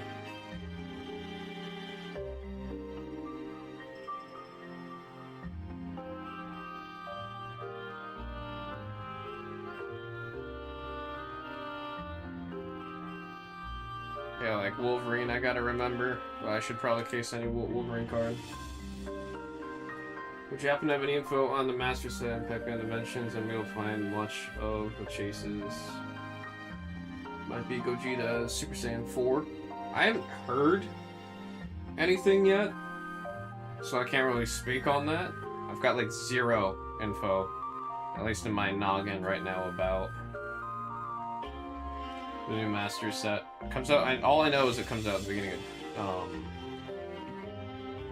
whatchamacallit, beginning of July.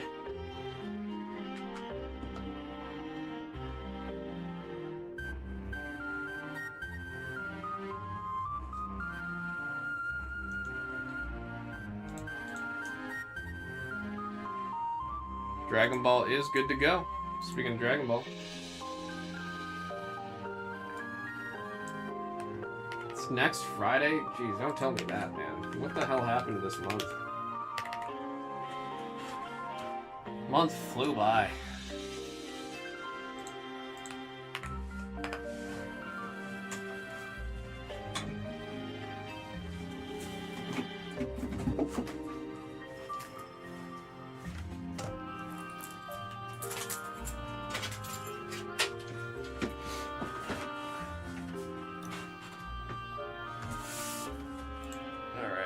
Let's kill number 9 from the store, send the damn email.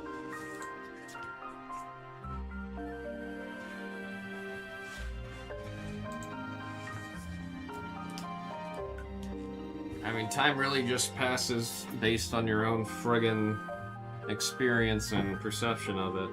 I just hate it. I don't like it.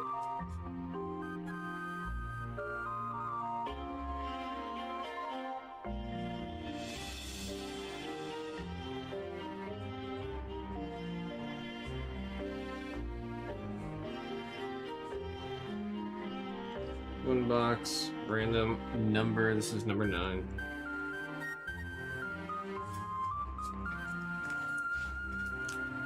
I'm trying to slow it down. I feel like the harder you try to do that, the more of the reverse happens. Folks, this is Dragon Ball Super FB10 Cross Force. My single box, random number 9. We got all of our Saiyans. Getting in there, and on the die it says we gotta roll 11 times. Good luck, everybody. 2, 3, 4, 5, 6, 7, 8, 9, 10. And there is 11 times. There's 11. Send you guys to the table so I can get this thing printed.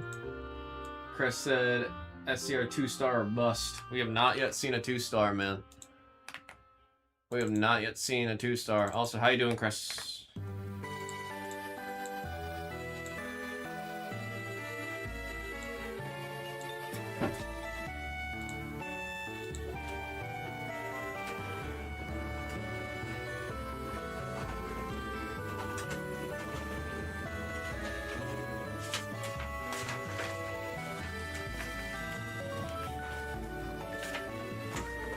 Alright, good luck, folks.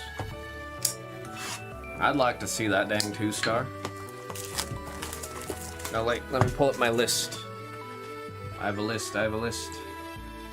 I don't check it twice, but I do have a list. Oh my gosh. Oh my gosh. I'm gonna headbutt the monitor right now. Come on.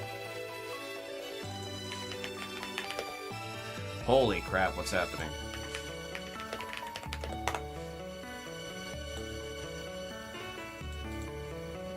You gonna work now? There we go. There we go. He said 2-star very possible. I wanna see it, bruh. I wanna see it.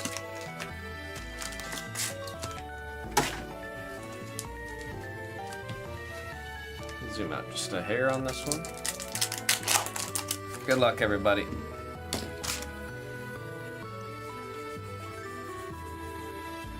Now we got Piccolo on the number 7, and Final Kamehameha on number 5.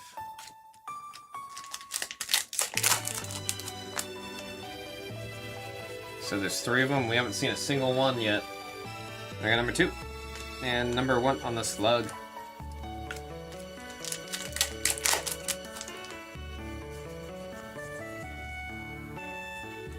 There's Son Goku BR in number 2, and there's Piccolo in the SR. First SR of the break going out to the number 0, that is for Cress.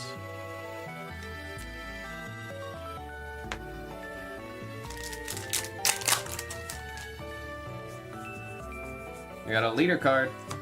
That is Son Gohan Adolescence Piccolo in number 9. We'll show the back. Krillin. How do I normally do this? Why am I... There we go. This is what I normally do. Number 7 on the Piccolo. And Vegeta on the 0.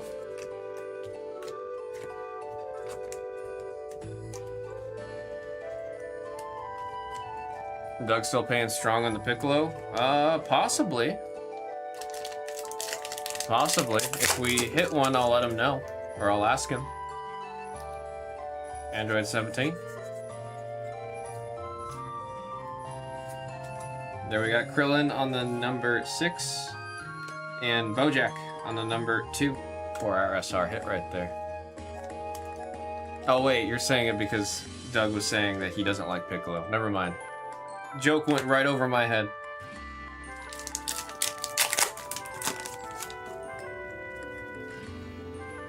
North Kai. There we got my future on the number 3. And Super Genki Dama on the number 4. Super Genki Dama. SR going out to Ruiz.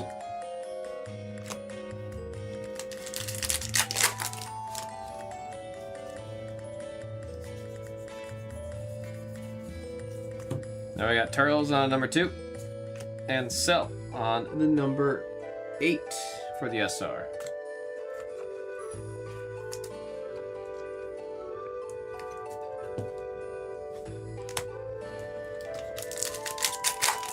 Yeah, I forgot that whole thing with Doug when we were opening. What was that set? Which set was that we were opening? I got Bojack on the number 1, number 4 on the Everyone on Earth. I saw the alt art of Everyone on Earth goes for a decent amount.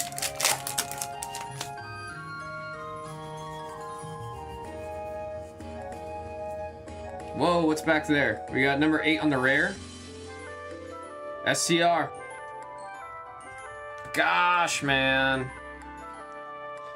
Why do these always look so freaking good? Vegito. Trying to show off all that raised foil. All that textured raised foil, man. Beautiful. Number 1. Dominator Booze. With the Vegito. Beautiful card, man. It's ridiculous, the foiling. All that detailed line work on the raised foiling. Shocks me every time, bro. So there's the 1-star, now I gotta get the 2-star. I wanna see the friggin' 2-stars that we're talking about, bro. I got Bojack on the number 3 for the leader. We'll show the back. Son Gohan, number 5 on the rare. And there's Son Goku on the SR, number 2. Or even the SRs have textured foil.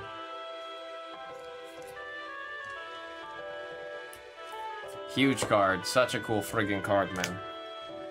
Such a cool hit. I mean, market on that one's just above 130, bruh.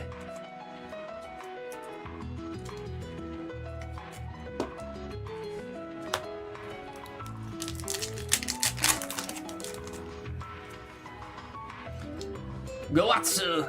Goatsu! Son Goku on the number 5. And Loyal Shield on the number 5. I still don't think she... Is that intentional, or is she being, like, grabbed by her hair to be a... What do they call it? Why can't I remember what it's called when you, like, use a body as a... Body shield? Yeah, there we go. I'm not all here.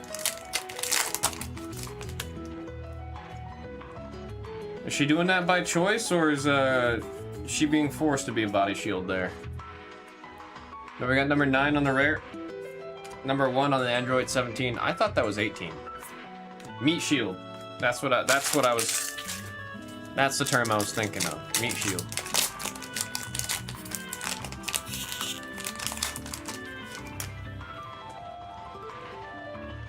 There's He-Man.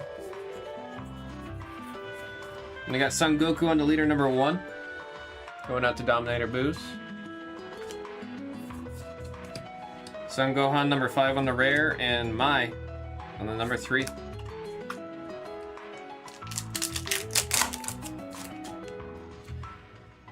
Dorodabo.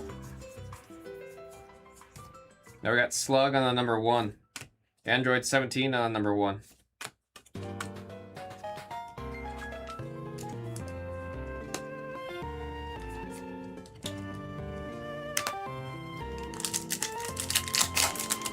Come on, let's see some more alts. Let's see some more of them beautiful cards. Low Shield on number 5. Everyone on Earth stays on Earth on the number 4.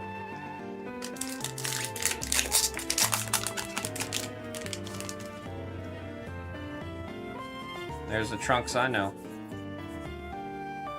Some more gas back there. We got number 7 on the rare. SR Parallel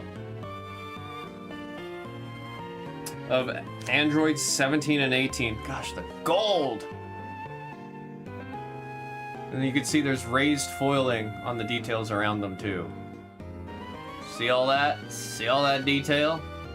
Oh, that's crazy looking, dude. That is crazy. 102, number 2.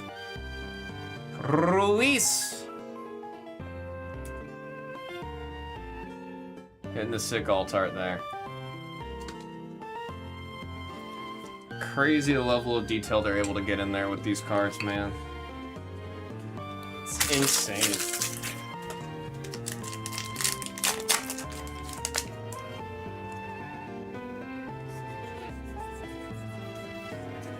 There we got Bojack on the number 3. On the later Boat Danny. I'll show the back of the leader.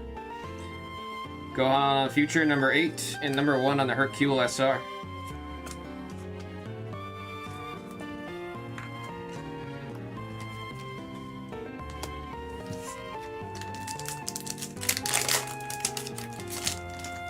I like when the packs open easy, man. Japanese packs used to really give me a tough time, and then I figured it out. Number 6, SR, number 2 is Slug. Number 2.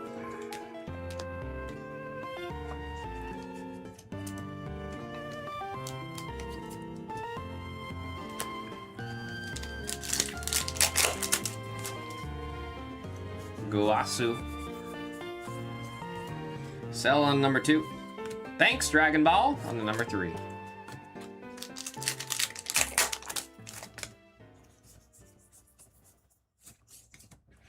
Number 1 on the rare, and number 4 on the rare.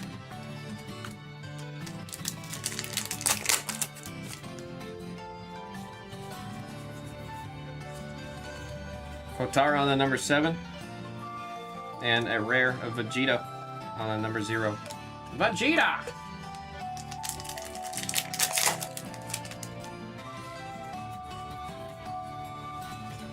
We got Shenron on the number 9.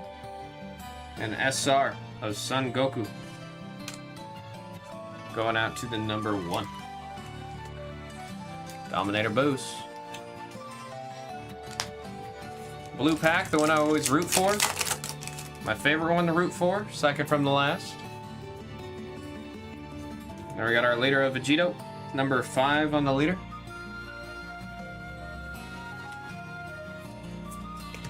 Thanks, Dragon Ball, on number 3. And there's my future on number 3 for the rare. We should have one more, no? I know it's all averages, but shoot. We need some last pack magic. We need that LPM. Come on.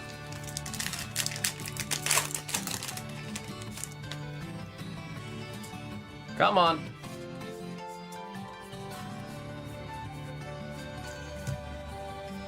We got number 8 on the rare.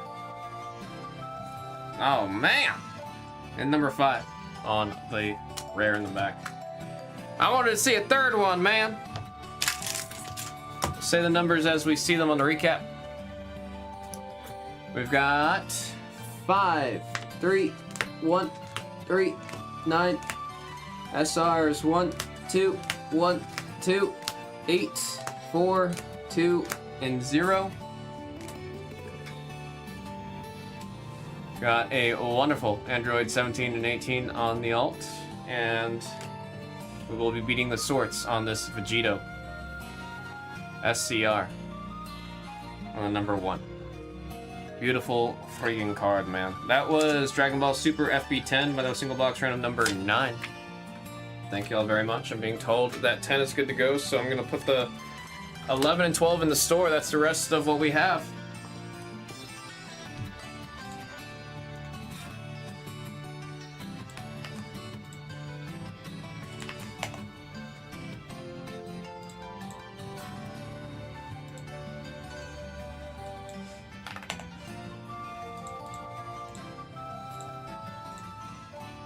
Alright, sending the requests right now for 11 and 12.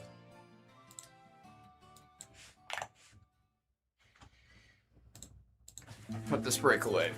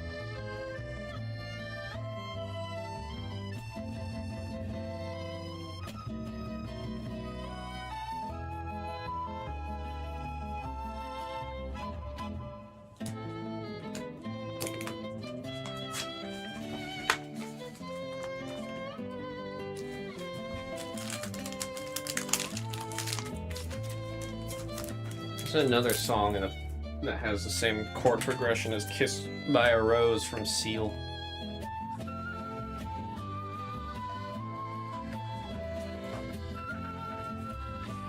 Oh shoot, Mark, I totally spaced on that. I forgot. I'm sorry. I can still get that up. Let's do this break of Dragon Ball. That's my bad. I totally spaced on that one, man. I think I had too much on my mind about Marvel superheroes for Magic. You think you'll get any more of the manga? That manga set, man. That one was intense.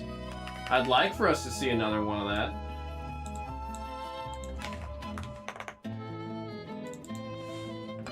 Definitely far from an easy thing to acquire.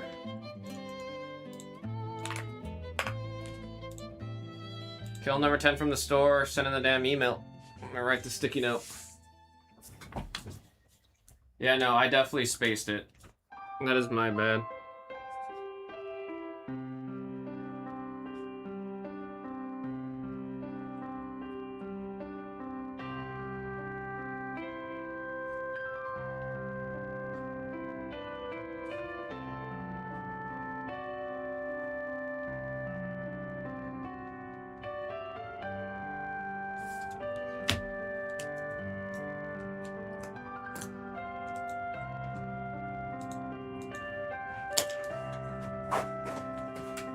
Yeah, the cost of admissions is crazy, but what you could get out of that is also crazy.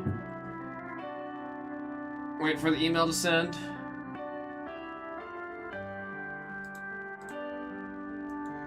Okay, I think we're good to go. Folks, this is Dragon Ball Super FB10 by the single box random number 10.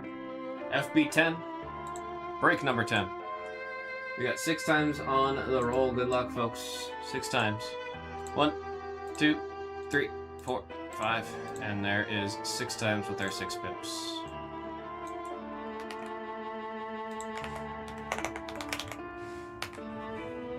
Send y'all to the table. We'll get this thing printed and we'll get going.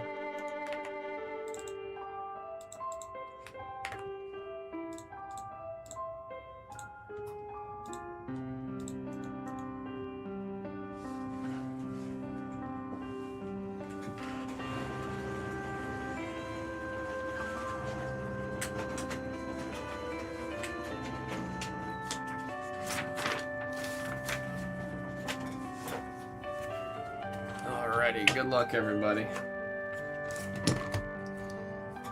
Let's find some more to add to the wall.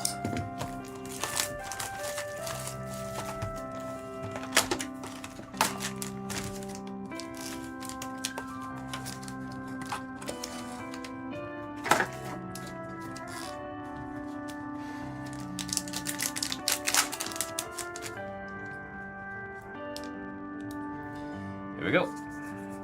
I got a liter of Vegito with the pack art on the back, with number 5. There's Son Gohan on number 7 and SR of Cell on number 1.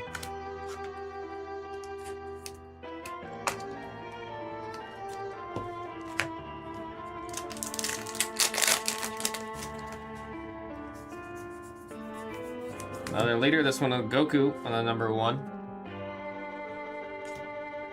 Final Kamehameha on the number 5 for the rare, and there's Gokua on the number 7 for the rare.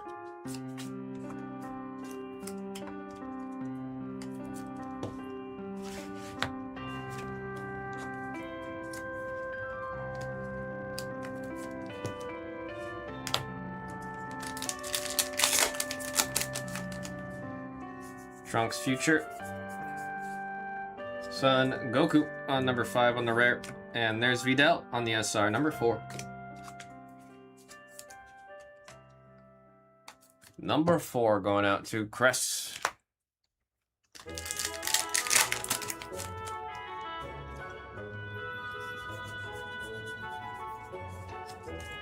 We got Turtles on number 2 and Slug on the SR, number 2. I mean, opening the manga box reminded me of opening OP, the One Piece set for the best. Where it's the same thing. Well, it's just crazy. But then if you hit the God Pack, oh my god.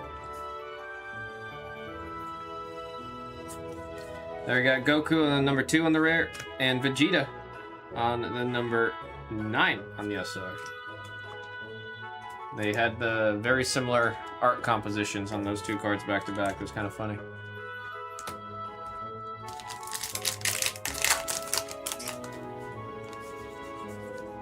Something interesting back here. Something super interesting. We got number 5 on the rare. And an alt. These just look so good, man. And the one where you've got the silhouette and the portrait. Oh, man. I got Cell on the number 3 on the alt art. Boat Danny. That one is sick. There's battle. Oh, we have not yet seen a double star. We have not yet seen a double star.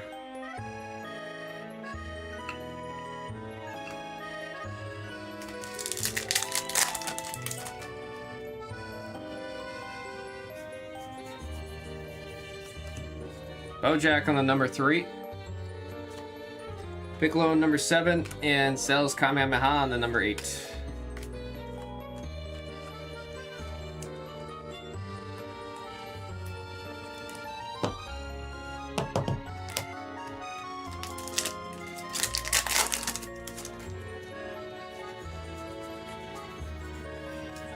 Vegeta on the number 7. There's Zangya on number 8 on the SR.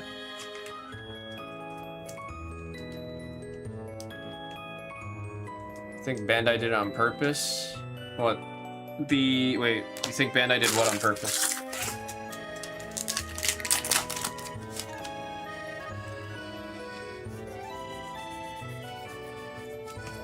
There we got Gohan on number 5, rare, and number 3 for the Mai.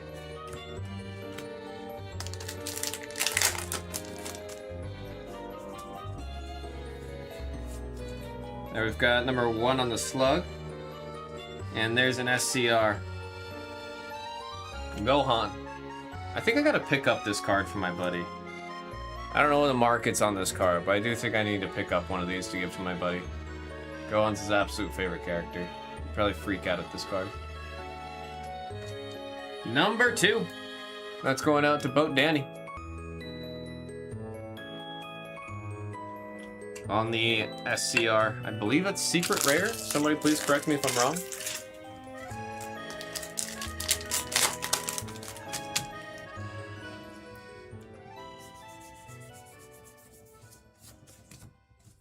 Android 17 on number 1. And there's Cell on the number 8 for the SR hit. It's going out to Chris.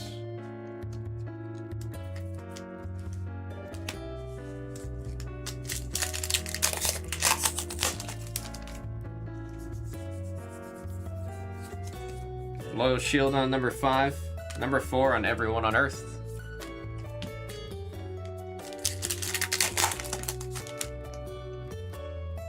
But it's very rare. I mean, we still have not seen a single 2-star.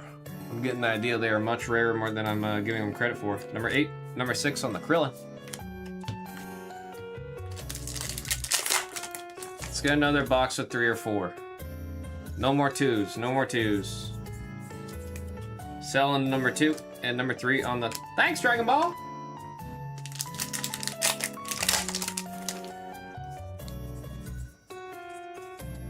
Number 1 on the Bojack, Android 18 on number 4.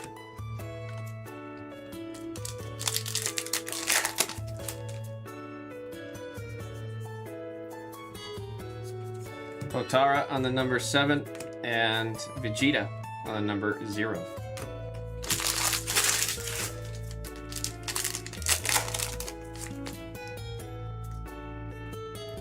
Son Gohan. Everyone on Earth on a number 4. Cell's Kamehameha on the number 8. Come on, box 10. A little bit more, box 10. There we got number 7. And there's an SR of Goku for the number 1. Number 1 going out to Chris.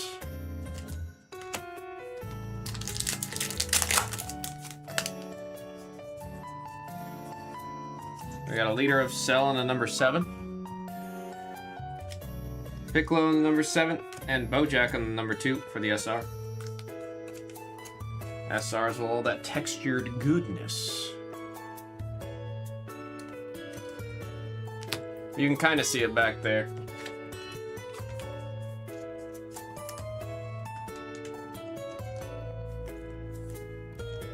I want to break one eye on Dutton Ranch. What's Dutton Ranch? That sounds like a restaurant.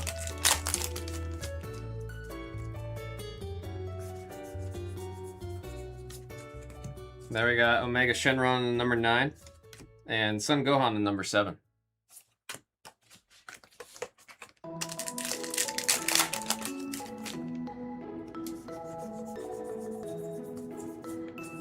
Sells Kamehameha on the number 8 and number 2 on the Turtles and the rare.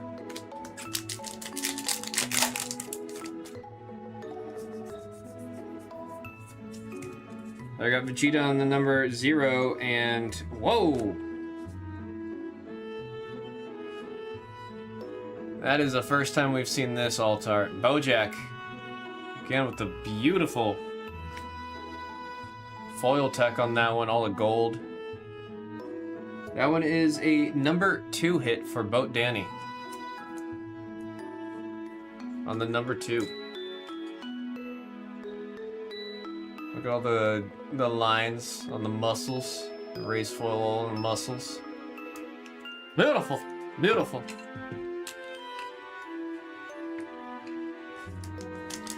Blue back when I was root for. We've seen boxes with 4 hits. We've seen it many a time. Son Gohan number 8, number 7 on the Vegeta. Last pack, LPM. Need some last pack magic. Let's turn it from a pretty good box to a really great one. Loyal Shield on number 5. And Son Gohan Childhood on the number 5. I mean, at least we did have a box with 3 hits instead of 2. At least had 3. We'll say the numbers as we see them. We got 7, 3, 1, 5. SRs 2, 1, 8, 8, 9, 2, 4, and 1. We have our SCR of Gohan on the number 2. Bojack on the alt art, number 2. I agree with the statement about reminding of Blanca from Street Fighter. And there's number 3 on the cell.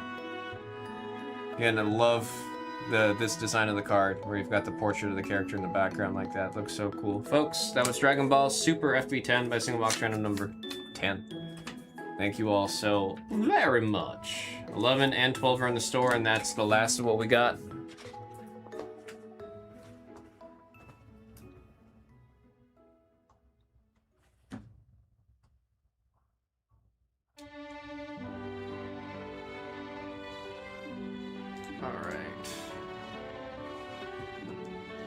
Here.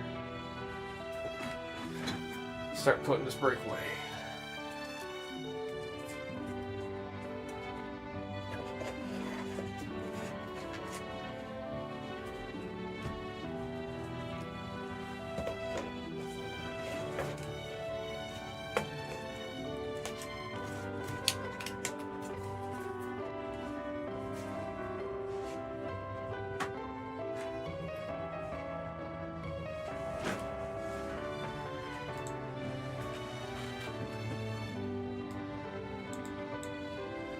Get this updated. Looks like some more spots coming off of Unleashed. We're down to only 3 spots left on Riftbound.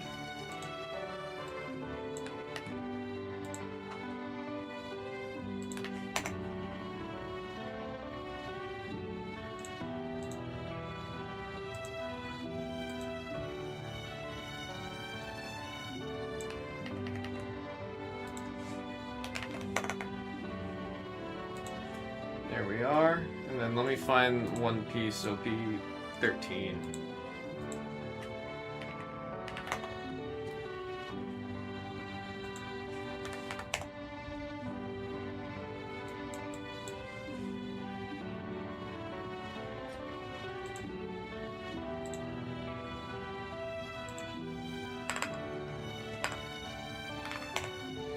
How much longer?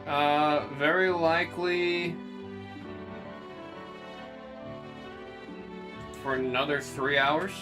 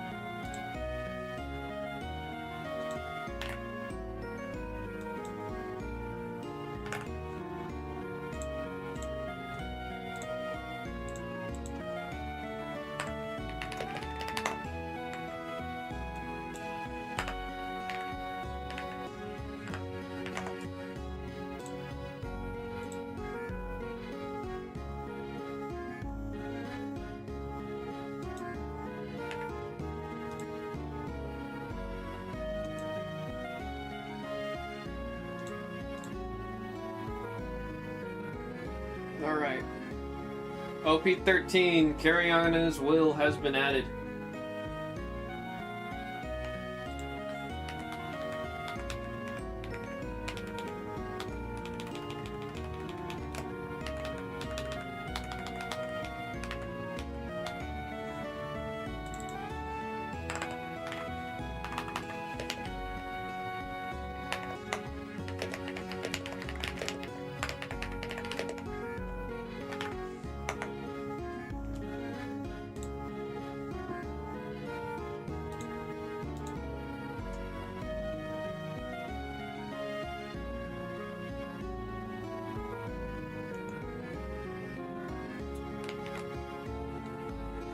So one random box I found.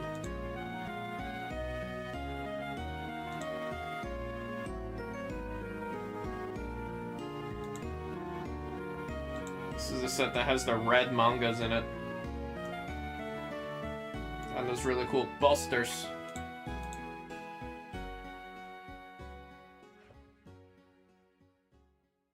Down to 3 on screen 1.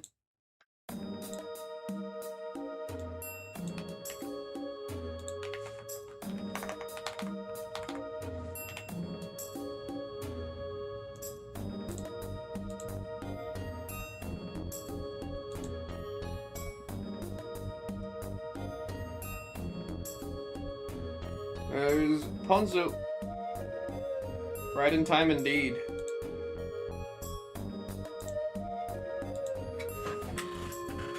Right in time indeed.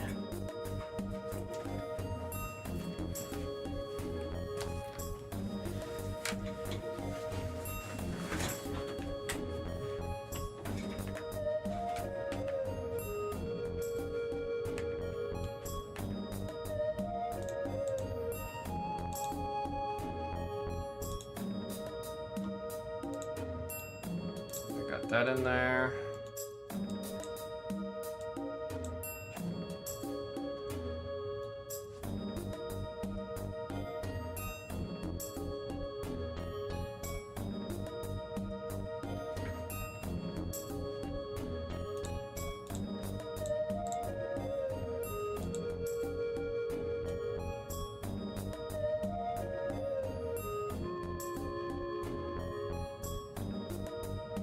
Check on this real quick.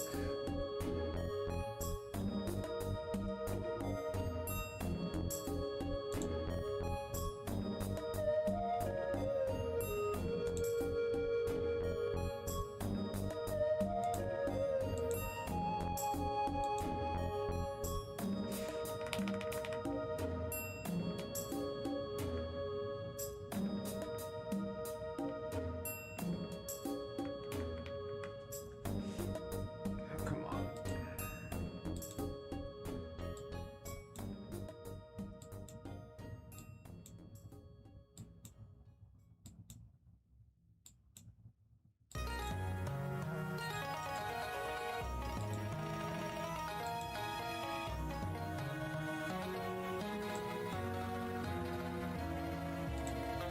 Cool. Got that. Alright, let me refresh the store. We're down to 4 spots left on it. Yeah, we only have this one box.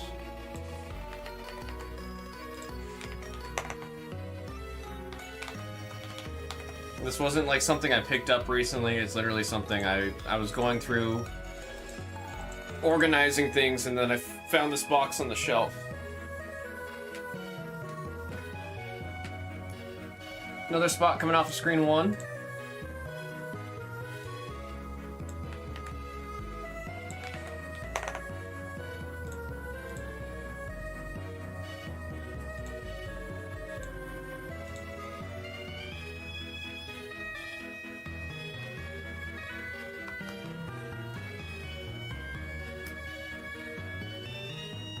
Oh man, oh man, oh man.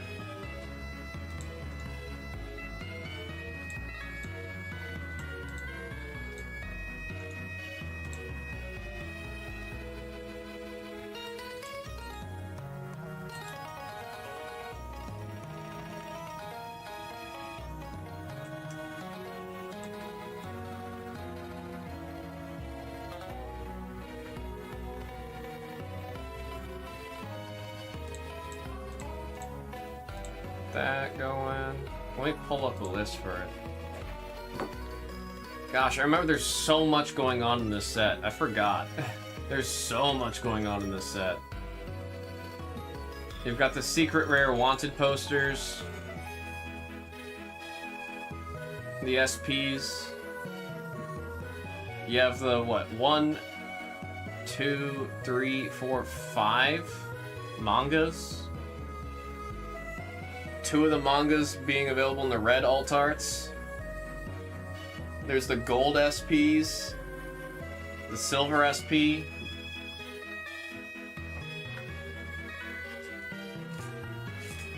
There's so much happening in this set, it's crazy, man. And this is a set that has the really cool, like, galaxy-looking SPs, too. It is a really, really, really cool set. Actually makes me sad we only have the one box.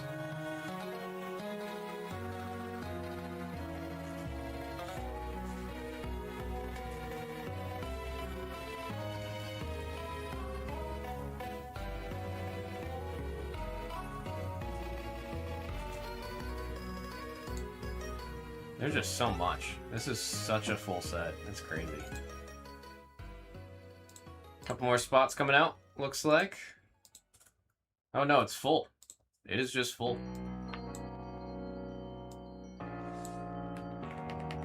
It is indeed just full.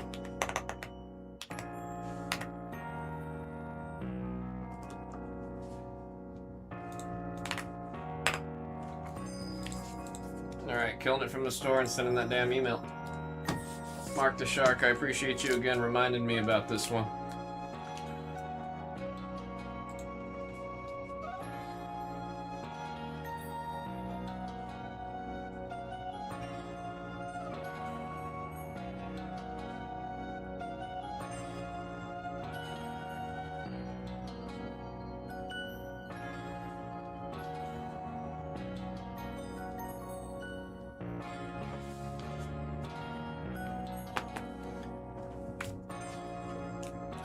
A beautiful hit on that one, Marcola.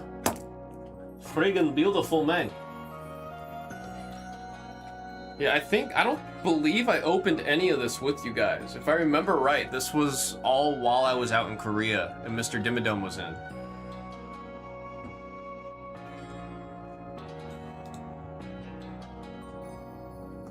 Alrighty, folks, this is One Piece OP 13, Carry On as well. Single box random number 13. We've got all of our fellow crewmates hitting the die 8 times. Good luck, everybody. 8 times. 1, 2, 3, 4, 5, 6, 7, and there is 8 times to match our 8 pips.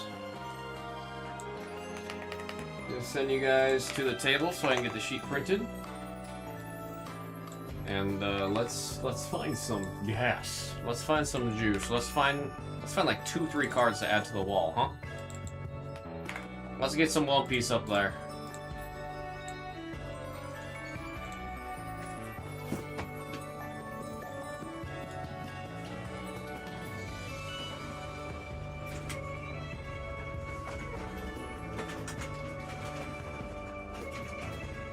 I don't think I've ever seen a Wanted poster in person.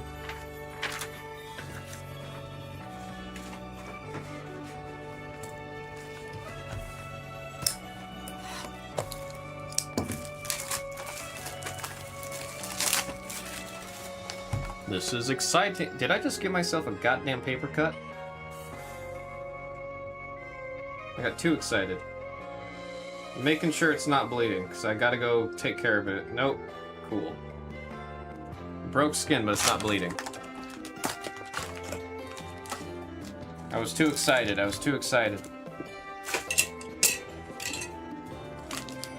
Double check. Oh yeah, we're fine. We're fine. There we got York. Scooper Gaban on number 7. And there's Yamato on the SR. That is number 4. Number 4. Enact Ancient Rites. Is that... What is that? Is that in this case? I don't like the case, so I'm going to toss it. Our wanted poster is rare. I think they're just about as rare as SPs, is my understanding. Just about as rare as the SPs. Yeah, Ancient Ritual to bring the good hits. Well, you know, blood is red, and there's the red manga rares in this set. Now we got number 9 on the rare in Edward Newgate, and that's Whitebeard. And number 2 SR. Remember, folks, his name's Whitebeard, but he has a white mustache.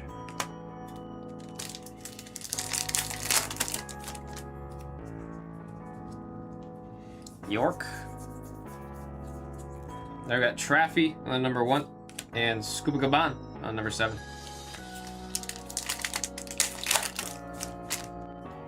Whoop slap.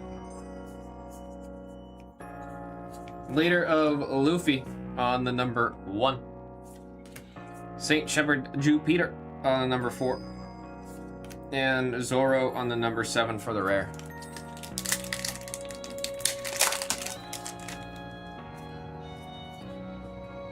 Napoleon, that is the name of the hat on Big Mama.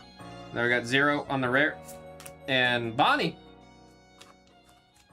I remember everyone got a little excited about this card when we were opening this in Japanese. Number 8, Boat Danny.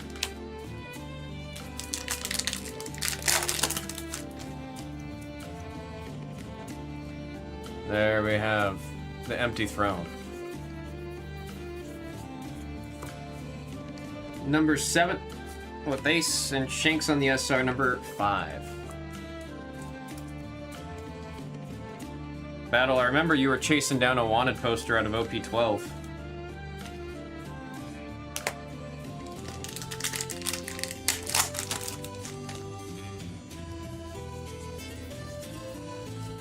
There we got Goldie Roger on number 3. Lilith on the number 3, and Otama on the number 3 on the rare.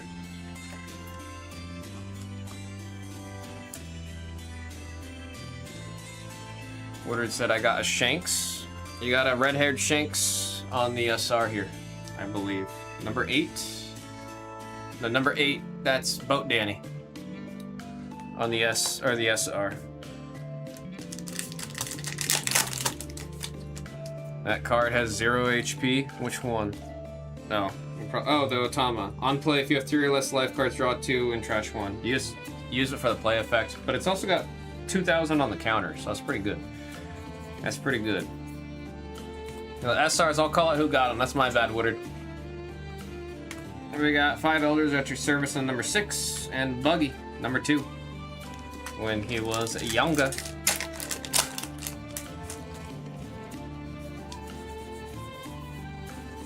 There's Emu. Got the question mark down there. This is the deck that was taken over the entire scene of One Piece for a while. Number 9, Marcola. We got Sanji on the number 7, and Divine Departure on the number 6.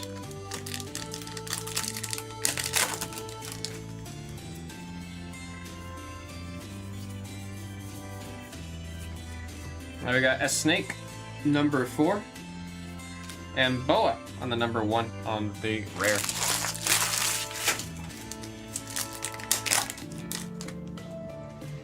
There's Hera. Portgaz Diaz on the leader, number 2. We got Hiyori, number 4. Vista on the 6, and there is Goldie Roger on... that's not Goldie Roger. It is Goldie Roger. Am I tripping?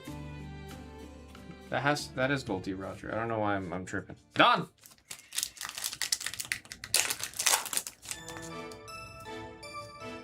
I don't know why I had to think so hard about it. There's no one else that looks like Goldie Roger.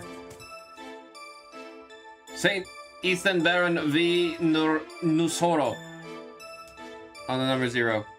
And, oh, an Altart. Holy crap, man. Why the Celestial Dragon's getting such cold ass artwork. That's crazy looking. Wow. The lines, all the textured raised foil, bro. That is number 9. Number 9's going out to Marcola with the Saint Topman. Roger looks like a stock pirate if I ever tried to match one in my head. Indeed, I mean, he was the king of the pirates.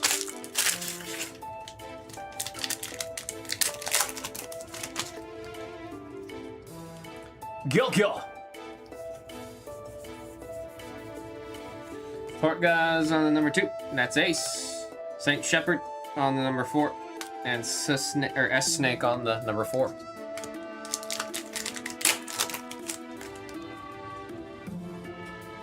Sunny Coot. There's Vista on the number 6. And Buggy the Clown on the number 2. I was like looking at this card, I was like, where would you come from? It's because it's from the movie.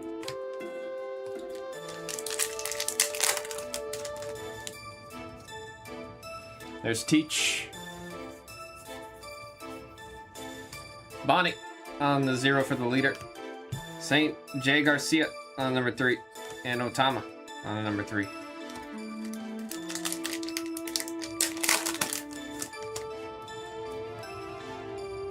There we got Brooke, the cruise musician.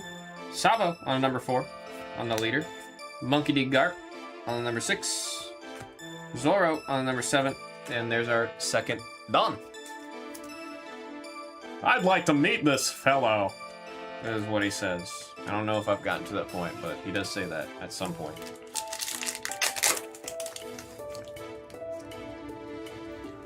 Otto Jackson. The Roger Pirates. I got the Gum Gum Don stamp on the number 7. And Silver's Rayleigh. That's a very young Rayleigh. On the number 6, that one's going out to Mark the Shark. Rayleigh in his prime.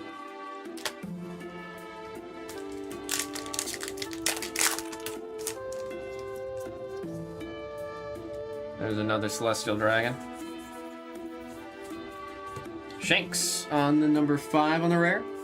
And Saint J. Garcia on the number 3.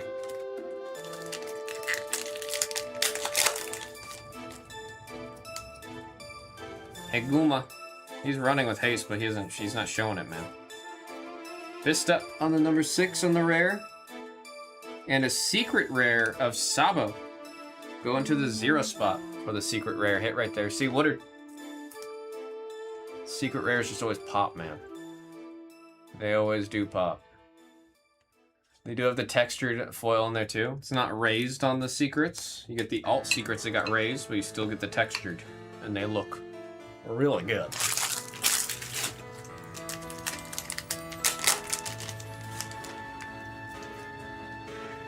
Roseward. Monkey D. Dragon on the number 7. And the 5 Elders on the number 2. SR. SR going out to Ponzu.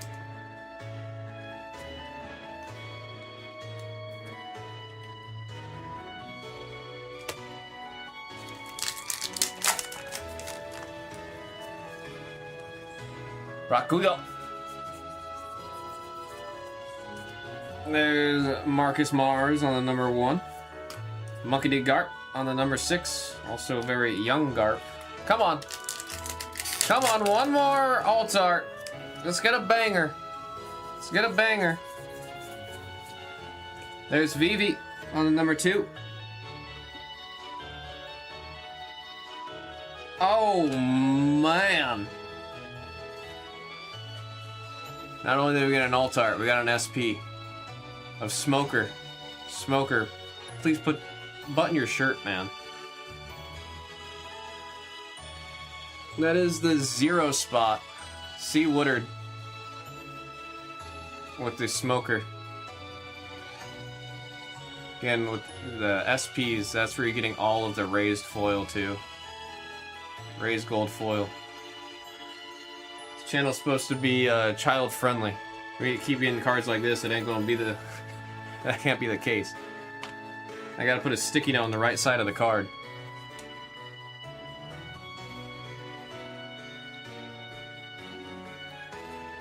SP 30 is the serial on the bottom right there. Woodard. My goodness. Alright, let's get a box with 4. Asked for a box with 3, now we gotta get a box with 4. We gotta get a box with 4. And there's Dr. Vegapunk. Top Man Warcry on number 9. And there is Uta from the movie number 3 on the SR. On the SR. Again, I said number 3, that's for Mark the Shark. Last pack. Let's see one to send us home. Come on, one more. One more for the road. Bonnie on the 0. Traffy on the number 1. Aw, man. Monkey D. Dragon on the number 7. We do have a random for the Don. Top 2 spots. There's Mr. Dimmadome. Funny enough, your name was brought up earlier, dog. Top 2 spots. That's 7. 1, 2, 3, 4, 5, 6, and right there is 7 times with the 7 pips. Mark the Shark and C. Woodard getting the Dom. Let's go ahead and have a recap. Want the case now? Did it show up just now? Dog? We'll say the numbers as we see them. We have 3, 2, 6. That's an 8, 8, 2, and 4. We got the secret rare for the 0. Top Man Warcry on the number 9. And there is Smoker on the SP. Just, again, anytime you've got the designs where you've got the portrait and then the full character on the right side, it's sick, man. Again, I'm gonna have to put a sticky note on the right side of the card to maintain this channel being child-friendly, my goodness. Folks, that was One Piece OP 13 English Edition by Single Box Random number 13. Thank you all very much.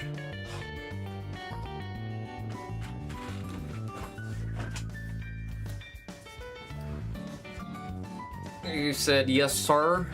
We're gonna be live for another, like, 2 hours. I'm gonna tell you, that's up to you, man. I don't want you to feel like you have to drive out when it's this late.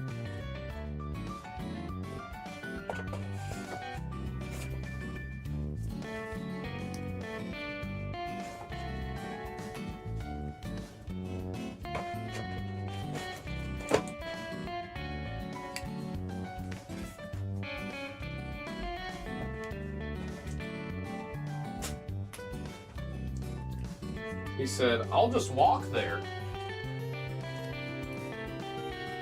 I mean, we'll definitely get it up in the store. If you got it.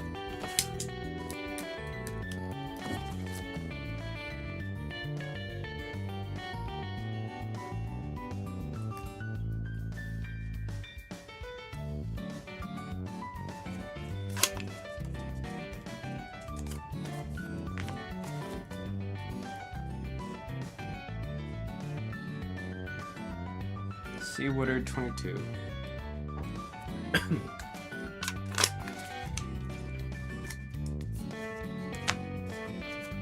And beat the sword.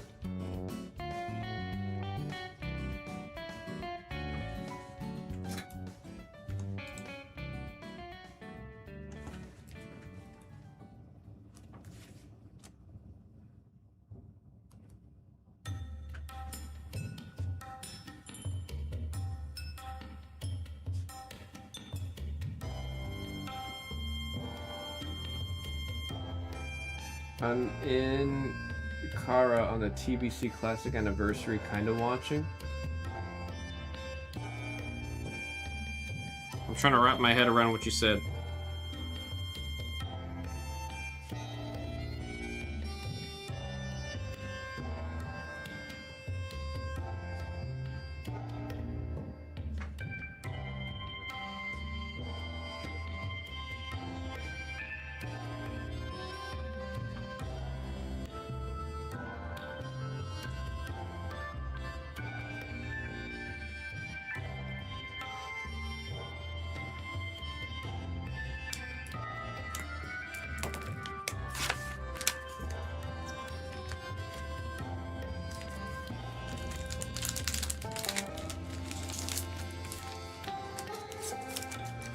Oh, the Burning Crusade Classic. There we go.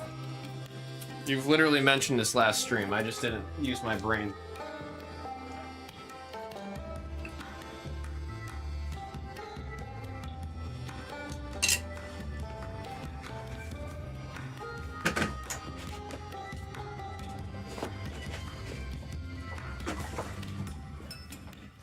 Waiting for them to drop it off. Texting on the way. Sounds good, Mr. Dimmadome. I appreciate the heads up.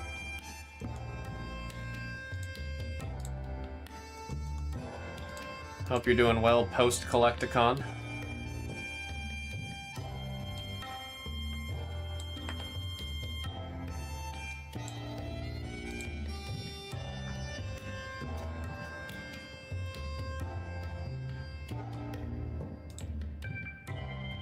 Alright, let me make sure we're up to date on the screens here. 3 left and unleashed. 1 spot coming off on the last screen there. Let me pull that up. Random number 21. Master Meow getting in there.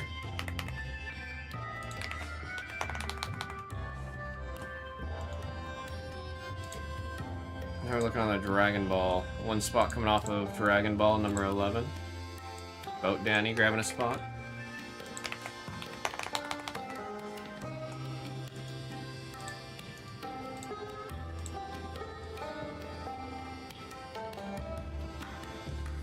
And to answer your question, Battle, if I remember right, it's OP16 English.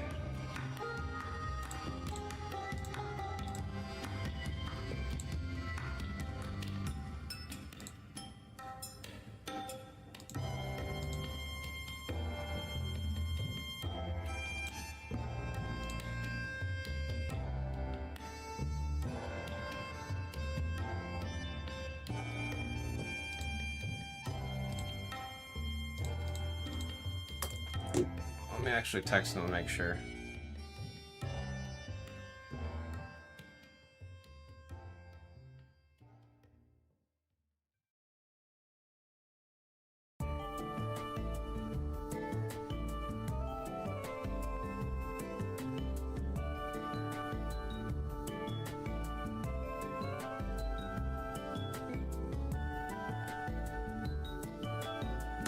Then I'm gonna re-add it to the store if it is that.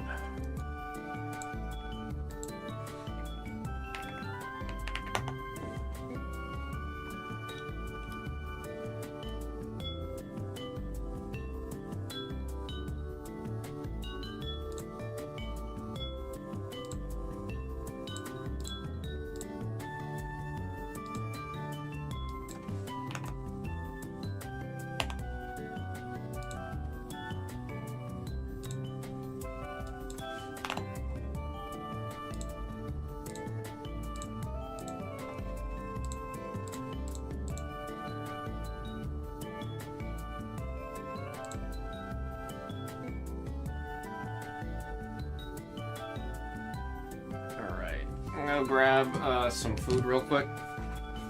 Bring it in here. We'll see what's coming up next.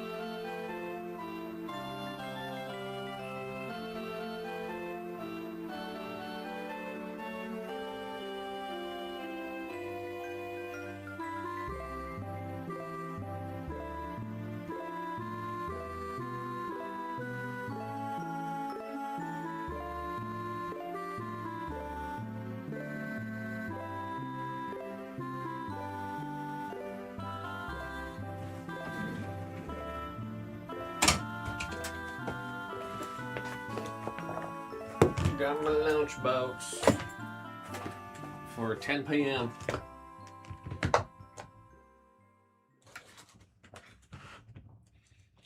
Doesn't feel right calling it a lunchbox, but I don't know what else to call it.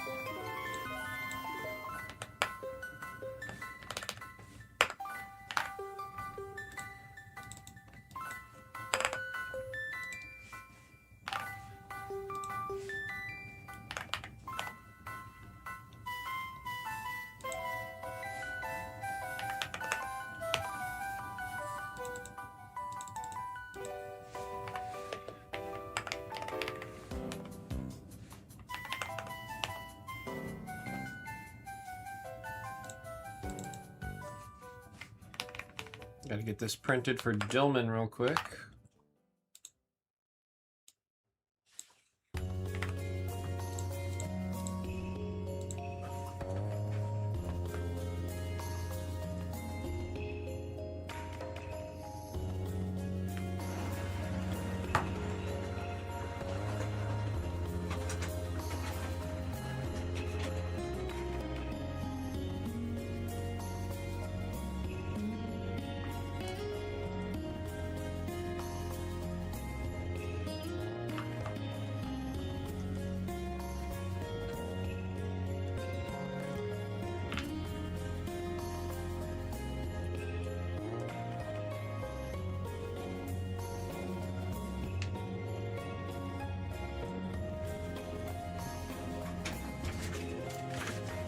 I'm gonna go drop this off.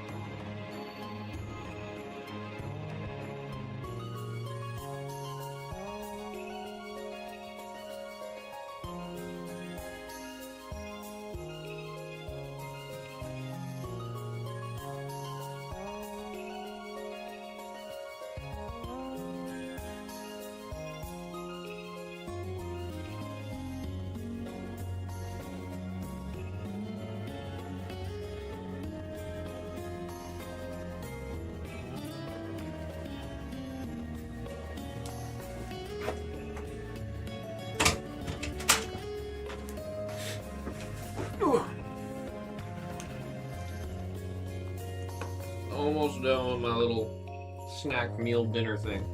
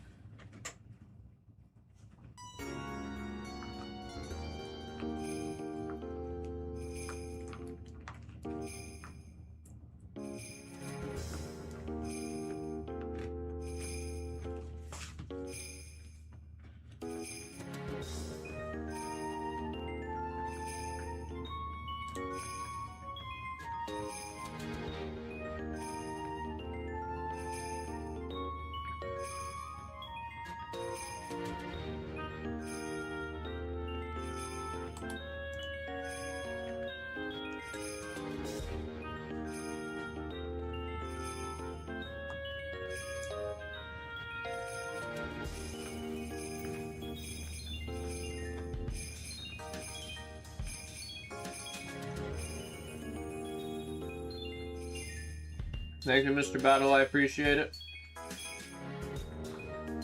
You have a good rest of your week, bruh.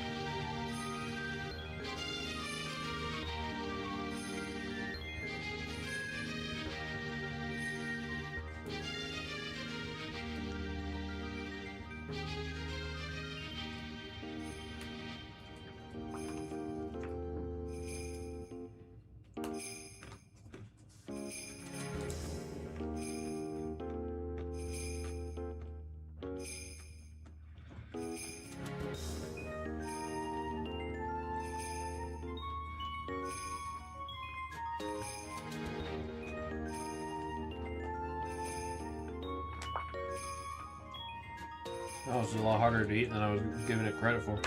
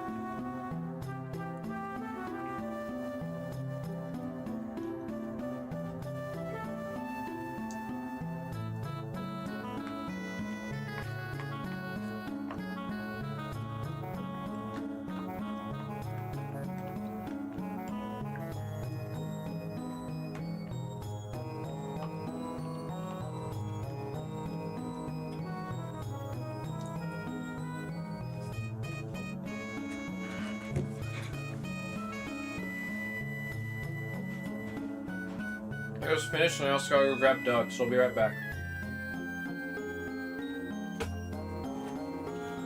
Funny timing.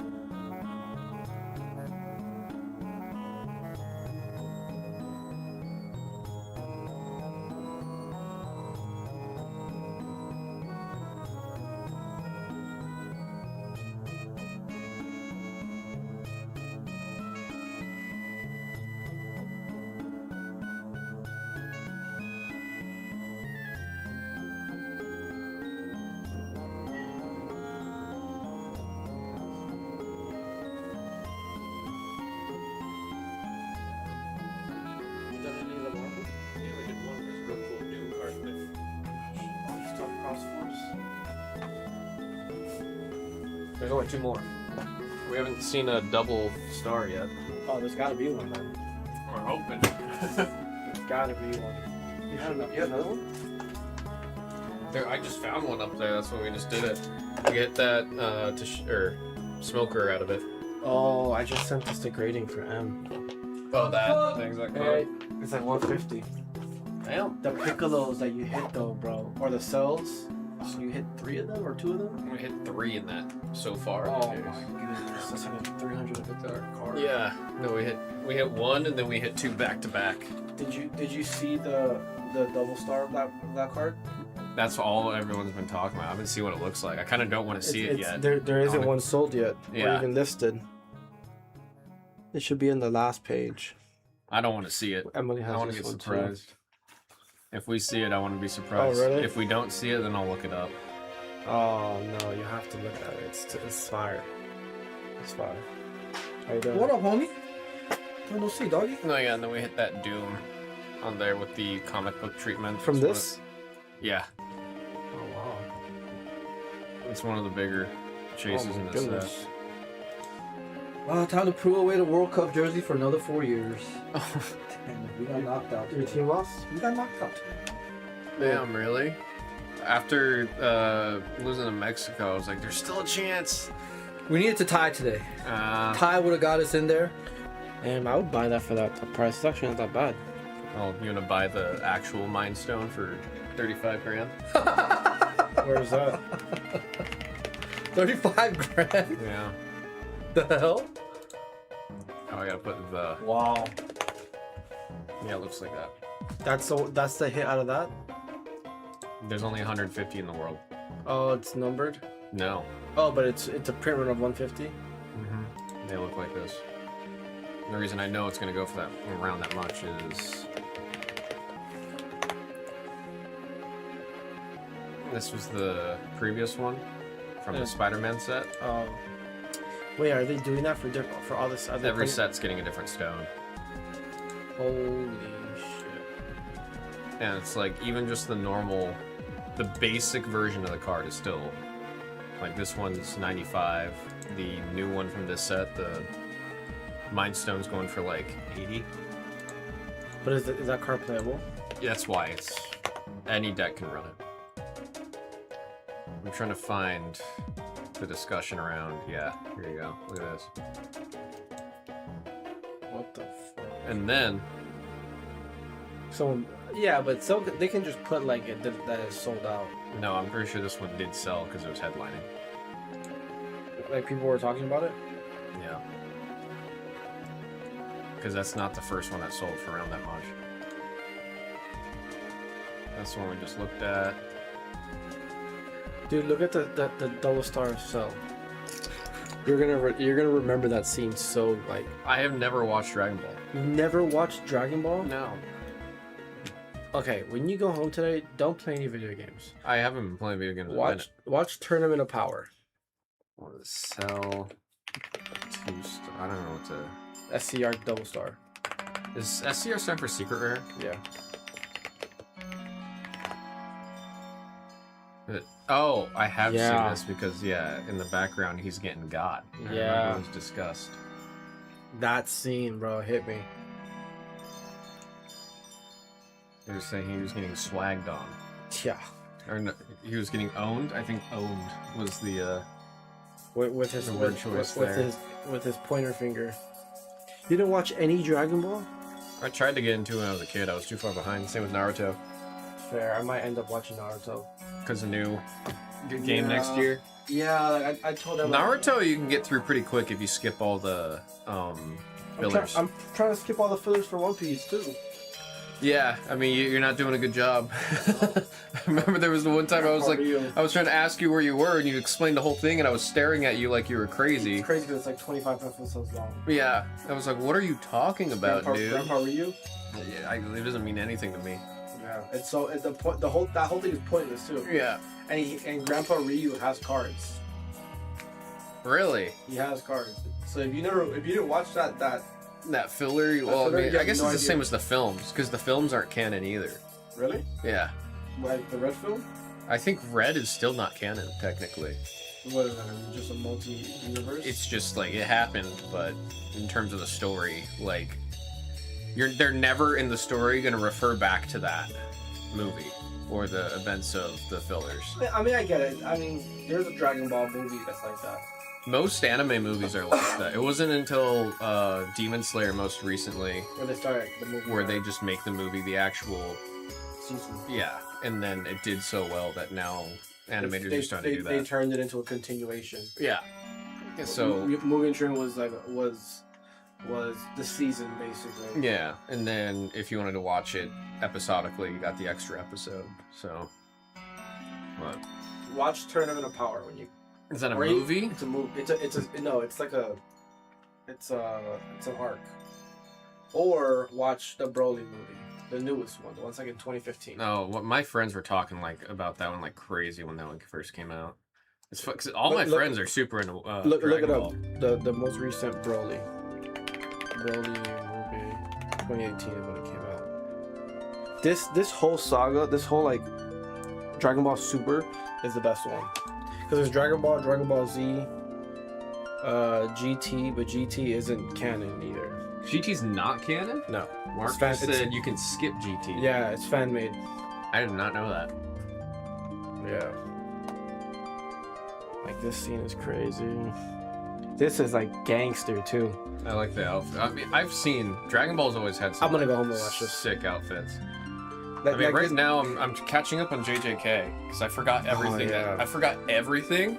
I- So I got 5 episodes into season 2, and I was like, I don't know what's I have to happened. watch that. So I had to restart it. There's a scene where the panda is fighting like outside the dojo with somebody. It's like a gang fight. It's like 2 versus 2. Oh, I think that's season 1. Yeah, somewhere Yeah. in season 1. I don't remember. Yeah. But that's where I left off. And every time I try to go back to it, I don't know why they're fighting. So I go 5 episodes Oh. before, and then I stop watching again. Yeah, because you have to restart. Yeah. I mean, that was me with JoJo's. I've watched JoJo's 1 through 5, I think 4 times from start to finish. I did that with My Hero Academia. I need to finish that. I'm almost caught up on that, and I just stopped. It's crazy that it like officially ended. Yeah, And then they isn't have it? It's done animated too, right? Yeah, they have a yeah, it's done. Yeah, The yeah. anime is over, but they have like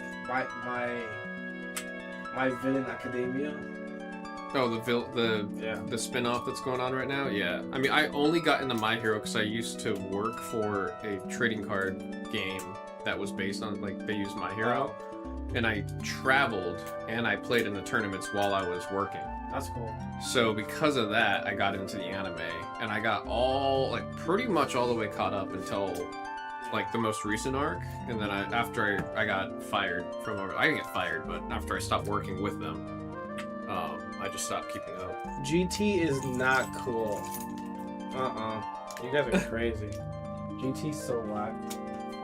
He Like, called it's- it whack. Like Super Saiyan 3 is cool, but like it's kind of whack. Oh shoot. We're just off like that. We're sold out on 2. We're gonna do Marvel Superheroes first. Because today's the first day seeing it. We're still in pre-release technically on it. Really? Yeah. Oh, yeah, I It know. comes out on Friday. On the weekend they were doing the tournaments. Yeah, they're like pre-release stuff.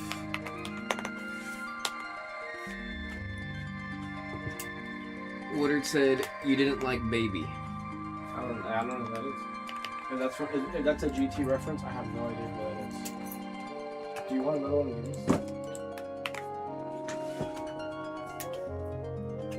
That's a hard read. That really is. I can get you an answer on Friday. Alright. Because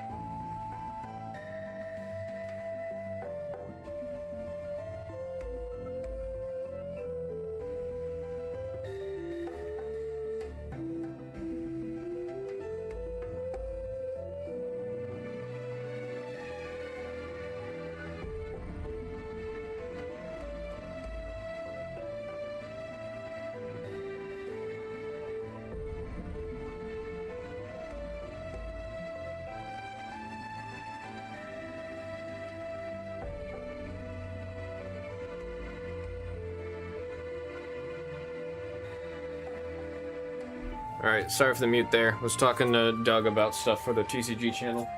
I did eat food. I didn't wash my hands yet. I'm actually gonna run to the bathroom real quick. When I get back, we do have 2 breaks that are ready to go.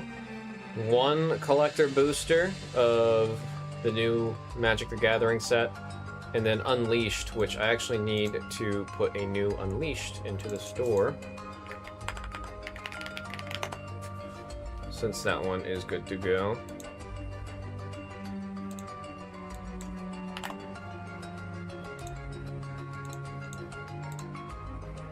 Alright, just hit that update. Like I said, folks, we're gonna run to the bathroom. We'll be right back. Let me put the box on the table, actually.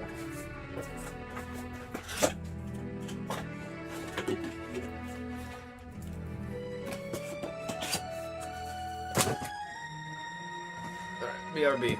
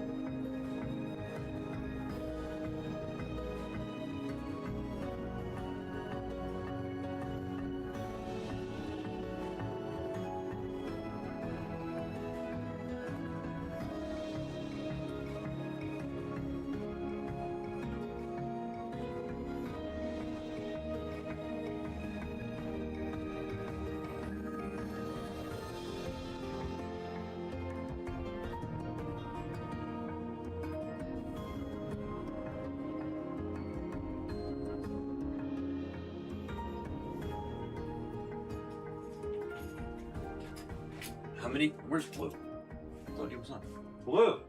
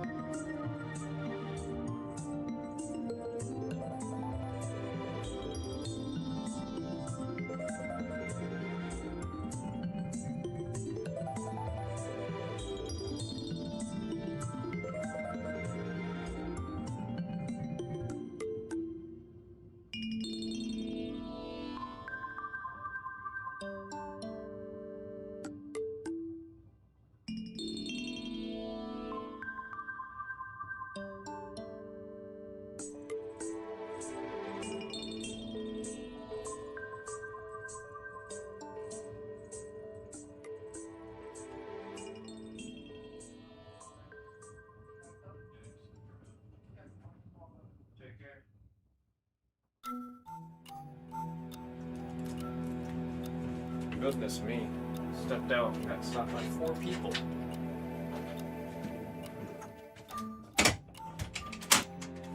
We're okay now.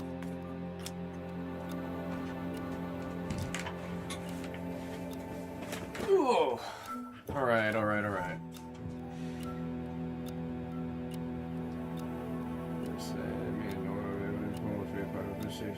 Which one was your favorite? Ask Mark the Shark.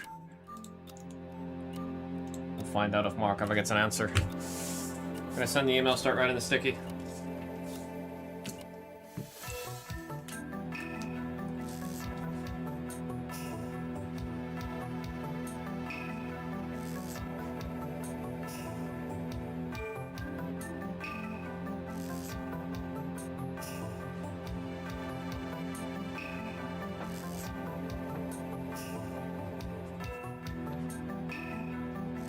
Random serial number 2.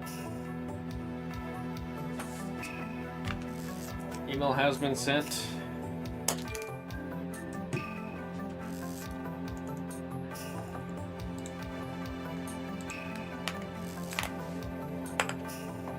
Folks, this is Magic the Gathering. Marvel Superheroes by the single box. Random serial number 2. We've got all our names here. I guess at this point I call you guys planeswalkers, right? Since this is Magic. Is that what I should call everybody? Good luck everybody on the rolls. Let's see how many times. We got 6 times.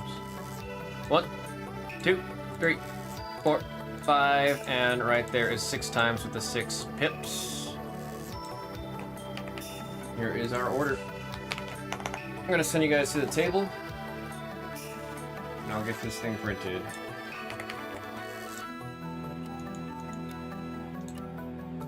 Come on, there we go. I get my list pulled up.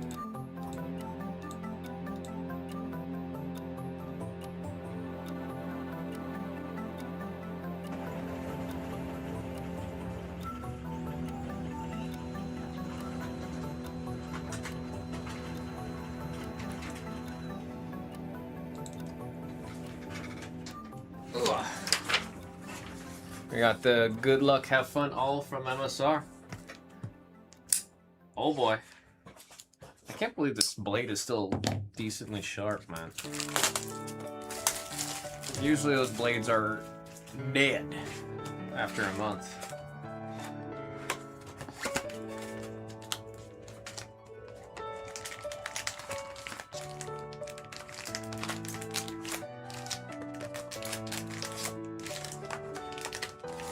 There we go. Good luck, everybody. I'm gonna put the packs off to the side here so we can display our hits front and center. I gotta adjust the camera. Yeah.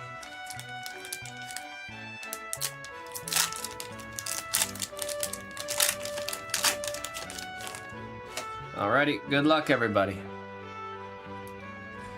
We have number 6, 5, 2 on Hawkeye's bow. Visible Wound to Storm on number 7. Punishing Punch on the 0. Daily Bugle Reporters on number 1. Scout the City on the number 7. Criminal Enterprise on 2. There is a scene in foil, number 2 of The Thing, Ben Grimm, going out to Marcola. Got the Forest on the number 6. Alien Invasion on the 0. Here we've got the extended art. Is this Surge? Okay, no. For a second I thought it was Surge. I was gonna freak out. Panther Habit on the rare extended for the number 6. There's a logo for the number 3 going out to Mega Pipe on the Captain America Wings of Freedom logo. Escape to the Wilds on the Source Materials number 9 going out to Higa. And Leader, Super Genius on the rare extended. Or no, Borderless, pardon me. 0 spot, Woodard with Leader. And we have 1 art card. It's with Photon. That is number 4 in the set. Going out to Boat Danny on our first art card.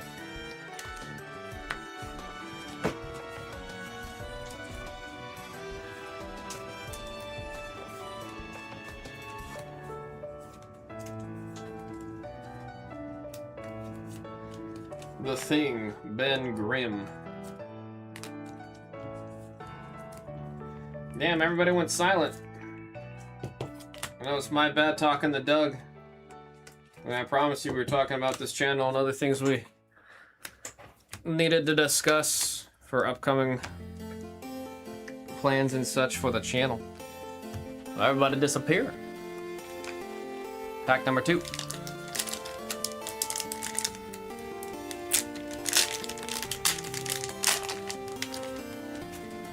There's the Shield Spy Kit. It's got a little drone in there. Number 6.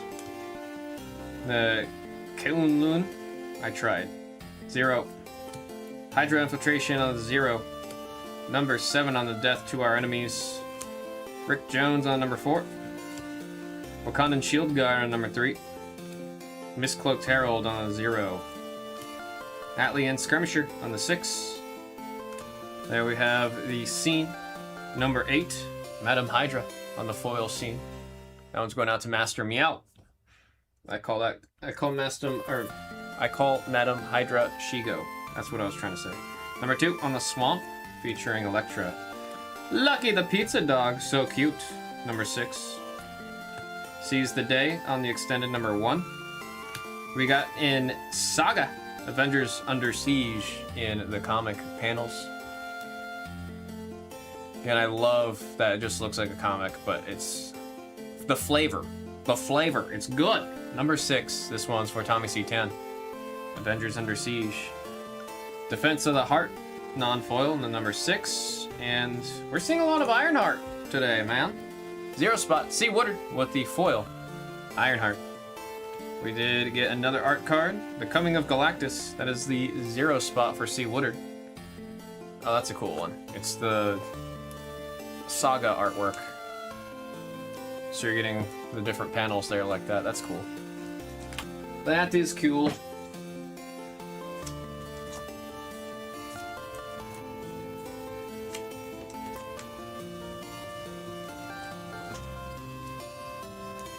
Do some sleep in a case info of these cards. I'm getting a better idea.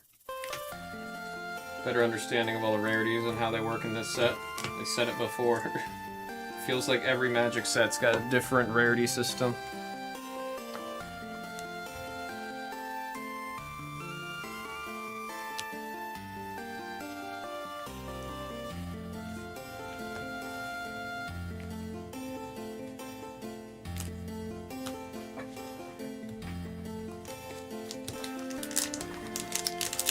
So yeah, it's a smart design choice. There's a lot in this set. Like, especially, I mean, just the covers alone are designed very well. I usually talk crap about when the cards are overly designed. My number one complaint is when the designs look like that Doom card. I'm like, well, I don't know what the card does. This one, they actually make it where you know what the card does. All right, number 1, Trickster's Stratagem. Hulk Smash on number 5. Gorilla on number 9. Number 1 on the Baxter Building. Mockingbird on number 2. Crossover Collaboration on number 4. Taxi Driver on number 1. Did they reprint this? Is this card a reprint? Costume Closet. Oh, that's a fun one. I gotta put that in the Silk deck. 0. Blazing Crescendo on the Borderless foil. That is a 0. Going out to C. Woodard. We got a Forced on the number 5, featuring T'Challa. Vision, Spectral Synthezoid, flying right through Ultron there, number 4 on the foil. Panther Idol on the extended art, number 7. Oh! We love Squirrel Girl. We love Squirrel Girl. Who got that one? Number 1, Mega. Do you like squirrels? I love squirrels. I think a Squirrel Girl deck would be so fun, man. It would be such a fun deck. I was talking earlier, there's so many squirrels in Magic the Gathering, you'd be able to make one hell of a friggin' deck with this. That's fun. Again, number 1 on the icons, or no, logo. 7, Force of Vigor on the Mythic source materials. And Doom reigns supreme. That is a enhancement plan number 7 on the rare. And then we got number 8, Master Meow with the Scarlet Witch art card. I'll not put that upside down. I want to see some more of the signature ones, man. The ones with the autos. What was the... I don't remember which one I was thinking of. Oh well.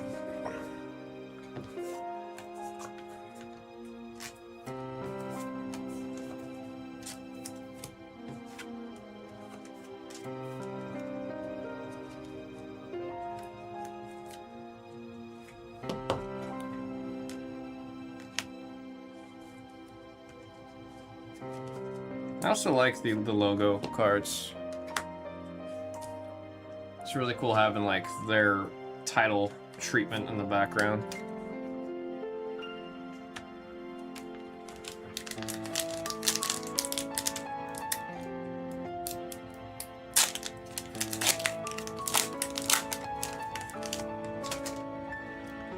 For Rose and a Nice on number 4. Number 7 on the AIM Labs. Heartbeat, number 7. Team Tactics on number 5. Villainous Hideout, number 6. Heroic Teamwork again on number 7. Inner Demon Gangsters on number 7. Fogwell's Gym on number 4. Spider-Man to the Rescue on the Scene. That's number 5 in foil. Planes, number 7, featuring Captain America. We got an Arc Reactor. Great for Iron Man decks, number 3. Invisible Woman on the Scene, non-foil, number 1 on the Mythic hit right there. It's going out to Mega with the number 1. Oh man, we're getting all kinds of the logos this time. Number 4, the Kingpin of Crime. This one going out to Boat Danny on the logo hit. Reconnaissance Mission. I don't know. I really had to think about that, man. Number 9. I've said the word. I've heard the word. I've never had to read the word. Number 9 on the Mythic source materials for Higa. And there's Mr. Slow Silver himself. Number 2 on the extended rare. Villain on the token.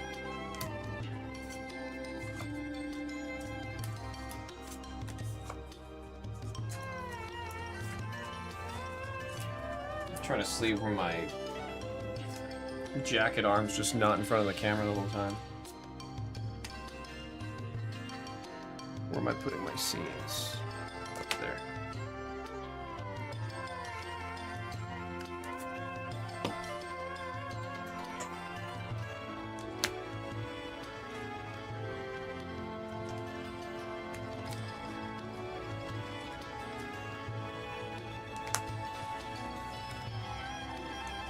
Kind of figuring out how to organize all the cards and hits here.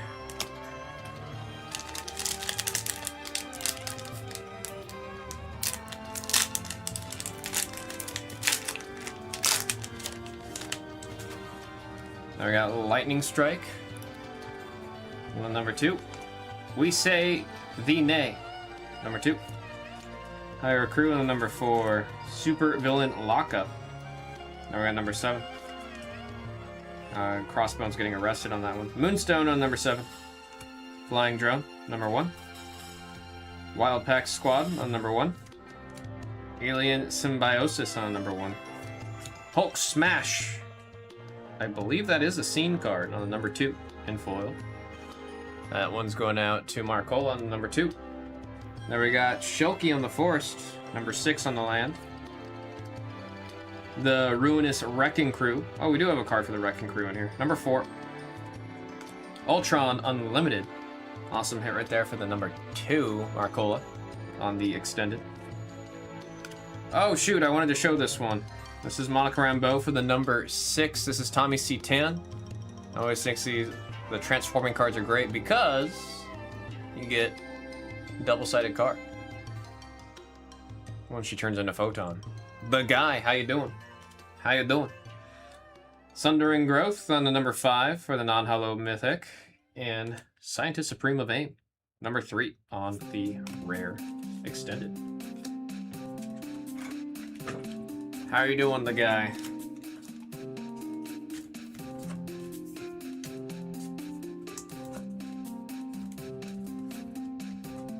Do you open Pokemon? We do. We're running a little low on Pokemon, but we should see a lot more hitting the store this coming Friday. Hoping to see some Hidden Fates, Ascended Heroes, 151, Prismatic, Silver Tempest, Chaos Rising, Perfect Order, Vivid Voltage. It's gonna be like, once I get all that going, it's gonna be a good time.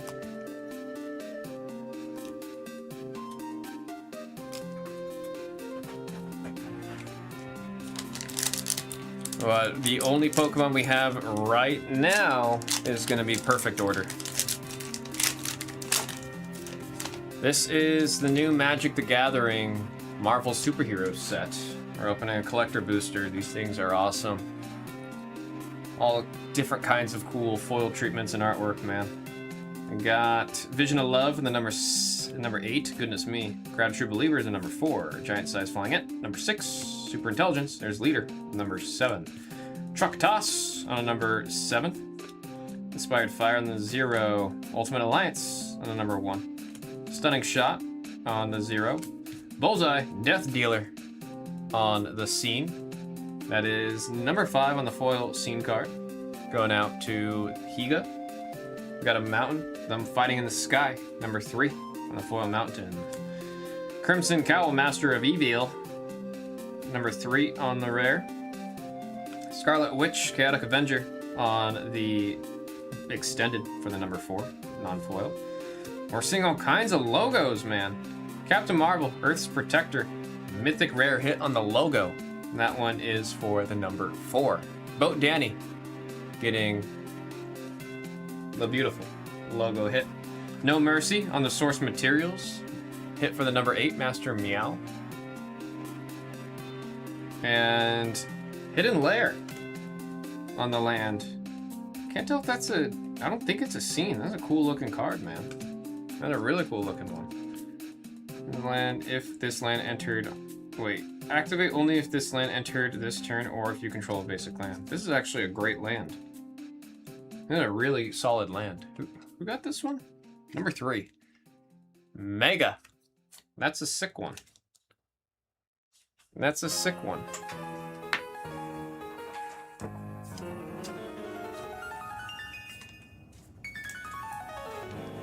Yeah, the guy, we've been opening some One Piece today, Dragon Ball, and the good old Magic the Gathering today.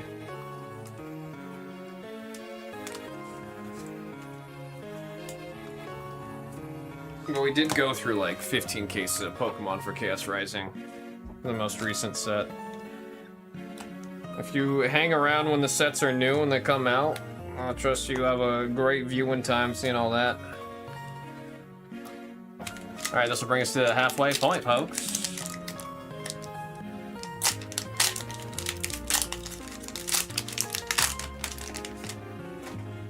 I want to see a big one. Is that part of the pack? That was. Shield Deployment Drone. That is number 3. Vibranium Daggers on number 4. Deathlock, number 9. Wicket on number 3. They're getting everybody, man. Ronin on number 2. We got Chase on number 2. Songbird, number 2. Electra on number 7. There is Arnim Zola on the number 9 for the Scene card. That's going out to Higa. We got a Plains with Capiami on the number 8. Beto Zemo. That is number 7 on the foil rare. The Great Mound on the number 9 for the extended. There's Absorbing Man and Titania on the Scene card, non-foil, number 0. Counterspell, great card. You're running red. Or, you're running red, it's because the red on the side there. If you're running blue, probably want to have a counterspell in there, man. Number 2, Marcola with the Iron Man counter spell. Great card. And a... Wow, that's a brilliant looking card. What the heck? That is such a good looking card. Daredevil on the logo. That is number 2 for Marcola. Man Without Fear. That's a cool one for the logo there. These cards are nice. They're great, man. They are great. You got number 2, Daredevil, Man Without Fear, on the foil logo.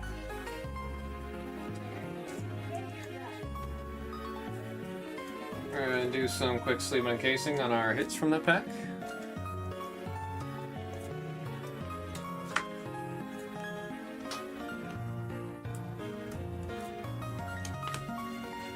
Apparently Magic the Gathering grades well.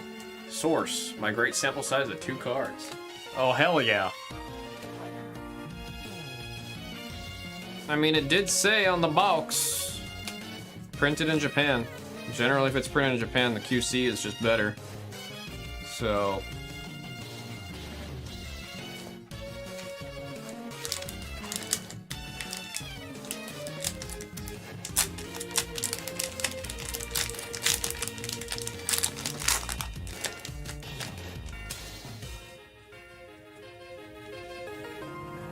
or if it's Kakwa Card Fun. Yeah, China's also got pretty decent QC. All I'm learning is just if it's printed in the States, the QC is a little not good. Number 8 on the Super Suit. Super Speed on number 4. Agent of Atlas on number 3. Misty Knight on number 5. Swordsman on number 6. Captain America's Motorcycle on number 1. Sif's Spearmaster?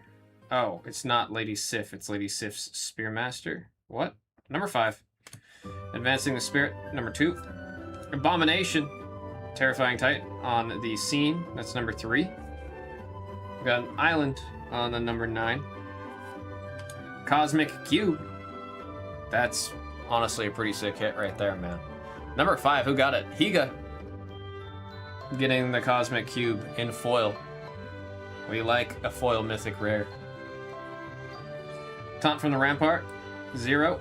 And you got Vision Quest on the panels. That's number 9 going up to Higa. Always love the design, like just any of the panel art, really good. Path of Exile. Wow, it's Path to Exile. I have always cast this spell saying Path of Exile, and I've always referred to the card as Path of Exile. I'm thinking of the video game. That's why I'm saying Path of Exile instead of Path to Exile. Great card. Staple in any deck running the white color. Number 7 on the non-hollow mythic. Higa. And there is a beautiful, beautiful Thor, God of Thunder on the foil mythic from the Scene. It is a Scene card. Number 8, who's got it? Because that's a beautiful one. Master Meow, that is sick. That is sick. You gotta get the others. Anytime I say it's a card from a Scene, that means there's other cards that go on the left and right side to finish a whole picture.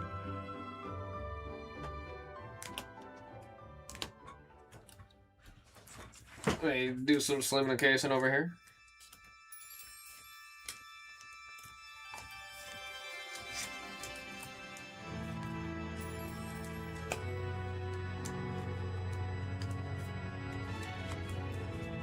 Whether you put the Scene cards in a binder or you find a display for them, man, when they're all right next to each other, it looks so good. You see the new mid AP champ? I don't think so. For some reason, even though I don't interact or talk about the game Overwatch at all anymore, the only one that like I see updates for is Overwatch. All that game does is tilt me out, bruh.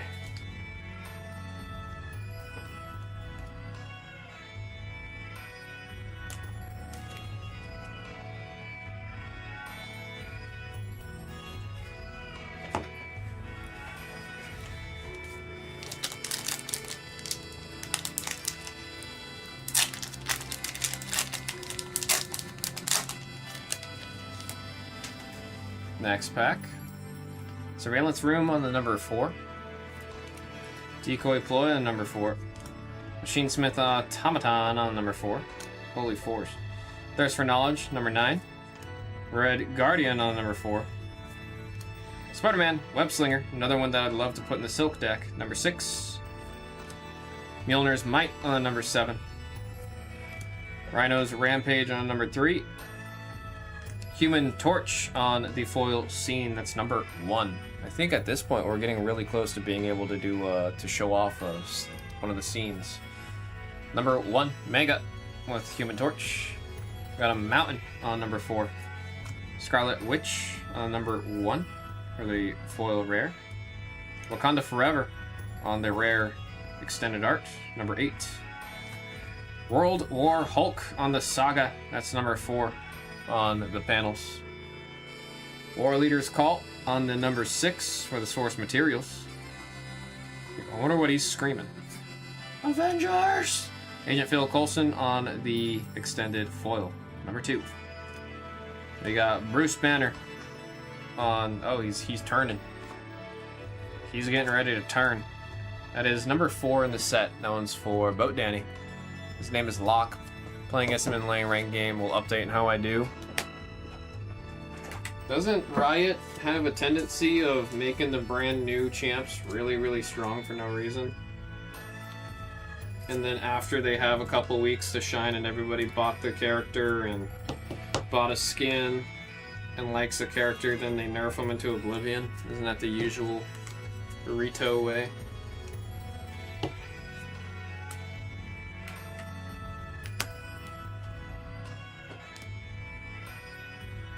Try to see if we have a... Do these go next to each other? No. I want us to get enough cards from one of the scenes to be able to show off, because there's a bunch of different scene collections in this set.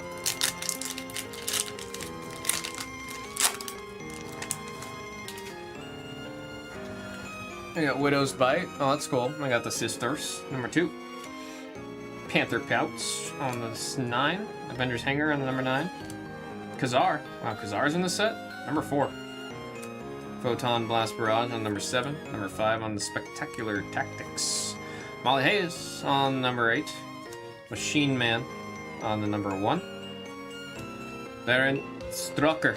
Hydra Overload. Number 5 on the foil scene. There we have a Mountain. Number 3. Nick Fury. Spy Master on the number 3. Crossbow Snarl on the extended art, number 5 on the rare. Thanos. We want to see a Thanos. Number 8, Death's Consort. That is on a scene. Anthem of Champions. Some iconic ass art right here, man. Number 5 on the mythic source material. Yeah. Oh, shoot. That is not a bad hit right there, man. Captain America's shield on the foil. And this one is the comic, the classic comic artwork. That one is for lucky number 7, Higa, getting Captain America's shield. Also, this is my favorite artwork of Captain America's shield in the set. That's a cool one. That is a cool one.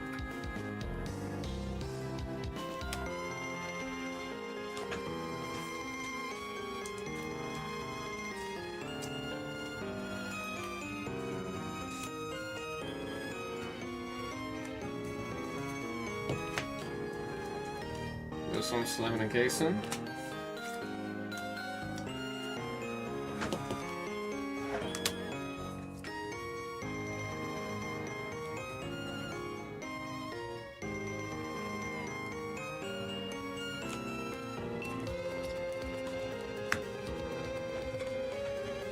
Alright.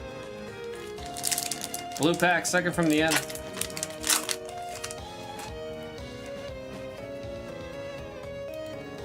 Restorative Technique, and that is number 3. Bold Biochemist on number 8. Brave Brawler, number 8. Oh, I thought that was a bad word on that one. Number 1, Mr. Hyde on number 6. Selfless Police Captain on number 4. Minion Missile, number 3. Blur of Heroism on the number 5. There we got another Blazing Crescendo, pardon me, 0 on the borderless. There we got an island featuring Ant-Man down there, number 0. Iron Fist on the number 2 rare, foil. Nyami on number 4, artifact vehicle at the extended. Patriotic Shield on the source material mythic on the 0 spot. We got another source material, number 4, Storm, Force of Nature. And in the back, Epic Fight on the rare scene. Come on, I want to see a banger, dude. I don't think we've seen any of the crazy ones yet. I want to see one of those comics. I know we just hit the Captain America shield, but I want to see one of the big boys.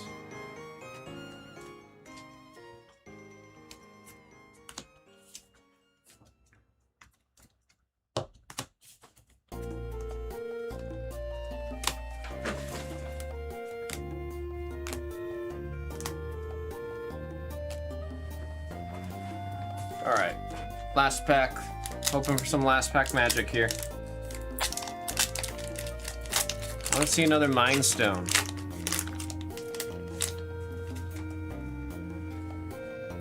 Pet Avengers. There's Throg. I see Throg. That's on the number 8. Kingsman Enforcers on number 2. Number 8 on the Asgardian Citadel. Shuri on number 5. Titania. Got Shulky in a headlock there, number 5. Collector's Case on number 7.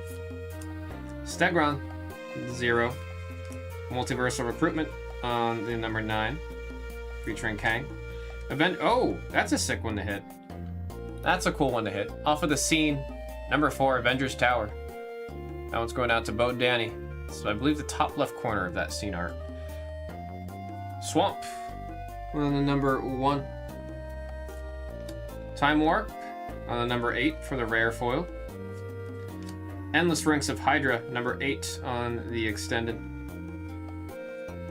The Coming of Galactus on the comic panels, number 7 on the mythic non-holo. Beautiful hit. Concerted Effort, number 2 on the mythic rare source material. Number 2 is going out to Marcola. Come on. Oh, that is a foil that looks like it's a comic cover. That is a foil that looks like a comic cover. There it is. There it is. I said I wanted to see some sauce. And that right there, folks, is indeed some sauce. Captain America on the classic comic. That is a mythic rare hit right there. One of the top hits or top chases in the product. Love to see it. 387, number 7, Higa. Scoring a Captain America. That's a sick one to hit, man. And the last pack, too. That's some LPM if I've ever seen it.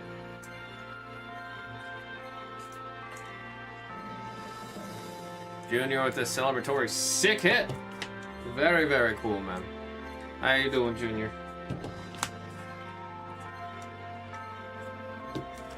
Let me get ready for a recap. Let me try to organize all the hits that I have over here.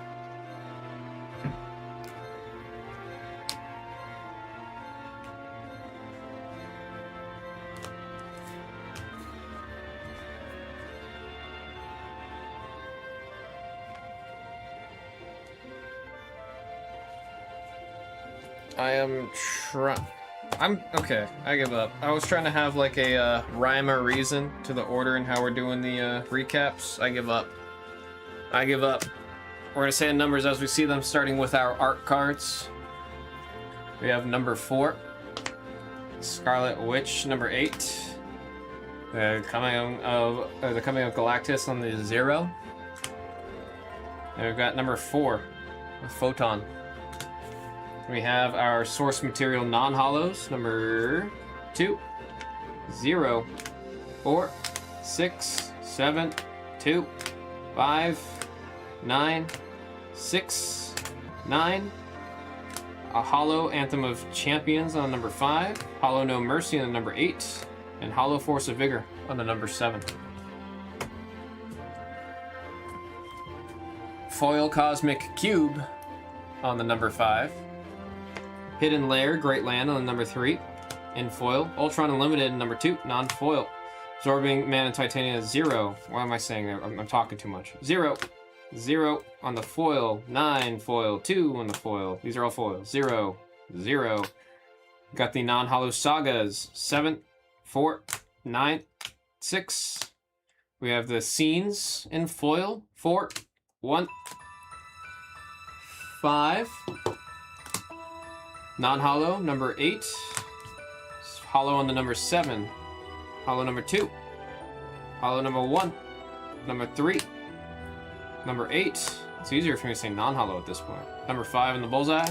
Spider-Man to the rescue on number 5. Again, this would be a great card to throw in Silk. And there's Shigo on number 8. Here's our logos. You guys know I love the way the logos work, man. We got non-hollows 4, 6. Show both sides of the double-sided card there because she transforms. Number 4, number 1, number 3. We got the beautiful hollow foil. Number 2, Daredevil. And then also the bright, vivid pink hollow, Ironheart on the 0. And then, of course, back here, this beautiful card, Captain America on the comic, or the classic comic. That's number 7 for Higa. That'll beat. That's awesome.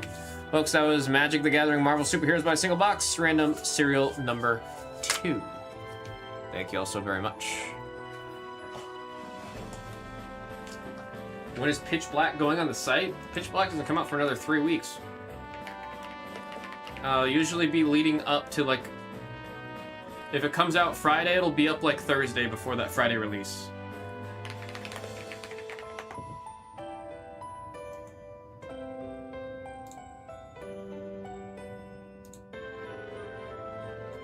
So if it comes out Friday, it'll come out Thursday on the site. That's what I was trying to say. I don't know what I'm saying anymore, man. I'm losing it. I am losing it.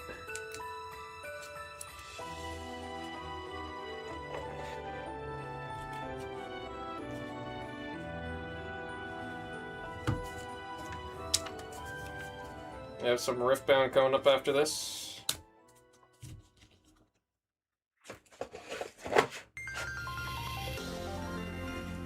Fill out this Beat the Swords.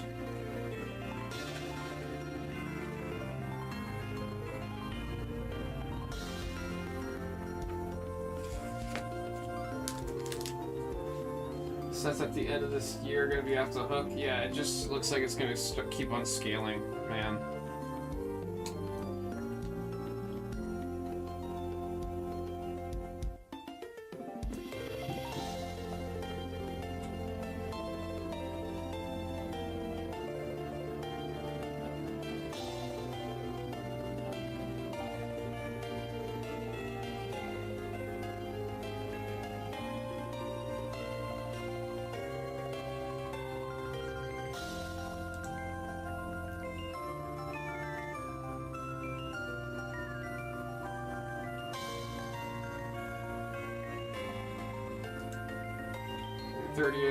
IR and SR look amazing. Right quality. Yeah, the Delta's gonna go crazy too. And there really is just a lot. And it's gonna go freaky wacky.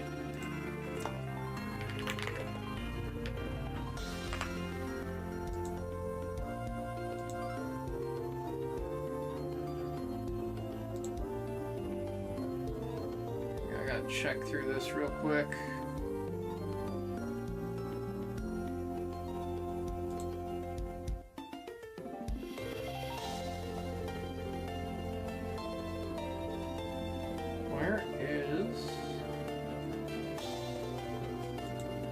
Why is the site loading so damn slow? Come on.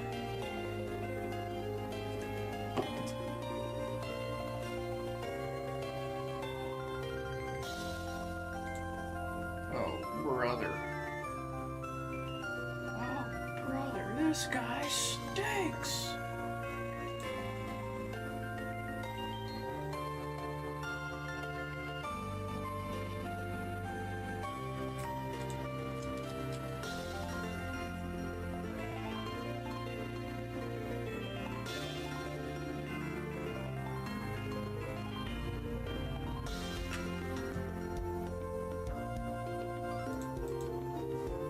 just gonna finish writing this while this is loading. Killing me.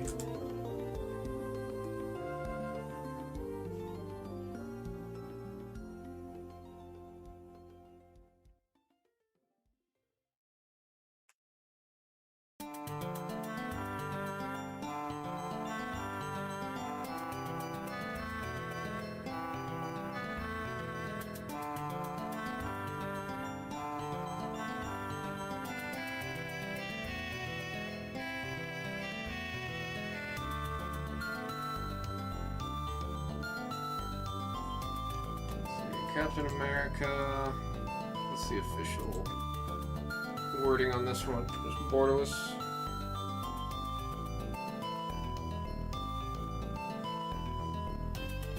$387.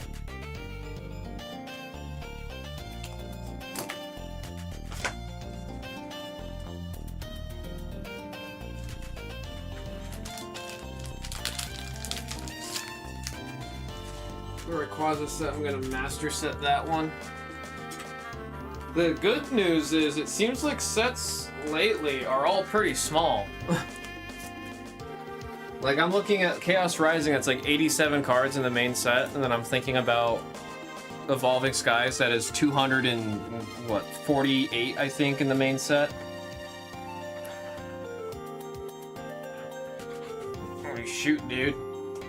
It is nice to have the smaller sets with the goal of a master setting, man. Alright, let me pull up Unleashed.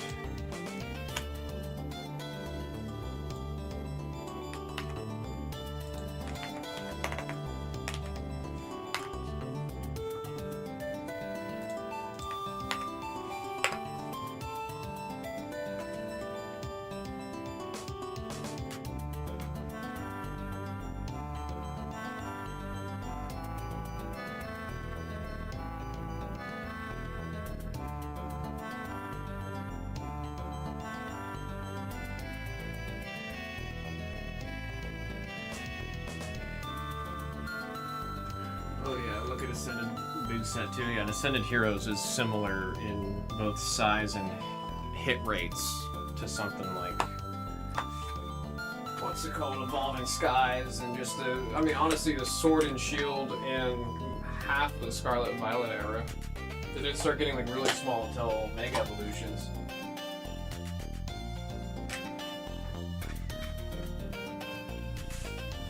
Get this sticky note so I can write this breakout. Start sending the email while I'm writing this.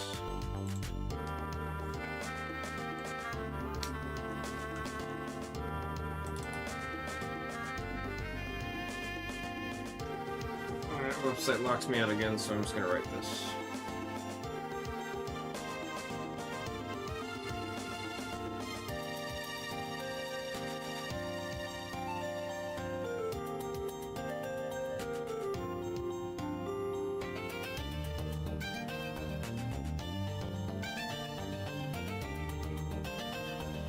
Oh, I forgot this one's marked as random serial.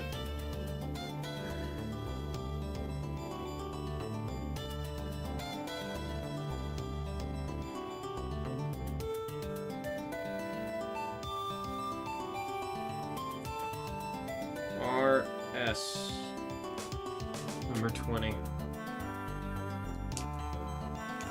Website's not telling me if it actually sent the website or not, so I'm gonna try sending it again. I apologize if I'm double sending y'all. I don't mean to do it.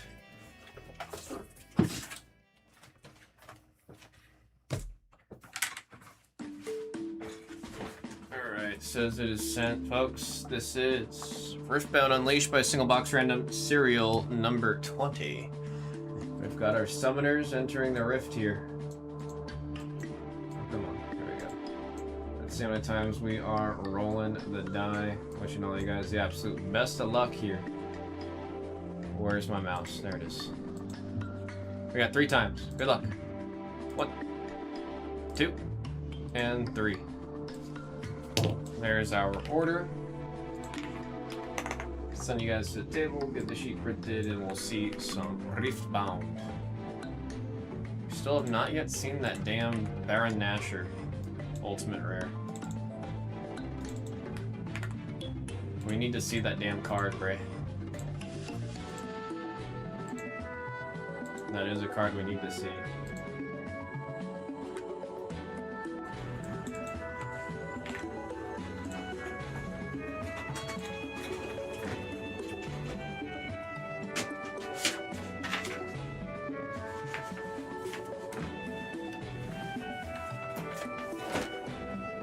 Alrighty.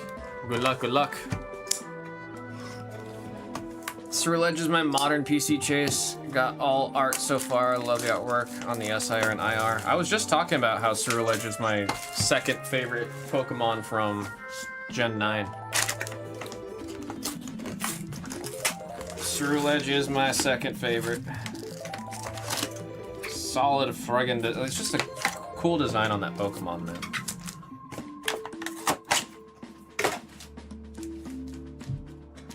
Alrighty.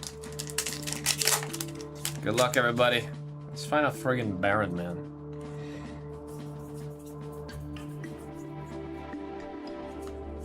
There we've got LeBlanc on the number 2, Rengar on number 3, and a Violma right away, kicking things off with an epic rare hit.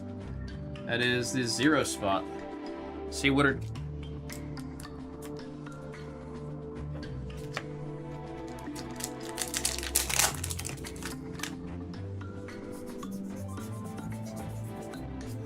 Moonlight Affliction on the number 6. We got Trixie Tentacles on number 4, and there's LeBlanc on the number 9 on the Legend. Light outside the rim turned on. I thought somebody was coming in here. Smoked him? Heck yeah, dude. And that had nothing to do with it being a new champ. That had everything to do. You just owned him. There we go, number 8. Sprite Queen on number 4. And Skull Crab on the number 3.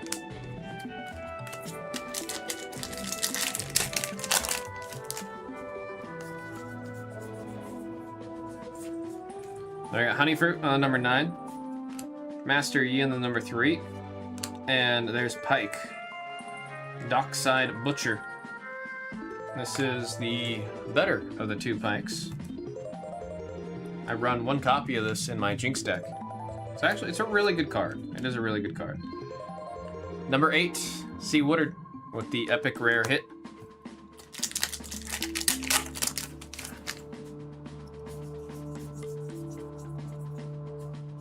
There's Jin on the number 2.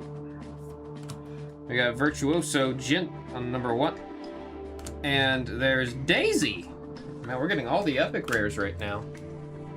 Holy, number 6. Number 6 is going out to Marcola.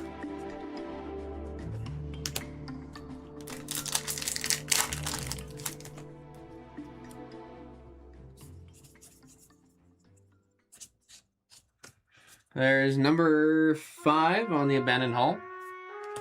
Rengar on number 3. There's Ash on the number 9.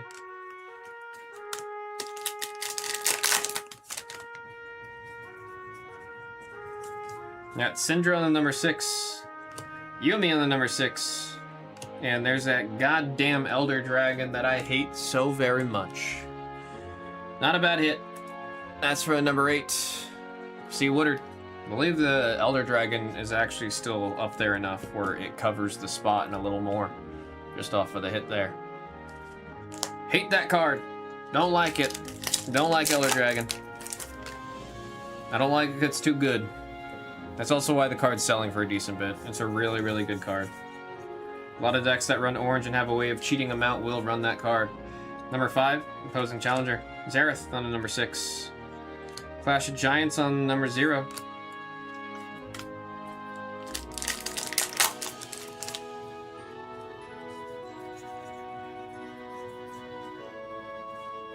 There we got Grim Resolve on the number 5.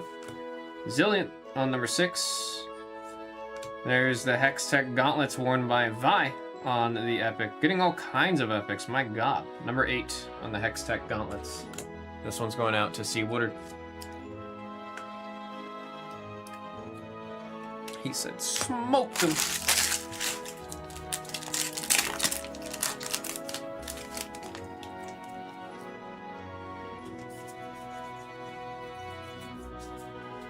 Loyal Poro, little guy, number 6. Poppy on the number 3. There's a Honey Fruit on the number 9. And, oh, possibly my favorite out of all of the alt art runes, the Chaos rune. Number 5, Emperez. Getting what is arguably the strongest rune color in the game right now.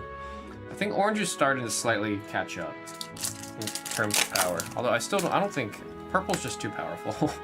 Purple's just way, like, Chaos is way too strong of a color. Sprite Burst on the number 9. Vi on the number 6. And there's Kha'Zix on the number 3 on the rare. Although I gotta see who won last weekend. I think there was a tournament in, I think it was in Germany, if I remember right. It was like a tournament with almost 2,000 people in Germany this past weekend. I gotta look at the winners. Towering Hierophant on number 8. Master Yi on the number 3. And Conscription on the 0. We had a card show come up last weekend. There's a lot of Pokemon and TCG card. Wait. We had a card show come through last weekend. And oh. Like at the card show, there was just a significant amount of Pokemon and TCG. TCG is growing, man. This is the biggest TCG's ever been, I'm pretty sure. I think I can confidently say that. There we got number 6. Vi, number 7 on the legend. Jin on the number 2.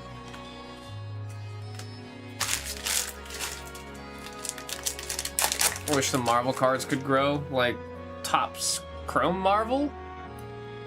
Like those cards? Crimson Pigeons on number 4. Lilia on number 2. And there's Ivan, Green Father, on the number 5. And wow, this is a very tailored to me box so far. These are the 2 runes I run. I run Fury and I run Chaos. I say Fury's my second favorite of the runes. Is that because I run these exact 2 runes in my deck? Absolutely. Absolutely. Like the Marvel Chrome. I mean, it's interesting to me that it seemed like I wouldn't have guessed that Star Wars fans created a more active market than Marvel fans. That one kind of surprises me. Then we got number 5. Sprite Queen on number 4. Maduli on the number 4. Alright, we need an actual alt art. Everything aside, I do adore and love those 2 runes, because it's the ones I use. But man, I want to see some cool alts. I want to see an overnumbered. I want to see some juice. Nidalee in cat form on number 4. Then we got Rengar on number 4. And there's Vex, Apathetic. I really hate this card. This card actually goes for a decent bit. I'm pretty sure this covers a little more than a spot in the break. 0, C. Woodard. Getting the Vex, Apathetic. This is just a really, really good friggin' card. It's a really good card. I went up against it. It was one of those things where he told me what the card does. I'm like, oh, can I read it? And I had to grab the card and read it. And I was like, man, I just lost the game because of that. TCG what Top Chrome is investor speculation. I mean, TCG's just got the further reach, if that makes sense. TCG is able to get more people involved. We got number 6. Atkan 0. And there's Vex, number 3 on the leader. I think that's the real power of TCG, is the broader audience. Got some great spots in taking the last 3 spots. You definitely did, Woodard. You're doing pretty friggin' good. We should still have 1 more alt art. We usually average 3 to 5. It's been very rare that we only have 2. Super, super rare. We got number 2. Shard of Undoing, number 4. And Bone Skewer, number 9. Yep, you have players and then people who are enjoying the art. Yeah, you get collectors and you get people who need it for decks and stuff like that. Like, this card's not... I mean, it's rare because it's an epic rarity, that yellow gem down there. So you don't get too many epics in a box, right? But this card specifically is doing super well. I mean, people love Vex, don't get me wrong. She is a beloved character. But the card itself's doing really good. Most people that are running it, a purple deck that can run this card will run it. So then the price goes up. Can't let go of pop boy for life. Pop. Hey man, I helped start the pop channel, so I get that, man. I feel for you. Number 6, Master Yi, number 1, and Lilia, number 9 on the Legend. It's been a minute since I've seen 2 Legends back to back like that. Only get Cinderella outside of TCG from my wife. Oh, from Disney. How's that been? I haven't been able to see the cards myself. Because I loved opening Topps Chrome Disney with y'all. That was one of my favorite things to open with the Pop channel. The set looked great. I like the new design of the cards. They're at number 8. Blood Rose on number 9. And Blighted Battle Axe. I gotta read this card, because I've been seeing this one getting used in more red decks. At the end of your turn, if I didn't conquer, unattach this and deal 4 to me. I don't want that. Oh, I could... Okay, never... I see it. I see why it would be useful. If I threw that on an Undying Legion, that would be crazy. Maybe. Maybe I should consider it. Maybe. Now it got me thinking. Now it's got me thinking. Combat experience on number 1. Diana on number 9. Kha'Zix Mutating Horror on the Alt-Art. That is number 3 going out to Higa. You can see it's got the textured foil. They look like cells almost, or like cheetah pattern. It is textured foil. If you touch the card, right where all that foily goodness is, you can feel the foil. There's Hina.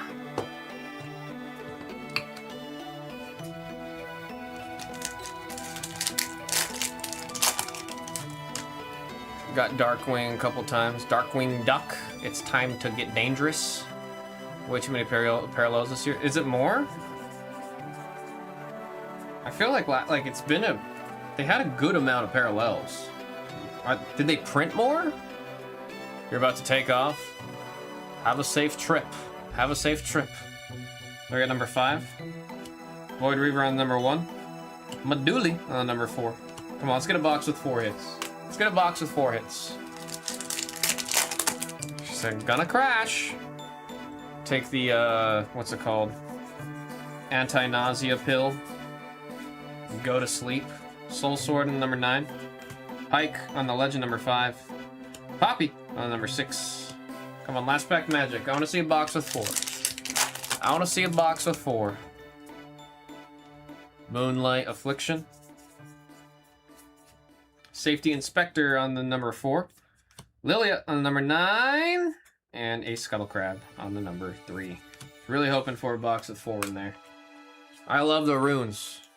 But I always want to. I want to see the crazy alt-arts whenever we open this stuff, man. I mean, they're beautiful. What am I gonna say? We'll say the numbers as we see them, starting with our epic rares. We got 0, 8, 8. Awesome hit on the Elder Dragon. Daisy on number 5 or 6. That is a 6. Pike number 8. And there's a Vile Maw on the 0. Actually, the epic rares we hit here, a decent amount of them are very playable and have a decent... How many times can I say decent in one sentence?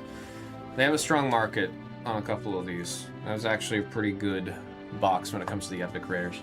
We got a Fury Rune on the number 1. Got a Chaos Rune on the number 5.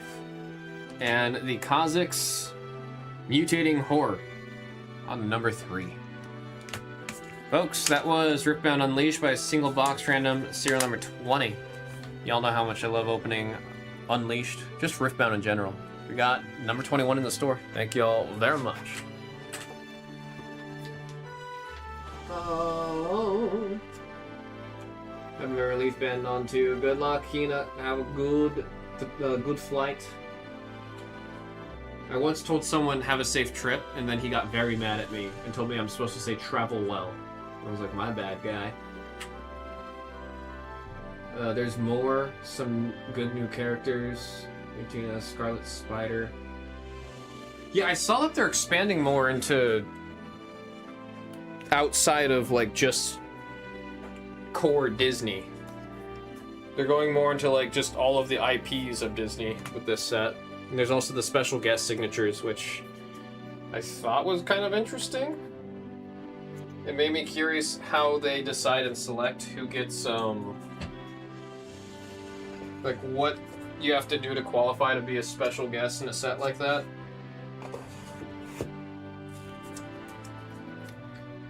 Disney Wonder Years of Wonder Weiss Schwartz. I mean, the Weiss Schwartz set is... I love the artwork in that set. That Weiss Schwartz set is phenomenal. I have like one or two boxes of that set sealed still. Sarah sent my wife PSA 9 of an awesome Cinderella exchange for a Stitch card. A nice trade, nice trade. Pete Alonso and Judge Otto's, they're Marvel guys. I mean, I kind of understand getting baseball players involved because the baseball set. Like, there's the baseball set. So I can kind of see that there. I couldn't not open it. Oh, I think we opened like 12 boxes of that set. It was really good. One of my favorite things, I got the gold foil stamp of Captain Jack Sparrow. I was really, really happy about that one.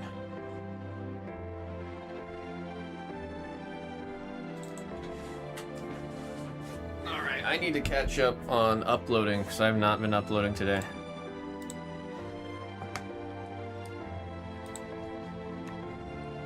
Which, today I'm going to say it's a good problem, because I was worried we were going to see a single break today.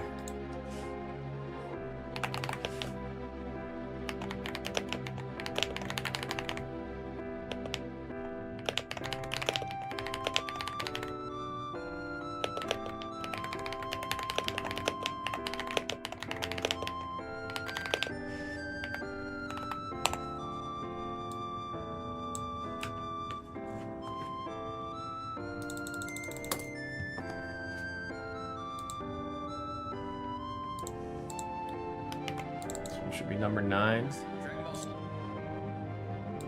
Why is the volume on? There we go. Shut up, dude. There we go. Number 9.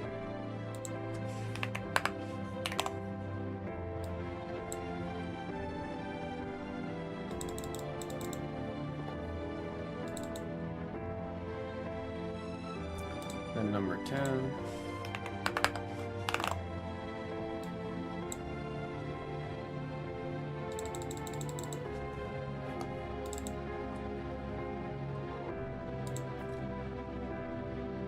One Piece. There we go.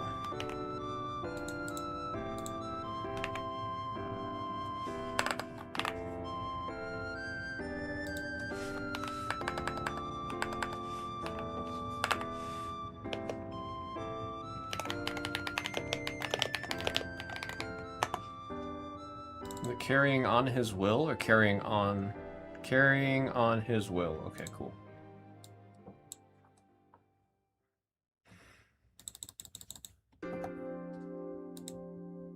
Then we had another magic opening.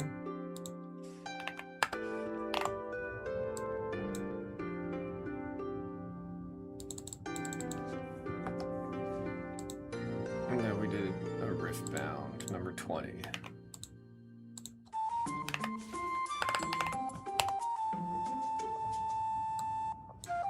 Anywhere I can find Weiss Schwartz Disney 100 on the site the way TCG does it, like in terms of like looking at the different cards and stuff.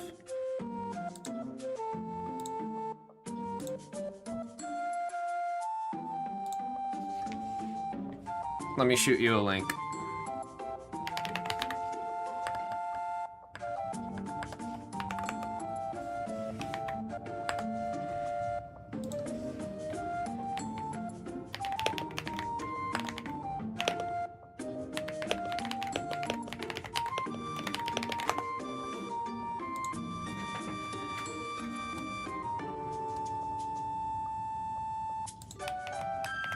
This is what I use as a loose reference.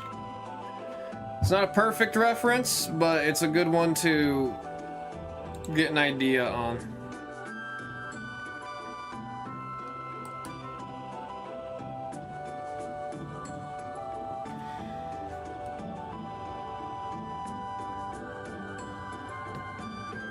I'm trying to think what was our best hit from all the boxes we opened. I think it was Spidey. I think we did hit that Spidey with the gold foil. I could be remembering that wrong, but I think I'm remembering that right.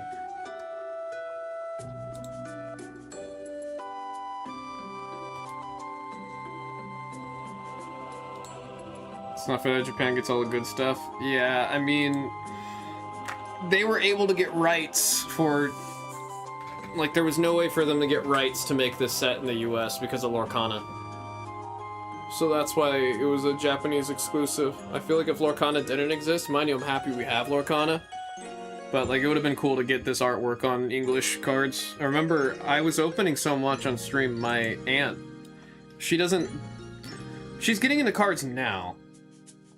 But she was never really super into TCGs or collecting cards. And then she saw me upload all kinds of videos of opening this set. And then she actually went out of her way and she bought a bunch of Weiss Schwarz Disney 100 Years of Wonder. And she was showing me, like, her binder where she has all her cards and everything. I mean, it helps because her daughter-in-law... What was that? My cousin-in-law? I don't know what to call her. But, they play Magic. They play a lot of Magic. And then their kids play a bunch of Pokemon. So because of that, my aunt was pretty well exposed to, like, the world of TCGs, and she had because of that, she had knowledge about, like, how cards can be worth as game pieces or as collectibles, how you don't have to play the game if you want to collect the cards, all the different games. So it's like, she just texted me about actually trying to get some Commander decks for one of her cousins. This looks better than Lorcana. Wow, and it combines all Disney, not just the Princess Star. Yeah, it's everything. Anything that's in the Disney IP was in this set. That's why, like, I have that Captain Jack Sparrow gold foil, the foil stamped card. I really, really, like, I kind of want to grade that card because it's really cool. Not even, like, for value or anything. I just want to grade it out of personal collection reasons. I remember we hit the Woody with the gold stamp foil on it, and one of my buddies, when we opened it on stream, just typed in wood. And I was like, wood? What do you mean wood? And he's like, it's Woodman. And I was like, who the hell calls Woody Woodman? I was laughing about that for a minute.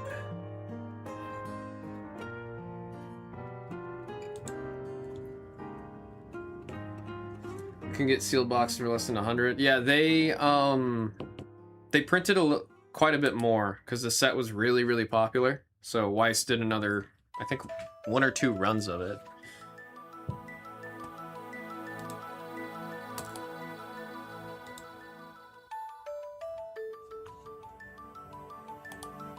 And then everyone's just chasing that Steamboat Willie $6,000 card.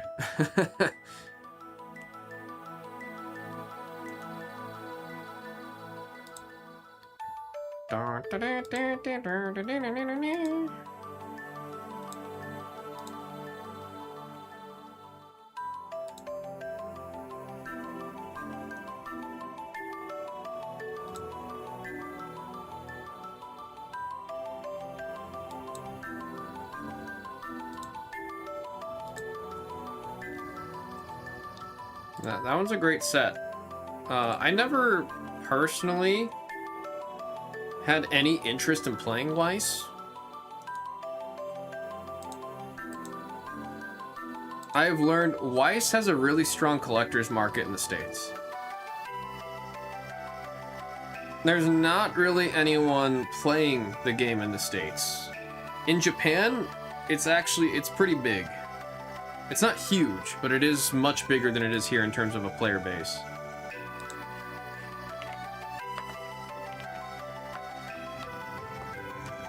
I'm noticing one of the games that's starting to get on the rise is Union Arena, which honestly kind of shocked me. I gotta see what the newer Union Arena cards look like, because the ones I saw initially, they were kind of whack. Hot diggity damn! There's a Union Arena card going for $12,000.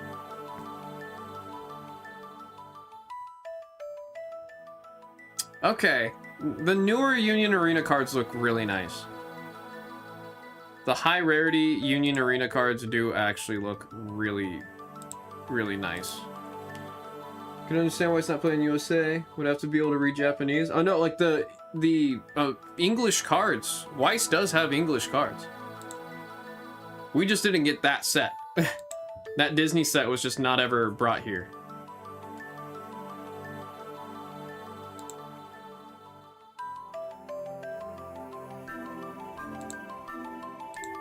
Like, I don't know if you know of Hatsune Miku, but there was a set with colorful stage from Miku that had come out. And like it's all in English. Man, if they bring JoJo's, JoJo's is in Union Arena, I believe. Wait, no, which set is JoJo's? There are JoJo's trading cards.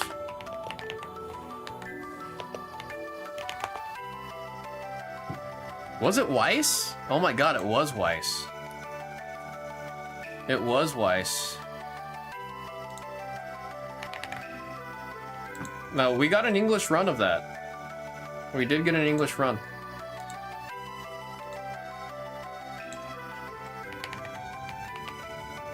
We got Stone Ocean, Golden Wind, and Stardust Crusaders.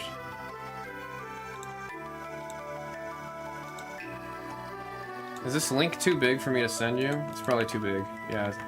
I was trying to send you a link of it. Here, I'll just send you a really cool card. So you can see there, it's in English. It's cracking. Crack-a-lackin'. Okay, so I want to come check it out. See what's cracking in here. That card on the left, it's out of control, right? Really? Oh, That card is? yeah, I'm saying pick it up. I'm borderline wanting to put a sticky note on the right side of the card there. This is supposed to be a friendly channel. A little too much going on that one. Whole lot of side boob going on here. This is more like 3/4 boob. See Woodard, let's go. Everything. Yeah, it's seeing a lot going on there, guys. It's cracking here. Limitless. He talks a little bit, huh? No, we're just going back and forth talking What is about this? trading cards. You're not signed in over here? Oh, I'm just lazy. Is that Hamels? No. Oh, that's still you? Yeah. It's just this is the window that's attached to OBS. So if I ever type in chat, I'm on this window. Oh, you're over there. Yeah. Thought Limitless was just out of control. He talks a lot. Tell him to pipe So down, man. Woodard Settle down, Limitless. said use tiny URL. I guess I could. Rob Woodard. Already sent it.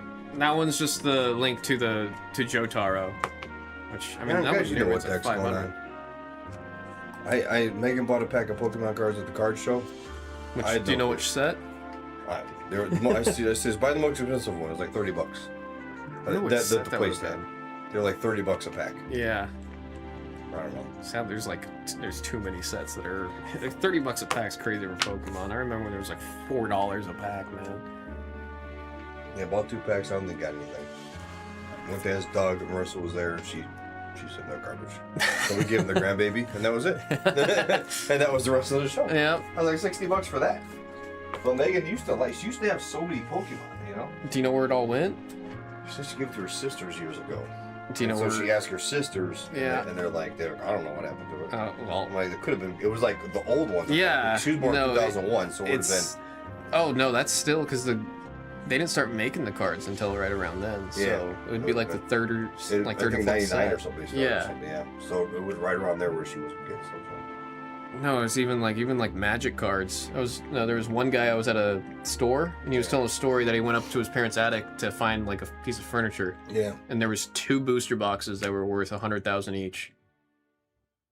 Or no, 215,000 each for both of those. He was like, yeah. So That's out of I control. took those home, sold it, and then he was like, I have a house now. I was like, oh yeah. my Yeah, God. that's amazing. Those stores are cool.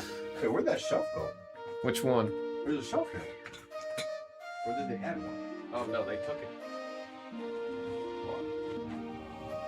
was definitely oh, you know what? Michael probably put it in there.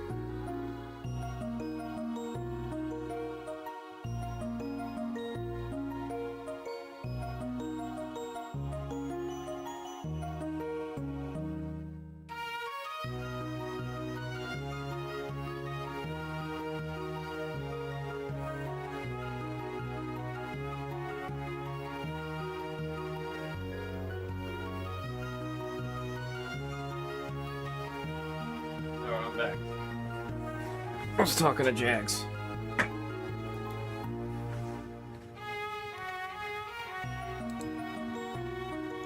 I am back. I am back.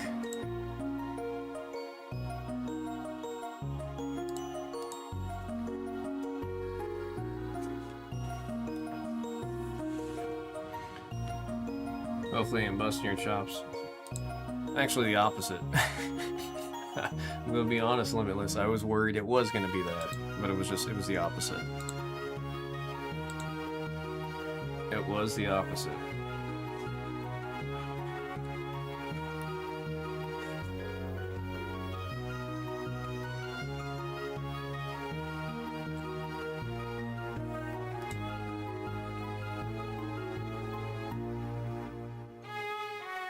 Yeah, no, we were talking about the Weiss Schwartz JoJo's. I really wanted to open a bunch of that.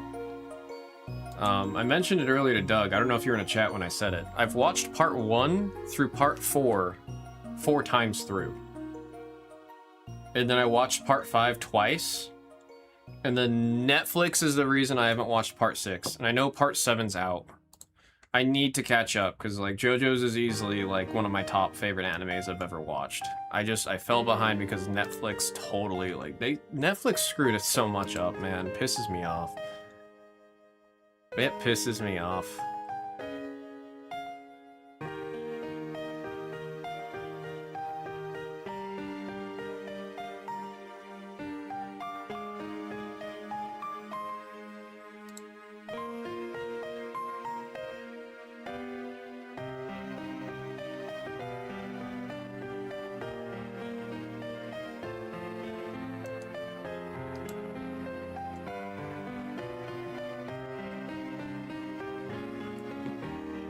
I'm trying to wrap my head around this new TCG that's come out. That's based on Cookie Run.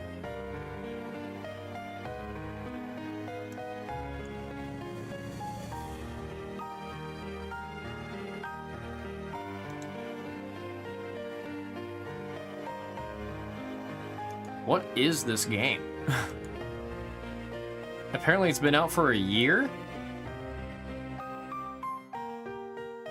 They're in Season 2 of their regional tournaments.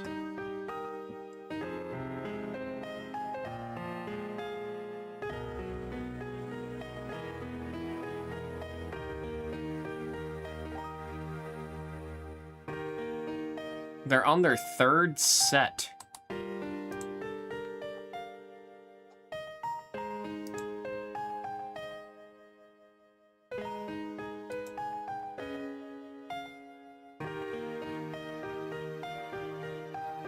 First I've heard of it, that's crazy. Yeah, wasn't Cookie Run just like an app?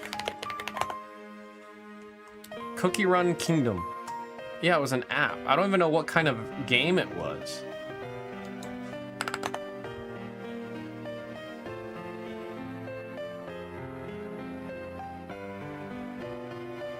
I also don't think the game was big enough to develop itself into an IP big enough for a TCG.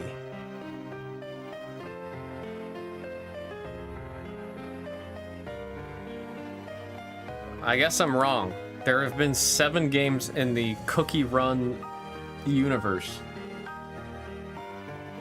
Here for the background music. Good reason to be here, man. I think the original game was just an endless runner. I thought so. Cookie Run, what was it? Oven Break?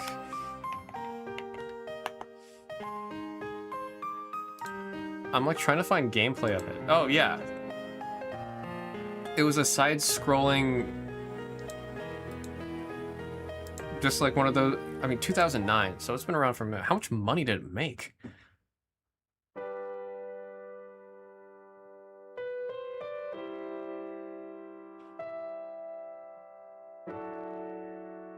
Cookie Run Crumble, Oven Smash Classic, Tower of Adventures, Cookie Run India, Cookie Run Witch's Castle. How big is Cookie Run?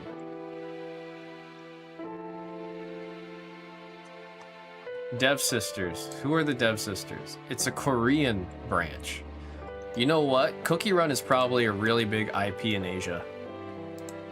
I didn't consider that. According to Wikipedia, it's massive in Thailand and Taiwan. Yeah, I think it is just that thing where it's a really big IP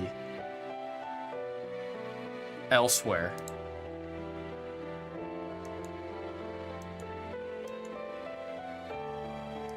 I mean, my buddy, Mega, he bought the starter decks for it. Honestly, this weekend I might try it so I can know how the game plays. All I know, it needs to be a very simple, just fun to play stupid game.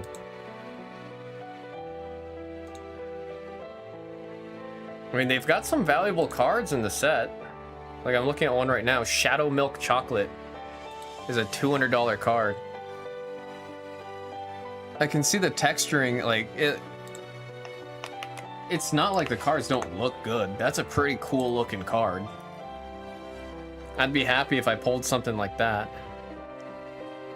Ah, welcome, welcome. 3 damage, then reveal up to 1 Shadow Milk Cookie from your extra deck. Activate. Oh, it kind of plays like Yu-Gi-Oh!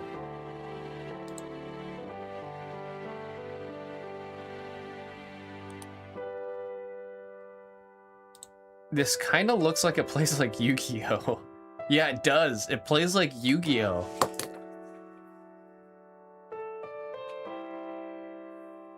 That's kind of wacky to think about.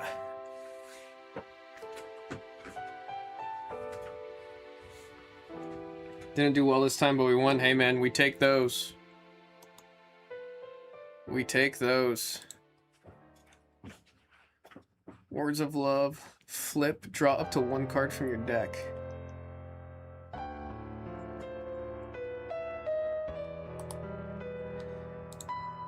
I went from like being like, oh yeah, we'll play it, to like now I'm actually really looking forward to trying the game.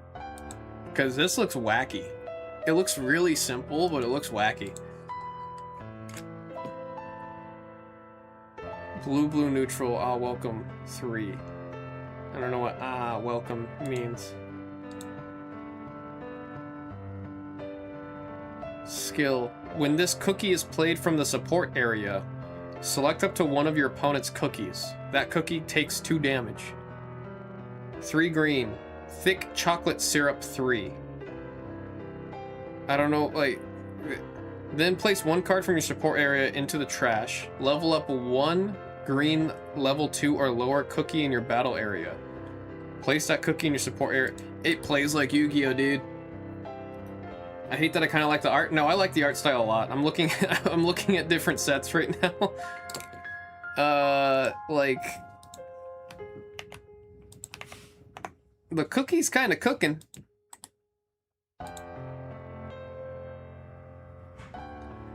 Activate Rainbow. Rest this card. If your battle area and support area contain 5 different ancient cookies.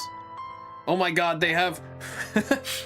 If your battle area and support area contain 5 different ancient cookies and 5 different Soul Jam cards, you win the game. They have an Exodia. And it's like all the cards have like levels.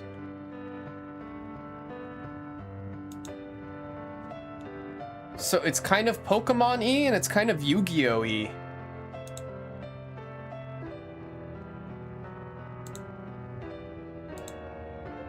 I'm gonna sleeve up the deck. I think this weekend I'm gonna try to sleeve it up.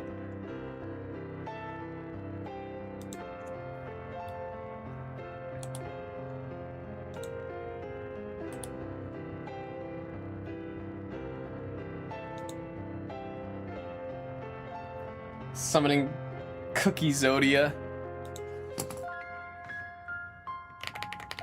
Cookie Run. Why is it called Braverse? What does Braverse mean?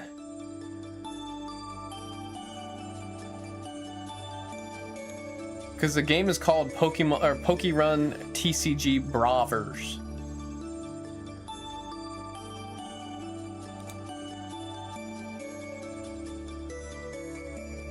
Is it Romanized?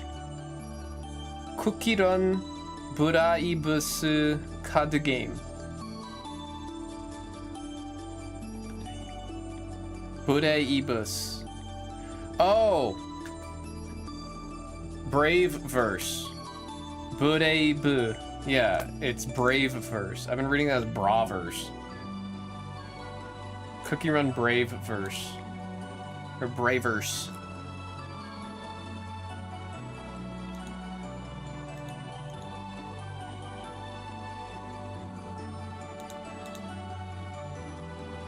They have a deck builder on their website too.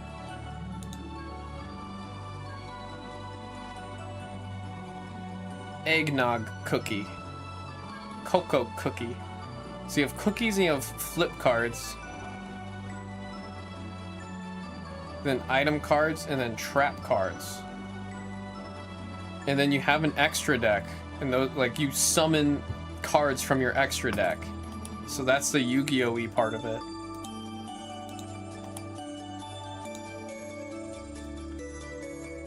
Cookie Run is now available on TCG Player. I have the Sea of Fates deck. That's the one he got me. The World of Deceit. I like the way those cards look. What is this one? Comes out March 21st. Yeah, so that's been out. They need to update their website to not say pre-release on March 21st. Game of Truth and Deceit. $100 for a booster box. Where the hell do I buy a booster box of this?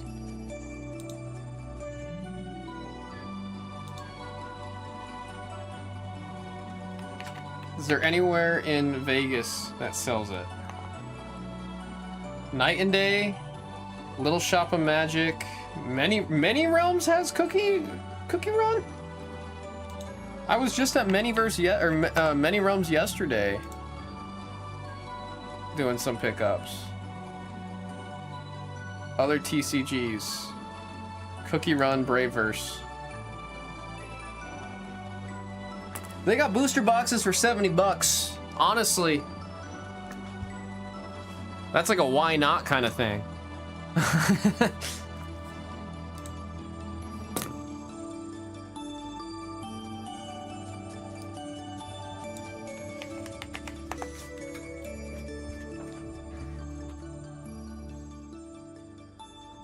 Folks, if I come in here and I'm talking up, getting excited about playing Cookie Run Regionals, you guys are allowed to like unsubscribe and stop talking to me. I want to play it and have fun with it. It looks like it's gonna be stupid fun. Like not, I don't want to say stupid fun and like so much fun it's stupid, but like stupid fun is like it's really stupid, but it'll be fun.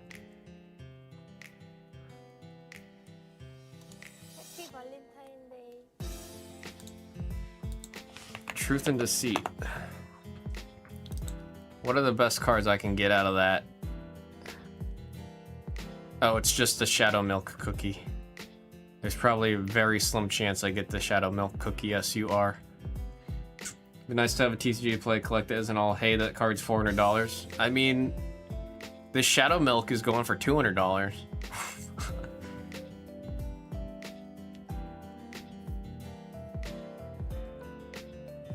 The best game to play if you want just dirt cheap is a Card Fight Vanguard.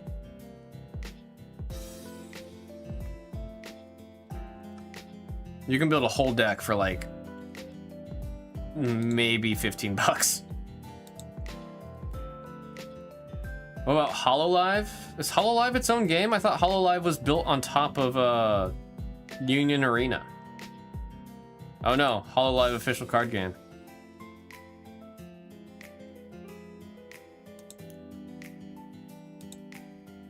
I don't know enough about HoloLive. I've heard Card Fight, but never looked into it. Heard Digimon is pretty cheap too. I can't agree with that because I paid like, I think like $300 or $400 for my Digimon deck when I built it. I stopped playing Digimon because of that. Isn't the new one's Bandai? No, Digimon came out before One Piece. Here's the timeline of events, okay? I got into Digimon. I never watched Digimon, I never played Digimon, I never had any of the Digimon toys. I literally completely had nothing to do with Digimon. I liked Tamagotchi as a kid, so I never got into Digimon. my buddies really wanted to play the new Digimon card game because it was made by Bandai. Cool, it's exciting. I was playing it. I really liked the gameplay. I liked the gameplay a lot. And the game was still new. And I decided that that was gonna be the next game I take and play, like, for realsies, right? So I found the deck archetype that I like, and I bought all the pieces I needed. I was super excited, super ready. Loved the way it played. My friends were pissed because they're like, wait, that's a really solid deck. And I'm like, yeah, I know. Like, I'm planning on going to regionals. I want to go to locals. I want to do the whole shebang. I was in. The week after I had the deck in person, built, played with it a little bit, they banned out that deck. Specifically, the one I picked out. And then immediately, every card that I had bought for that, no, not rotated out, banned. Banned. They banned out the deck. They put limits on a bunch of stuff and then banned like 3 cards on it. So immediately the value of all that deck and all the cards. Mind you, if I play with the cards a bunch, I don't care how much I paid for the deck because in my head, if I'm going to locals, I'm going to regionals and all that, the price of the deck pays itself off with how much fun that I'm having and going to events and all that, right? That's what makes the cards worth it when I'm buying game pieces. It was banned. So, right then and there, I quit Digimon, full blown. I said, I don't care to play the game. The game has only been, it's not even been a year, and they're banning out entire deck archetypes. One could argue that Riftbound did something similar, right? But Riftbound decks were, one, nowhere near as, actually, no, it's a lie. Draven was pretty expensive. But Draven still works. You can still play, like, Draven specifically is the one that got hit the hardest. Draven's still performing pretty well. They toned down Draven, but they didn't ban him out.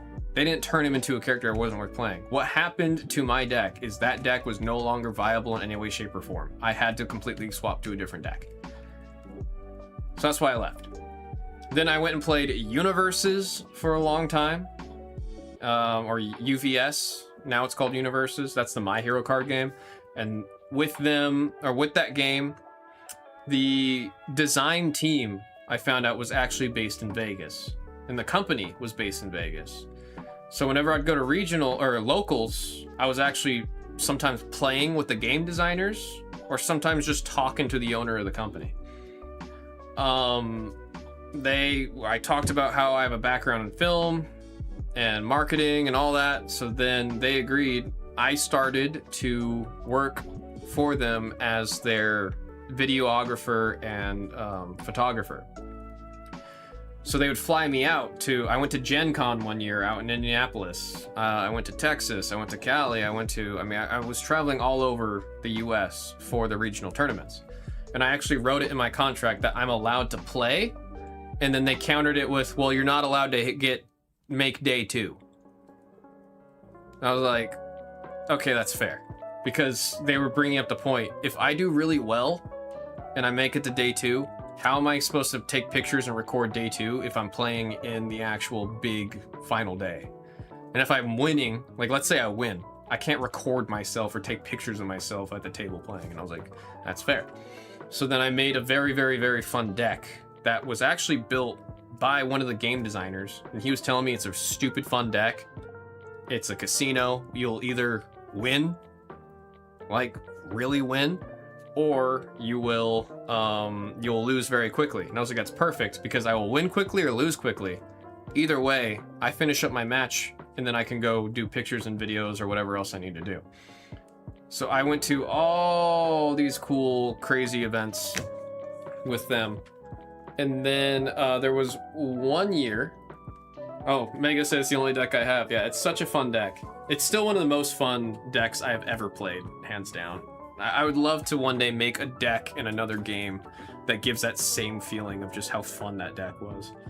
Just switch it to day 2 instead of day 1. Oh, switch it day 2 instead of day 1. And then get banned and never be allowed to play again. Now I also got so many cool promos. Made a lot of really cool friends when I was doing all that. There was one year, oh my god, it still pisses me off to think about this. So I filmed the Worlds Championship. It was Worlds. It was it was Worlds. My timeline, I had all of the pictures done within 2 days of the event. I had the video, the first draft of the video done by the end of the week. Mind you, when I say pictures, I mean it's like over 300 photos that I am editing, like putting, like fixing the color, fixing the composition. Like I'm full-blown editing every single photo. I finished that in 2 days. At the end of the week, I had the first draft of the video done. I sent it to the marketing team to tell me what notes they need on the video, because I have it written where they get 2 waves of full-length requests and changes and everything that they need, and then by the end of the second wave of requests, they have to have everything down. And then after I send the version after their second wave, they can do very small changes, but they can't do full-blown structural changes to the video, just to save me from having to go back and forth for weeks and weeks on end. Sent the first draft. They, at that point, had hired a new marketing manager, and I got told to send it to her, so I sent it to her that week. 2 days later, I follow up. 2 days later, I follow up. I did this for 2 weeks. At that point, I'm like, well, okay, why do they even need the video anymore? Because the whole video was supposed to highlight the Worlds tournament. There's no video. They got the pictures. They used the pictures. But, okay. So then I stopped following up. Then I started picking up some other gig work. And I remember I had this gig I was editing for. And then the marketing manager, she got back to me. It was like, oh, so just getting back to, caught up on this. Can you do this, this, this, and this, and this? And I was like, I have a project that I'm working on that's due this week.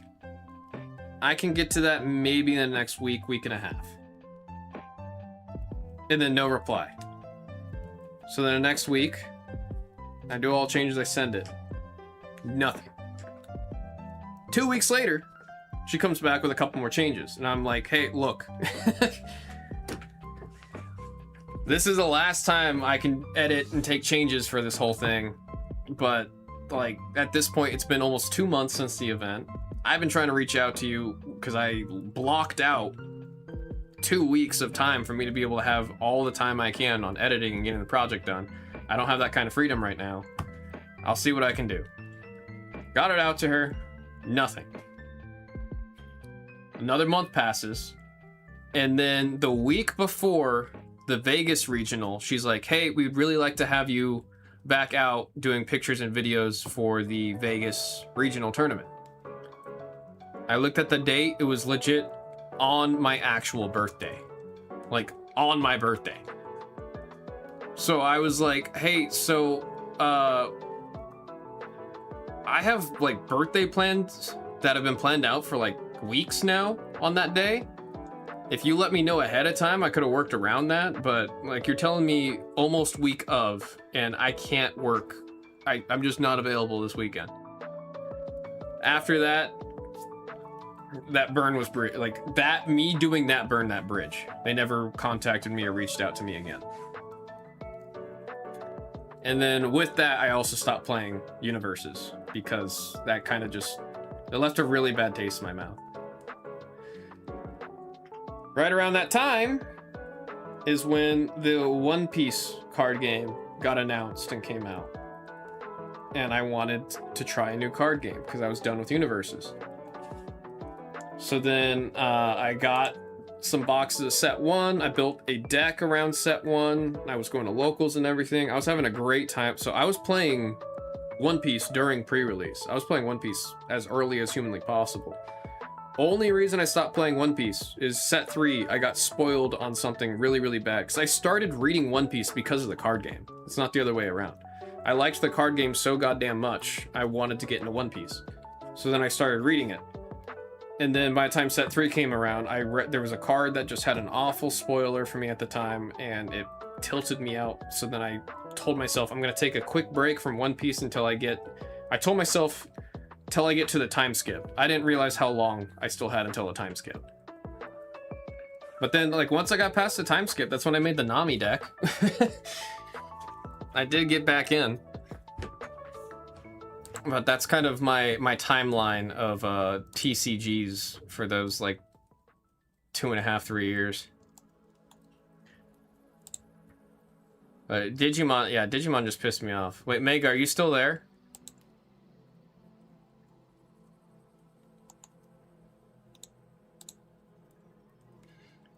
I was just talking about the Cookie Run card game. I'm kind of like really down this weekend to try it out and play it.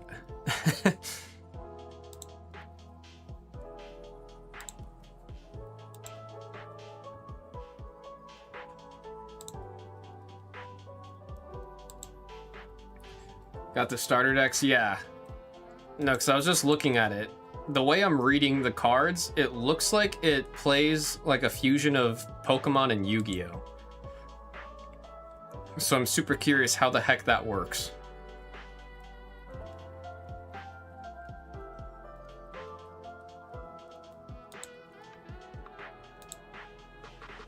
Also, apparently Many Realms sells booster boxes for like $70.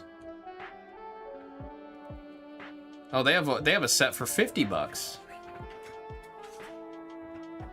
When does Naruto come in the USA? They're doing global release of Naruto next year.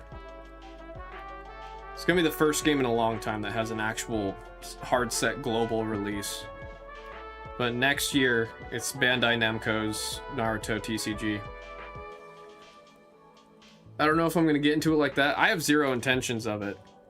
I just want to play the starter deck. I just think I was saying it's funny that Many Realms has booster boxes of Cookie Run.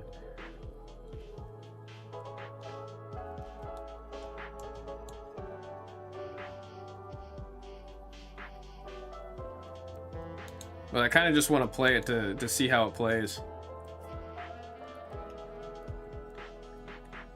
It's also just funny that there are you have the starter decks, so I think it'd be a fun just little quick play to see what it is.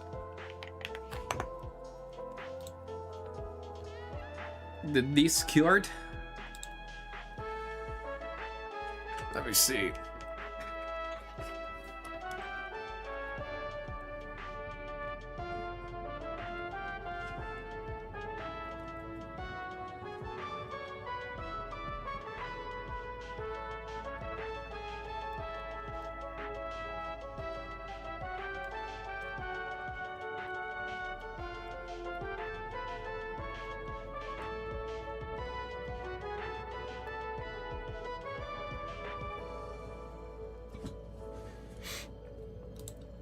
There's actually a very high chance MSR I do some pretty extensive testing and playing around with this tomorrow during my tech day.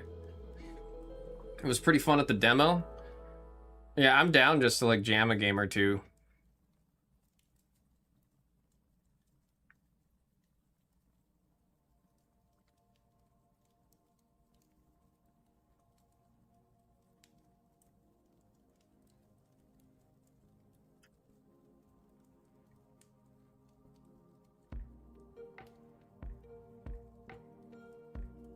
Oh, okay, that's cool.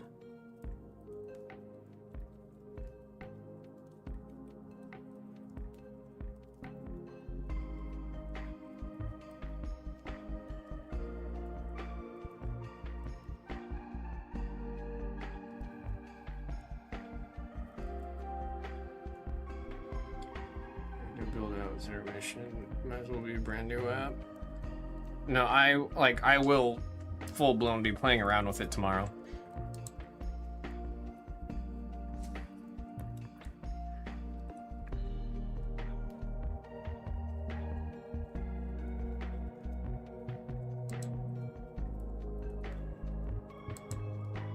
Spotlights? Oh my god, just to have on the screen?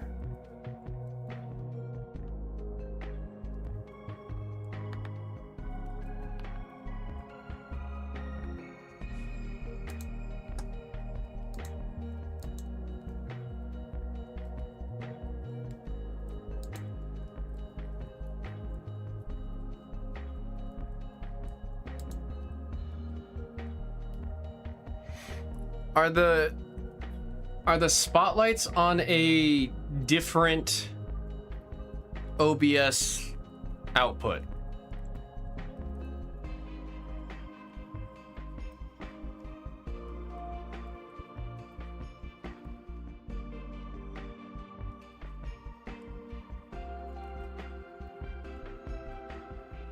Each display has their own output.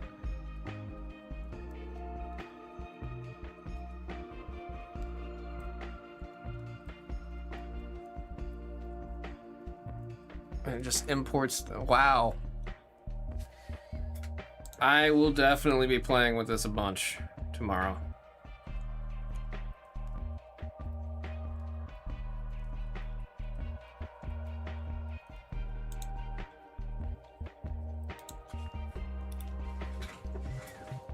It's funny because that whole spotlight thing is genuinely like something I've wanted to try to make or have happen specific. Like I have ideas for something like that and what I would want to do if I had access to a tool that let me to do that. And it's kind of just better than what I was imagining or thinking of.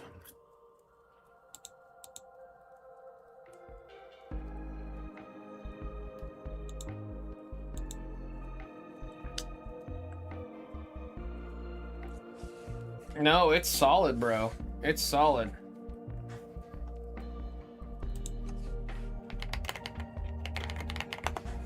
I mean, if you're able to get...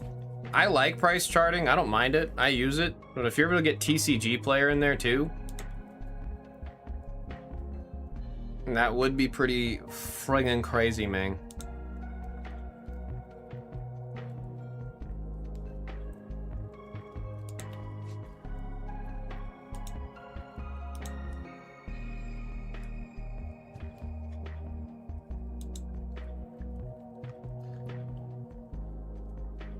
Is it maybe not happening? I've tried. It's difficult. They have an API, but they charge for it. I mean, I'm totally fine with just using price charting. There's just as much information and all of that with price charting.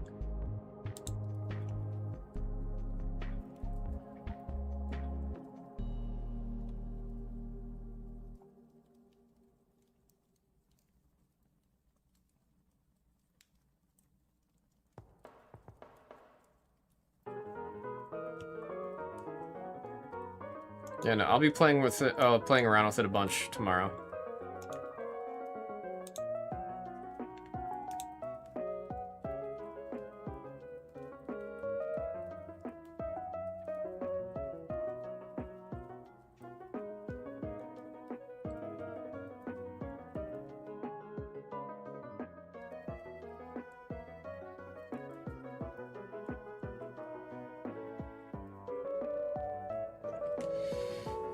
Alright, let you know. Get fresh build up. Looking forward to feedback. No, I'm excited to get my hands on it.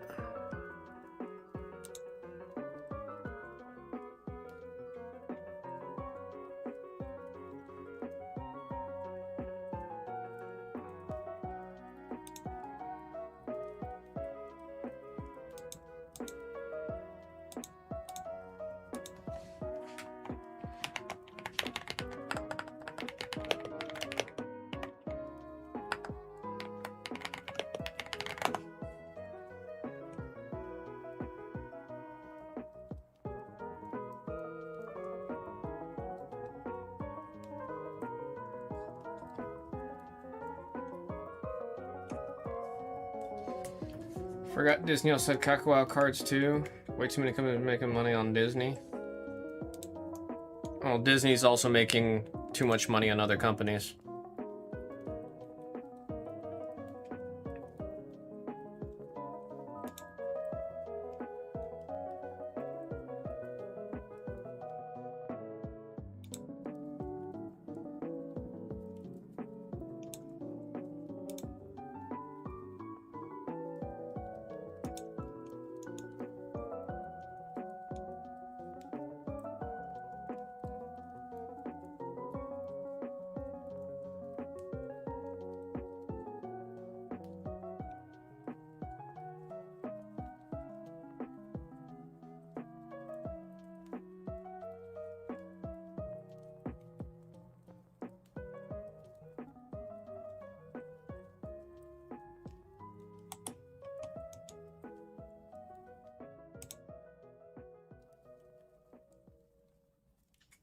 Big money hustler. I'm doing all right. I wish and hope the same for you. What doesn't Disney have its hands on? It doesn't have its hands on a understanding of what the average person actually makes yearly. That's what they don't have a grasp on. I'm gonna get you a shield, Big Money. Bro, it's been found. It's literally cheaper to fly to Japan, stay in Japan, and go to one of the, like, go to the Disney parks there than it is to go to Disney World for the same amount of time.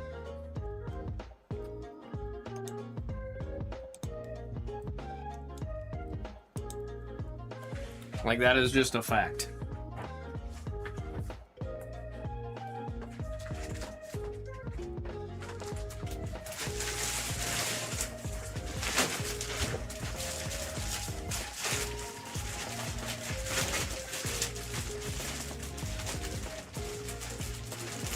Went to Disney in like '92. Oh, I'm very much I'm still very much a child that loves going to Disney. If I don't go to Disney like once a year, I start scratching my neck.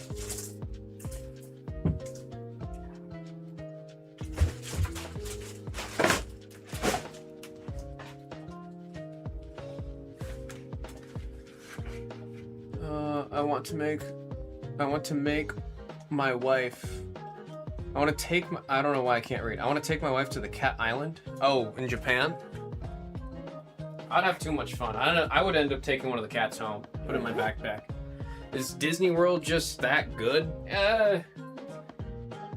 It's hard. I love Disney World. I've told you guys before, when I turned 21, I'm born and raised in Vegas. When I turned 21, I went to Disney World. First bar I ever drank a beer at was at Epcot. That's what I wanted to do for my 21st. I got a pint of Guinness.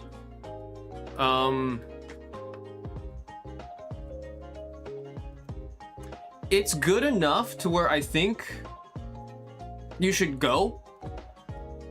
You should definitely go. But it's way too expensive to just frequent. The issue here is, I think it was Bob Iger. Which, I mean, it makes sense, but I hate it. Realize the money is not with the kids, the money's with the adults. So especially Disney World started getting really dialed in to be more of a thing that's for adults.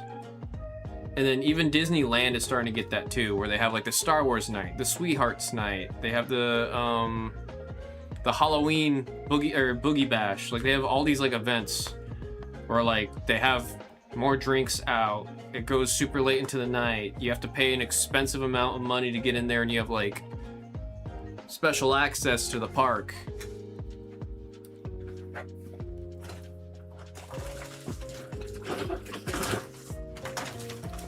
One of the crazier things Disney tried doing, I'm really sad this didn't work out, but they made a thing that was the Star Wars hotel.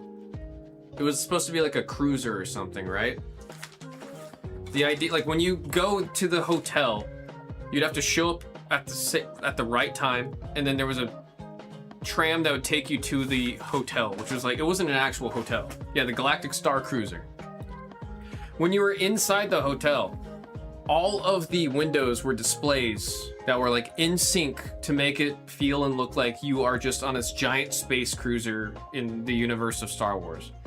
And everywhere there's actors that are constantly like in character, and it's supposed to feel like you are actually in a tourist galactic star cruiser in the universe of Star Wars. And you would be there, I think, for, it was like a 3-day thing, and you'd get like quests and stuff. There was drinks, there was themed food, themed alcoholic drinks, like that. It was like, it was supposed to be this full-blown like, oh, this is what it'd be like to be a tourist in the world of Star Wars.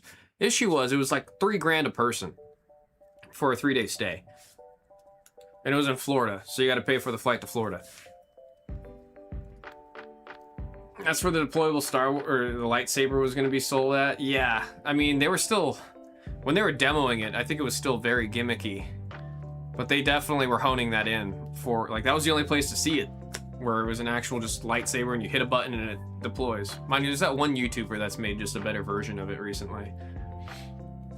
But yeah, it didn't even last a year, which that was probably way too much money they put into that thing thinking people would do it.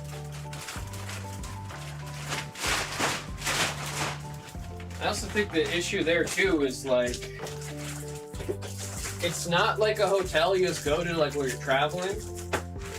It is like an experience. Like you go to there and you stay in that building for 3 nights.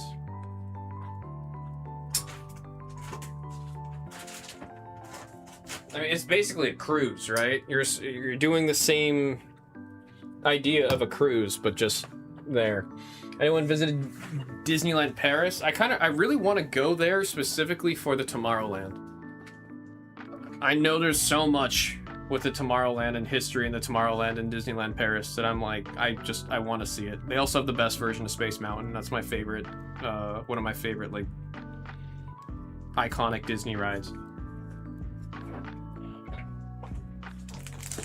Like, I would like to one day be able to say I've been to every Disney park.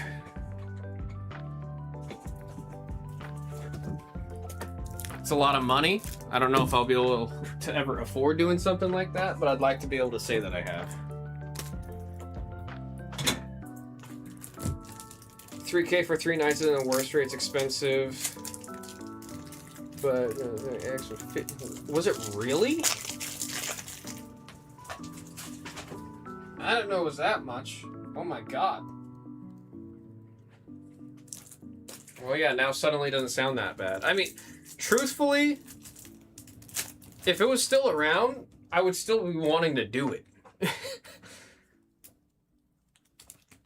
Like, it was really expensive, but I still really wanted to do it. But then there comes the thing, and I think this was the big problem. If you do it once, what is the likelihood you go back to that hotel again for what is very likely going to be the same experience?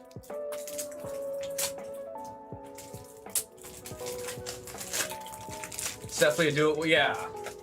And there's only so many people that are going to be willing to go do something like that. So very quickly you, like within the first 2 months, you kind of get through all of your crazy fans that are going to do it for sure. And then you have to just survive and stall out for all the people that want to do it but aren't doing it right away. I love the idea, and I'm sad that it didn't work.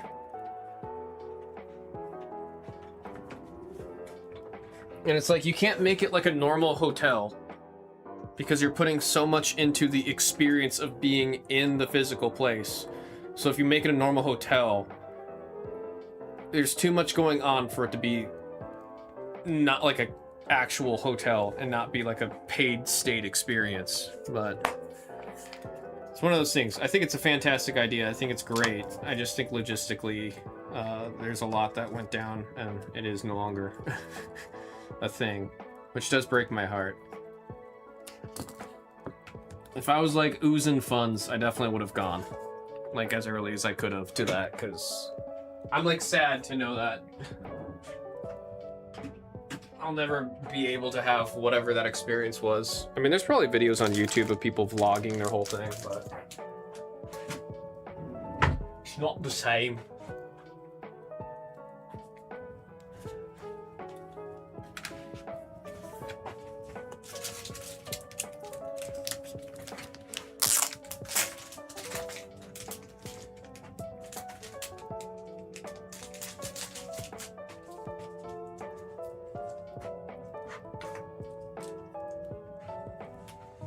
Like, honestly, one of my favorite things to do at Disneyland is just to visit the bar at Galaxy's Edge.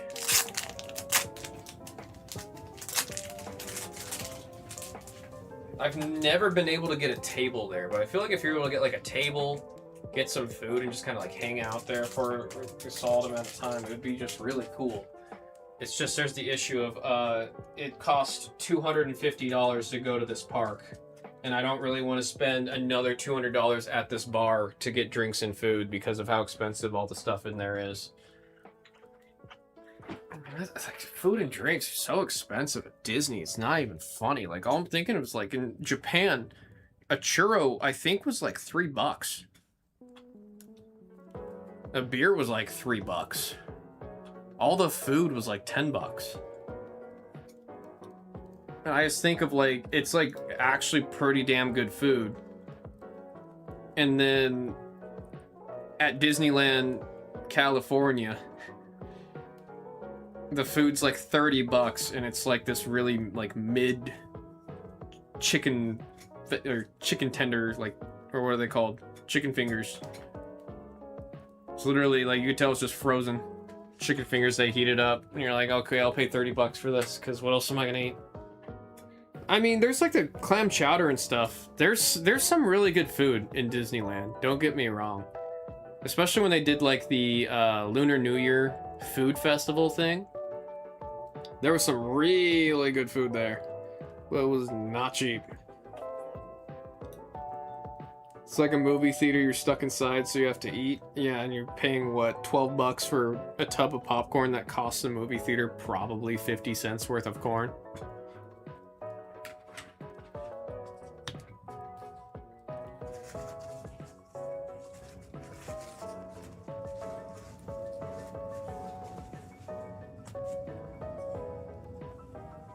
Oh wait, no, it's more like 20, isn't it? It's like $20 for a tub of popcorn, huh?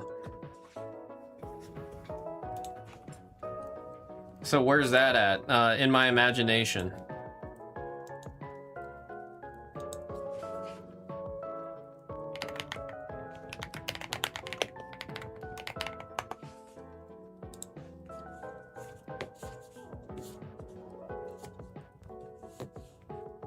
Damn, actually, not even the sodas are $12, huh? The sodas are like 15, aren't they? I just know you get a combo and you don't really even get anything off of the combo. Especially at Dune popcorn buckets. Oh yeah, all the merch is like $50. Buy this popcorn bucket, that's really cool. It's really cool. But then you're gonna go home with it and put it on a shelf and forget that it's there.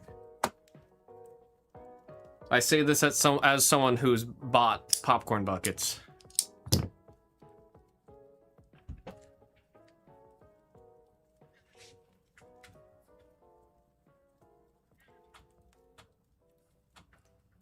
They had the Shao Kahn helmet popcorn. I think it was like 60. I don't even want to know what the Mandalorian popcorn bucket was.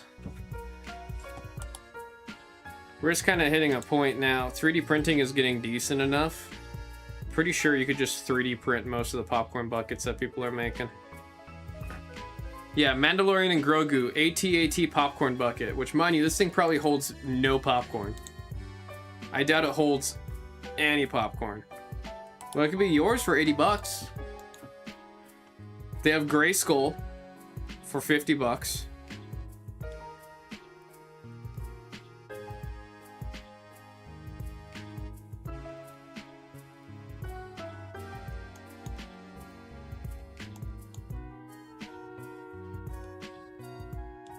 The issue I always have with popcorn buckets is, like, in my head, I'm like, oh, when I'm home, I'll just put my popcorn in the popcorn bucket. But then you realize they are a pain in the ass to clean. They're not dishwasher safe most of the time.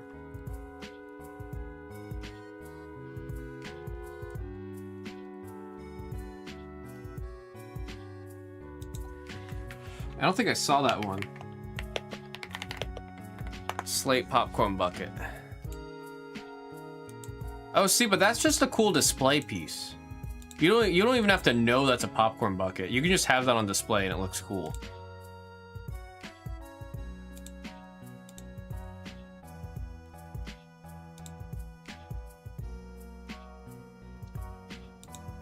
Oh, wow, it's a helmet that goes over the popcorn bucket. See, that one's pretty cool. That one's actually pretty cool.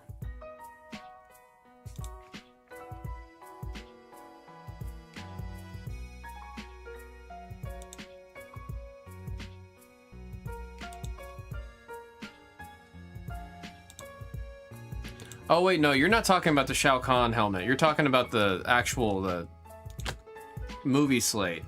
I mean, that one's cool too. That is also just something you can display, and that is cool. The D20, that's a good one, because there's a lot you can do with that. There is a lot. You don't use that as a popcorn bucket. You use that to store like minis or dye or like you just use that for D&D related stuff. Like that was a good one. That was a really good popcorn bucket. Also, speaking of popcorn buckets, dude, the amount of popcorn buckets they have in Japan, they literally have a special store that just has like 15, 20 different popcorn buckets you can buy. And then all these crazy flavors of popcorn. They'll have like Neapolitan, soy garlic, churro. What are some other ones they had? White chocolate, matcha. Obviously normal buttered. They had caramel. They had like a chocolate one.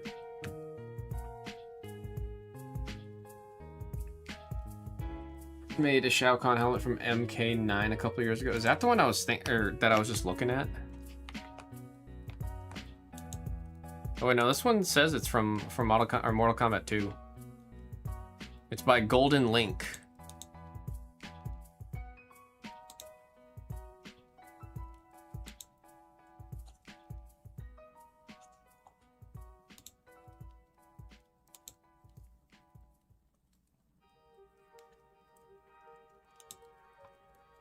I mean, I got the Minecraft one, the TNT box, but I actually put stuff in it. Like, I'm using it as like a actual just box to put things in. All right, I just hit refresh again. I do think that is all the breaks for the day. You got the dirt block. I didn't know they had a dirt block. Which one's the dirt block?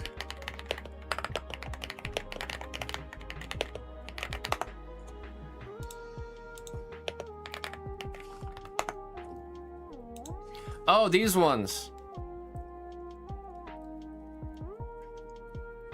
Didn't I get the... I feel like Hina might have it. The orb. Because I remember we had the orb. Because I thought it was a diamond block.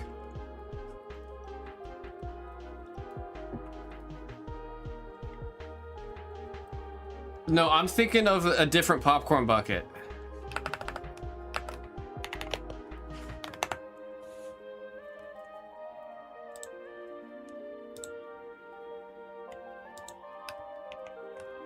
Let me do a link that doesn't require you to sign into...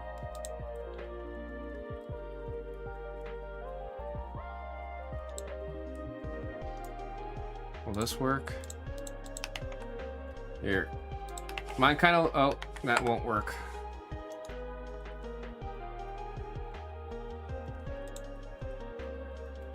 There we go. Why is it $200? That's stupid.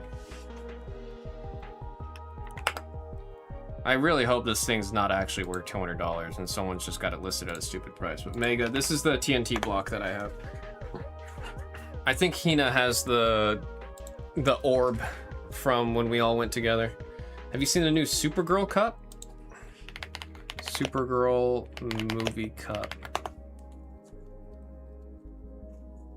Ew.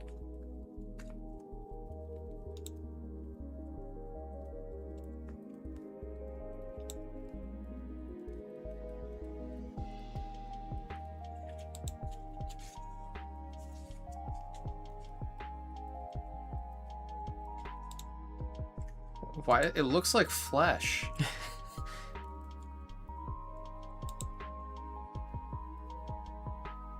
The jacket, the jacket looks like it, like a.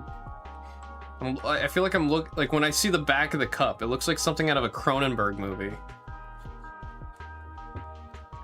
That one was at Cinemark, Mega. So my mom and I went and saw Minecraft another time, like a couple weeks later, and then they had that popcorn bucket there, and I just wanted it because I wanted, like, it was a cool box.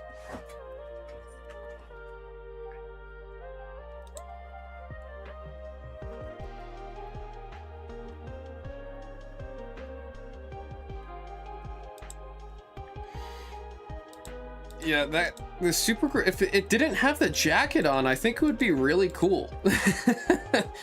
No jacket? That's actually a pretty cool soda cup.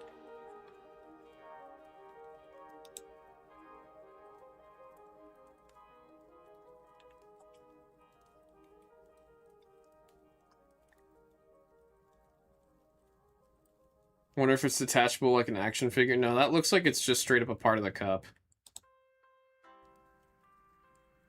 Because on the back, the jacket goes like it starts to run flush. Like it goes like this and then it runs flush into the back of the cup.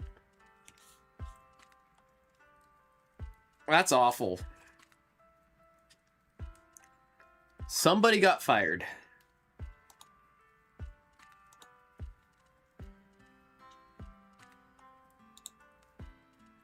Somebody got fired.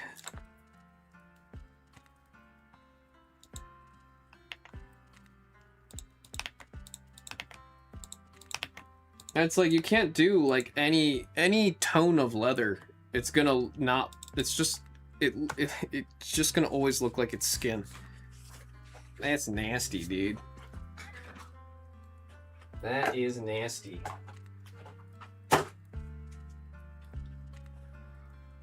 All right, folks. I don't see anything moving. It was technically clear to get out of here like an hour ago, but I was having fun chatting about everything. I'll be back in here. Well, I'll be physically back in this room tomorrow, but I'll be back on stream on Friday. I know it's made from skin, but it doesn't need to look like, it didn't need to look like flesh, bro. Make it look like a jacket. Or just don't do the jacket.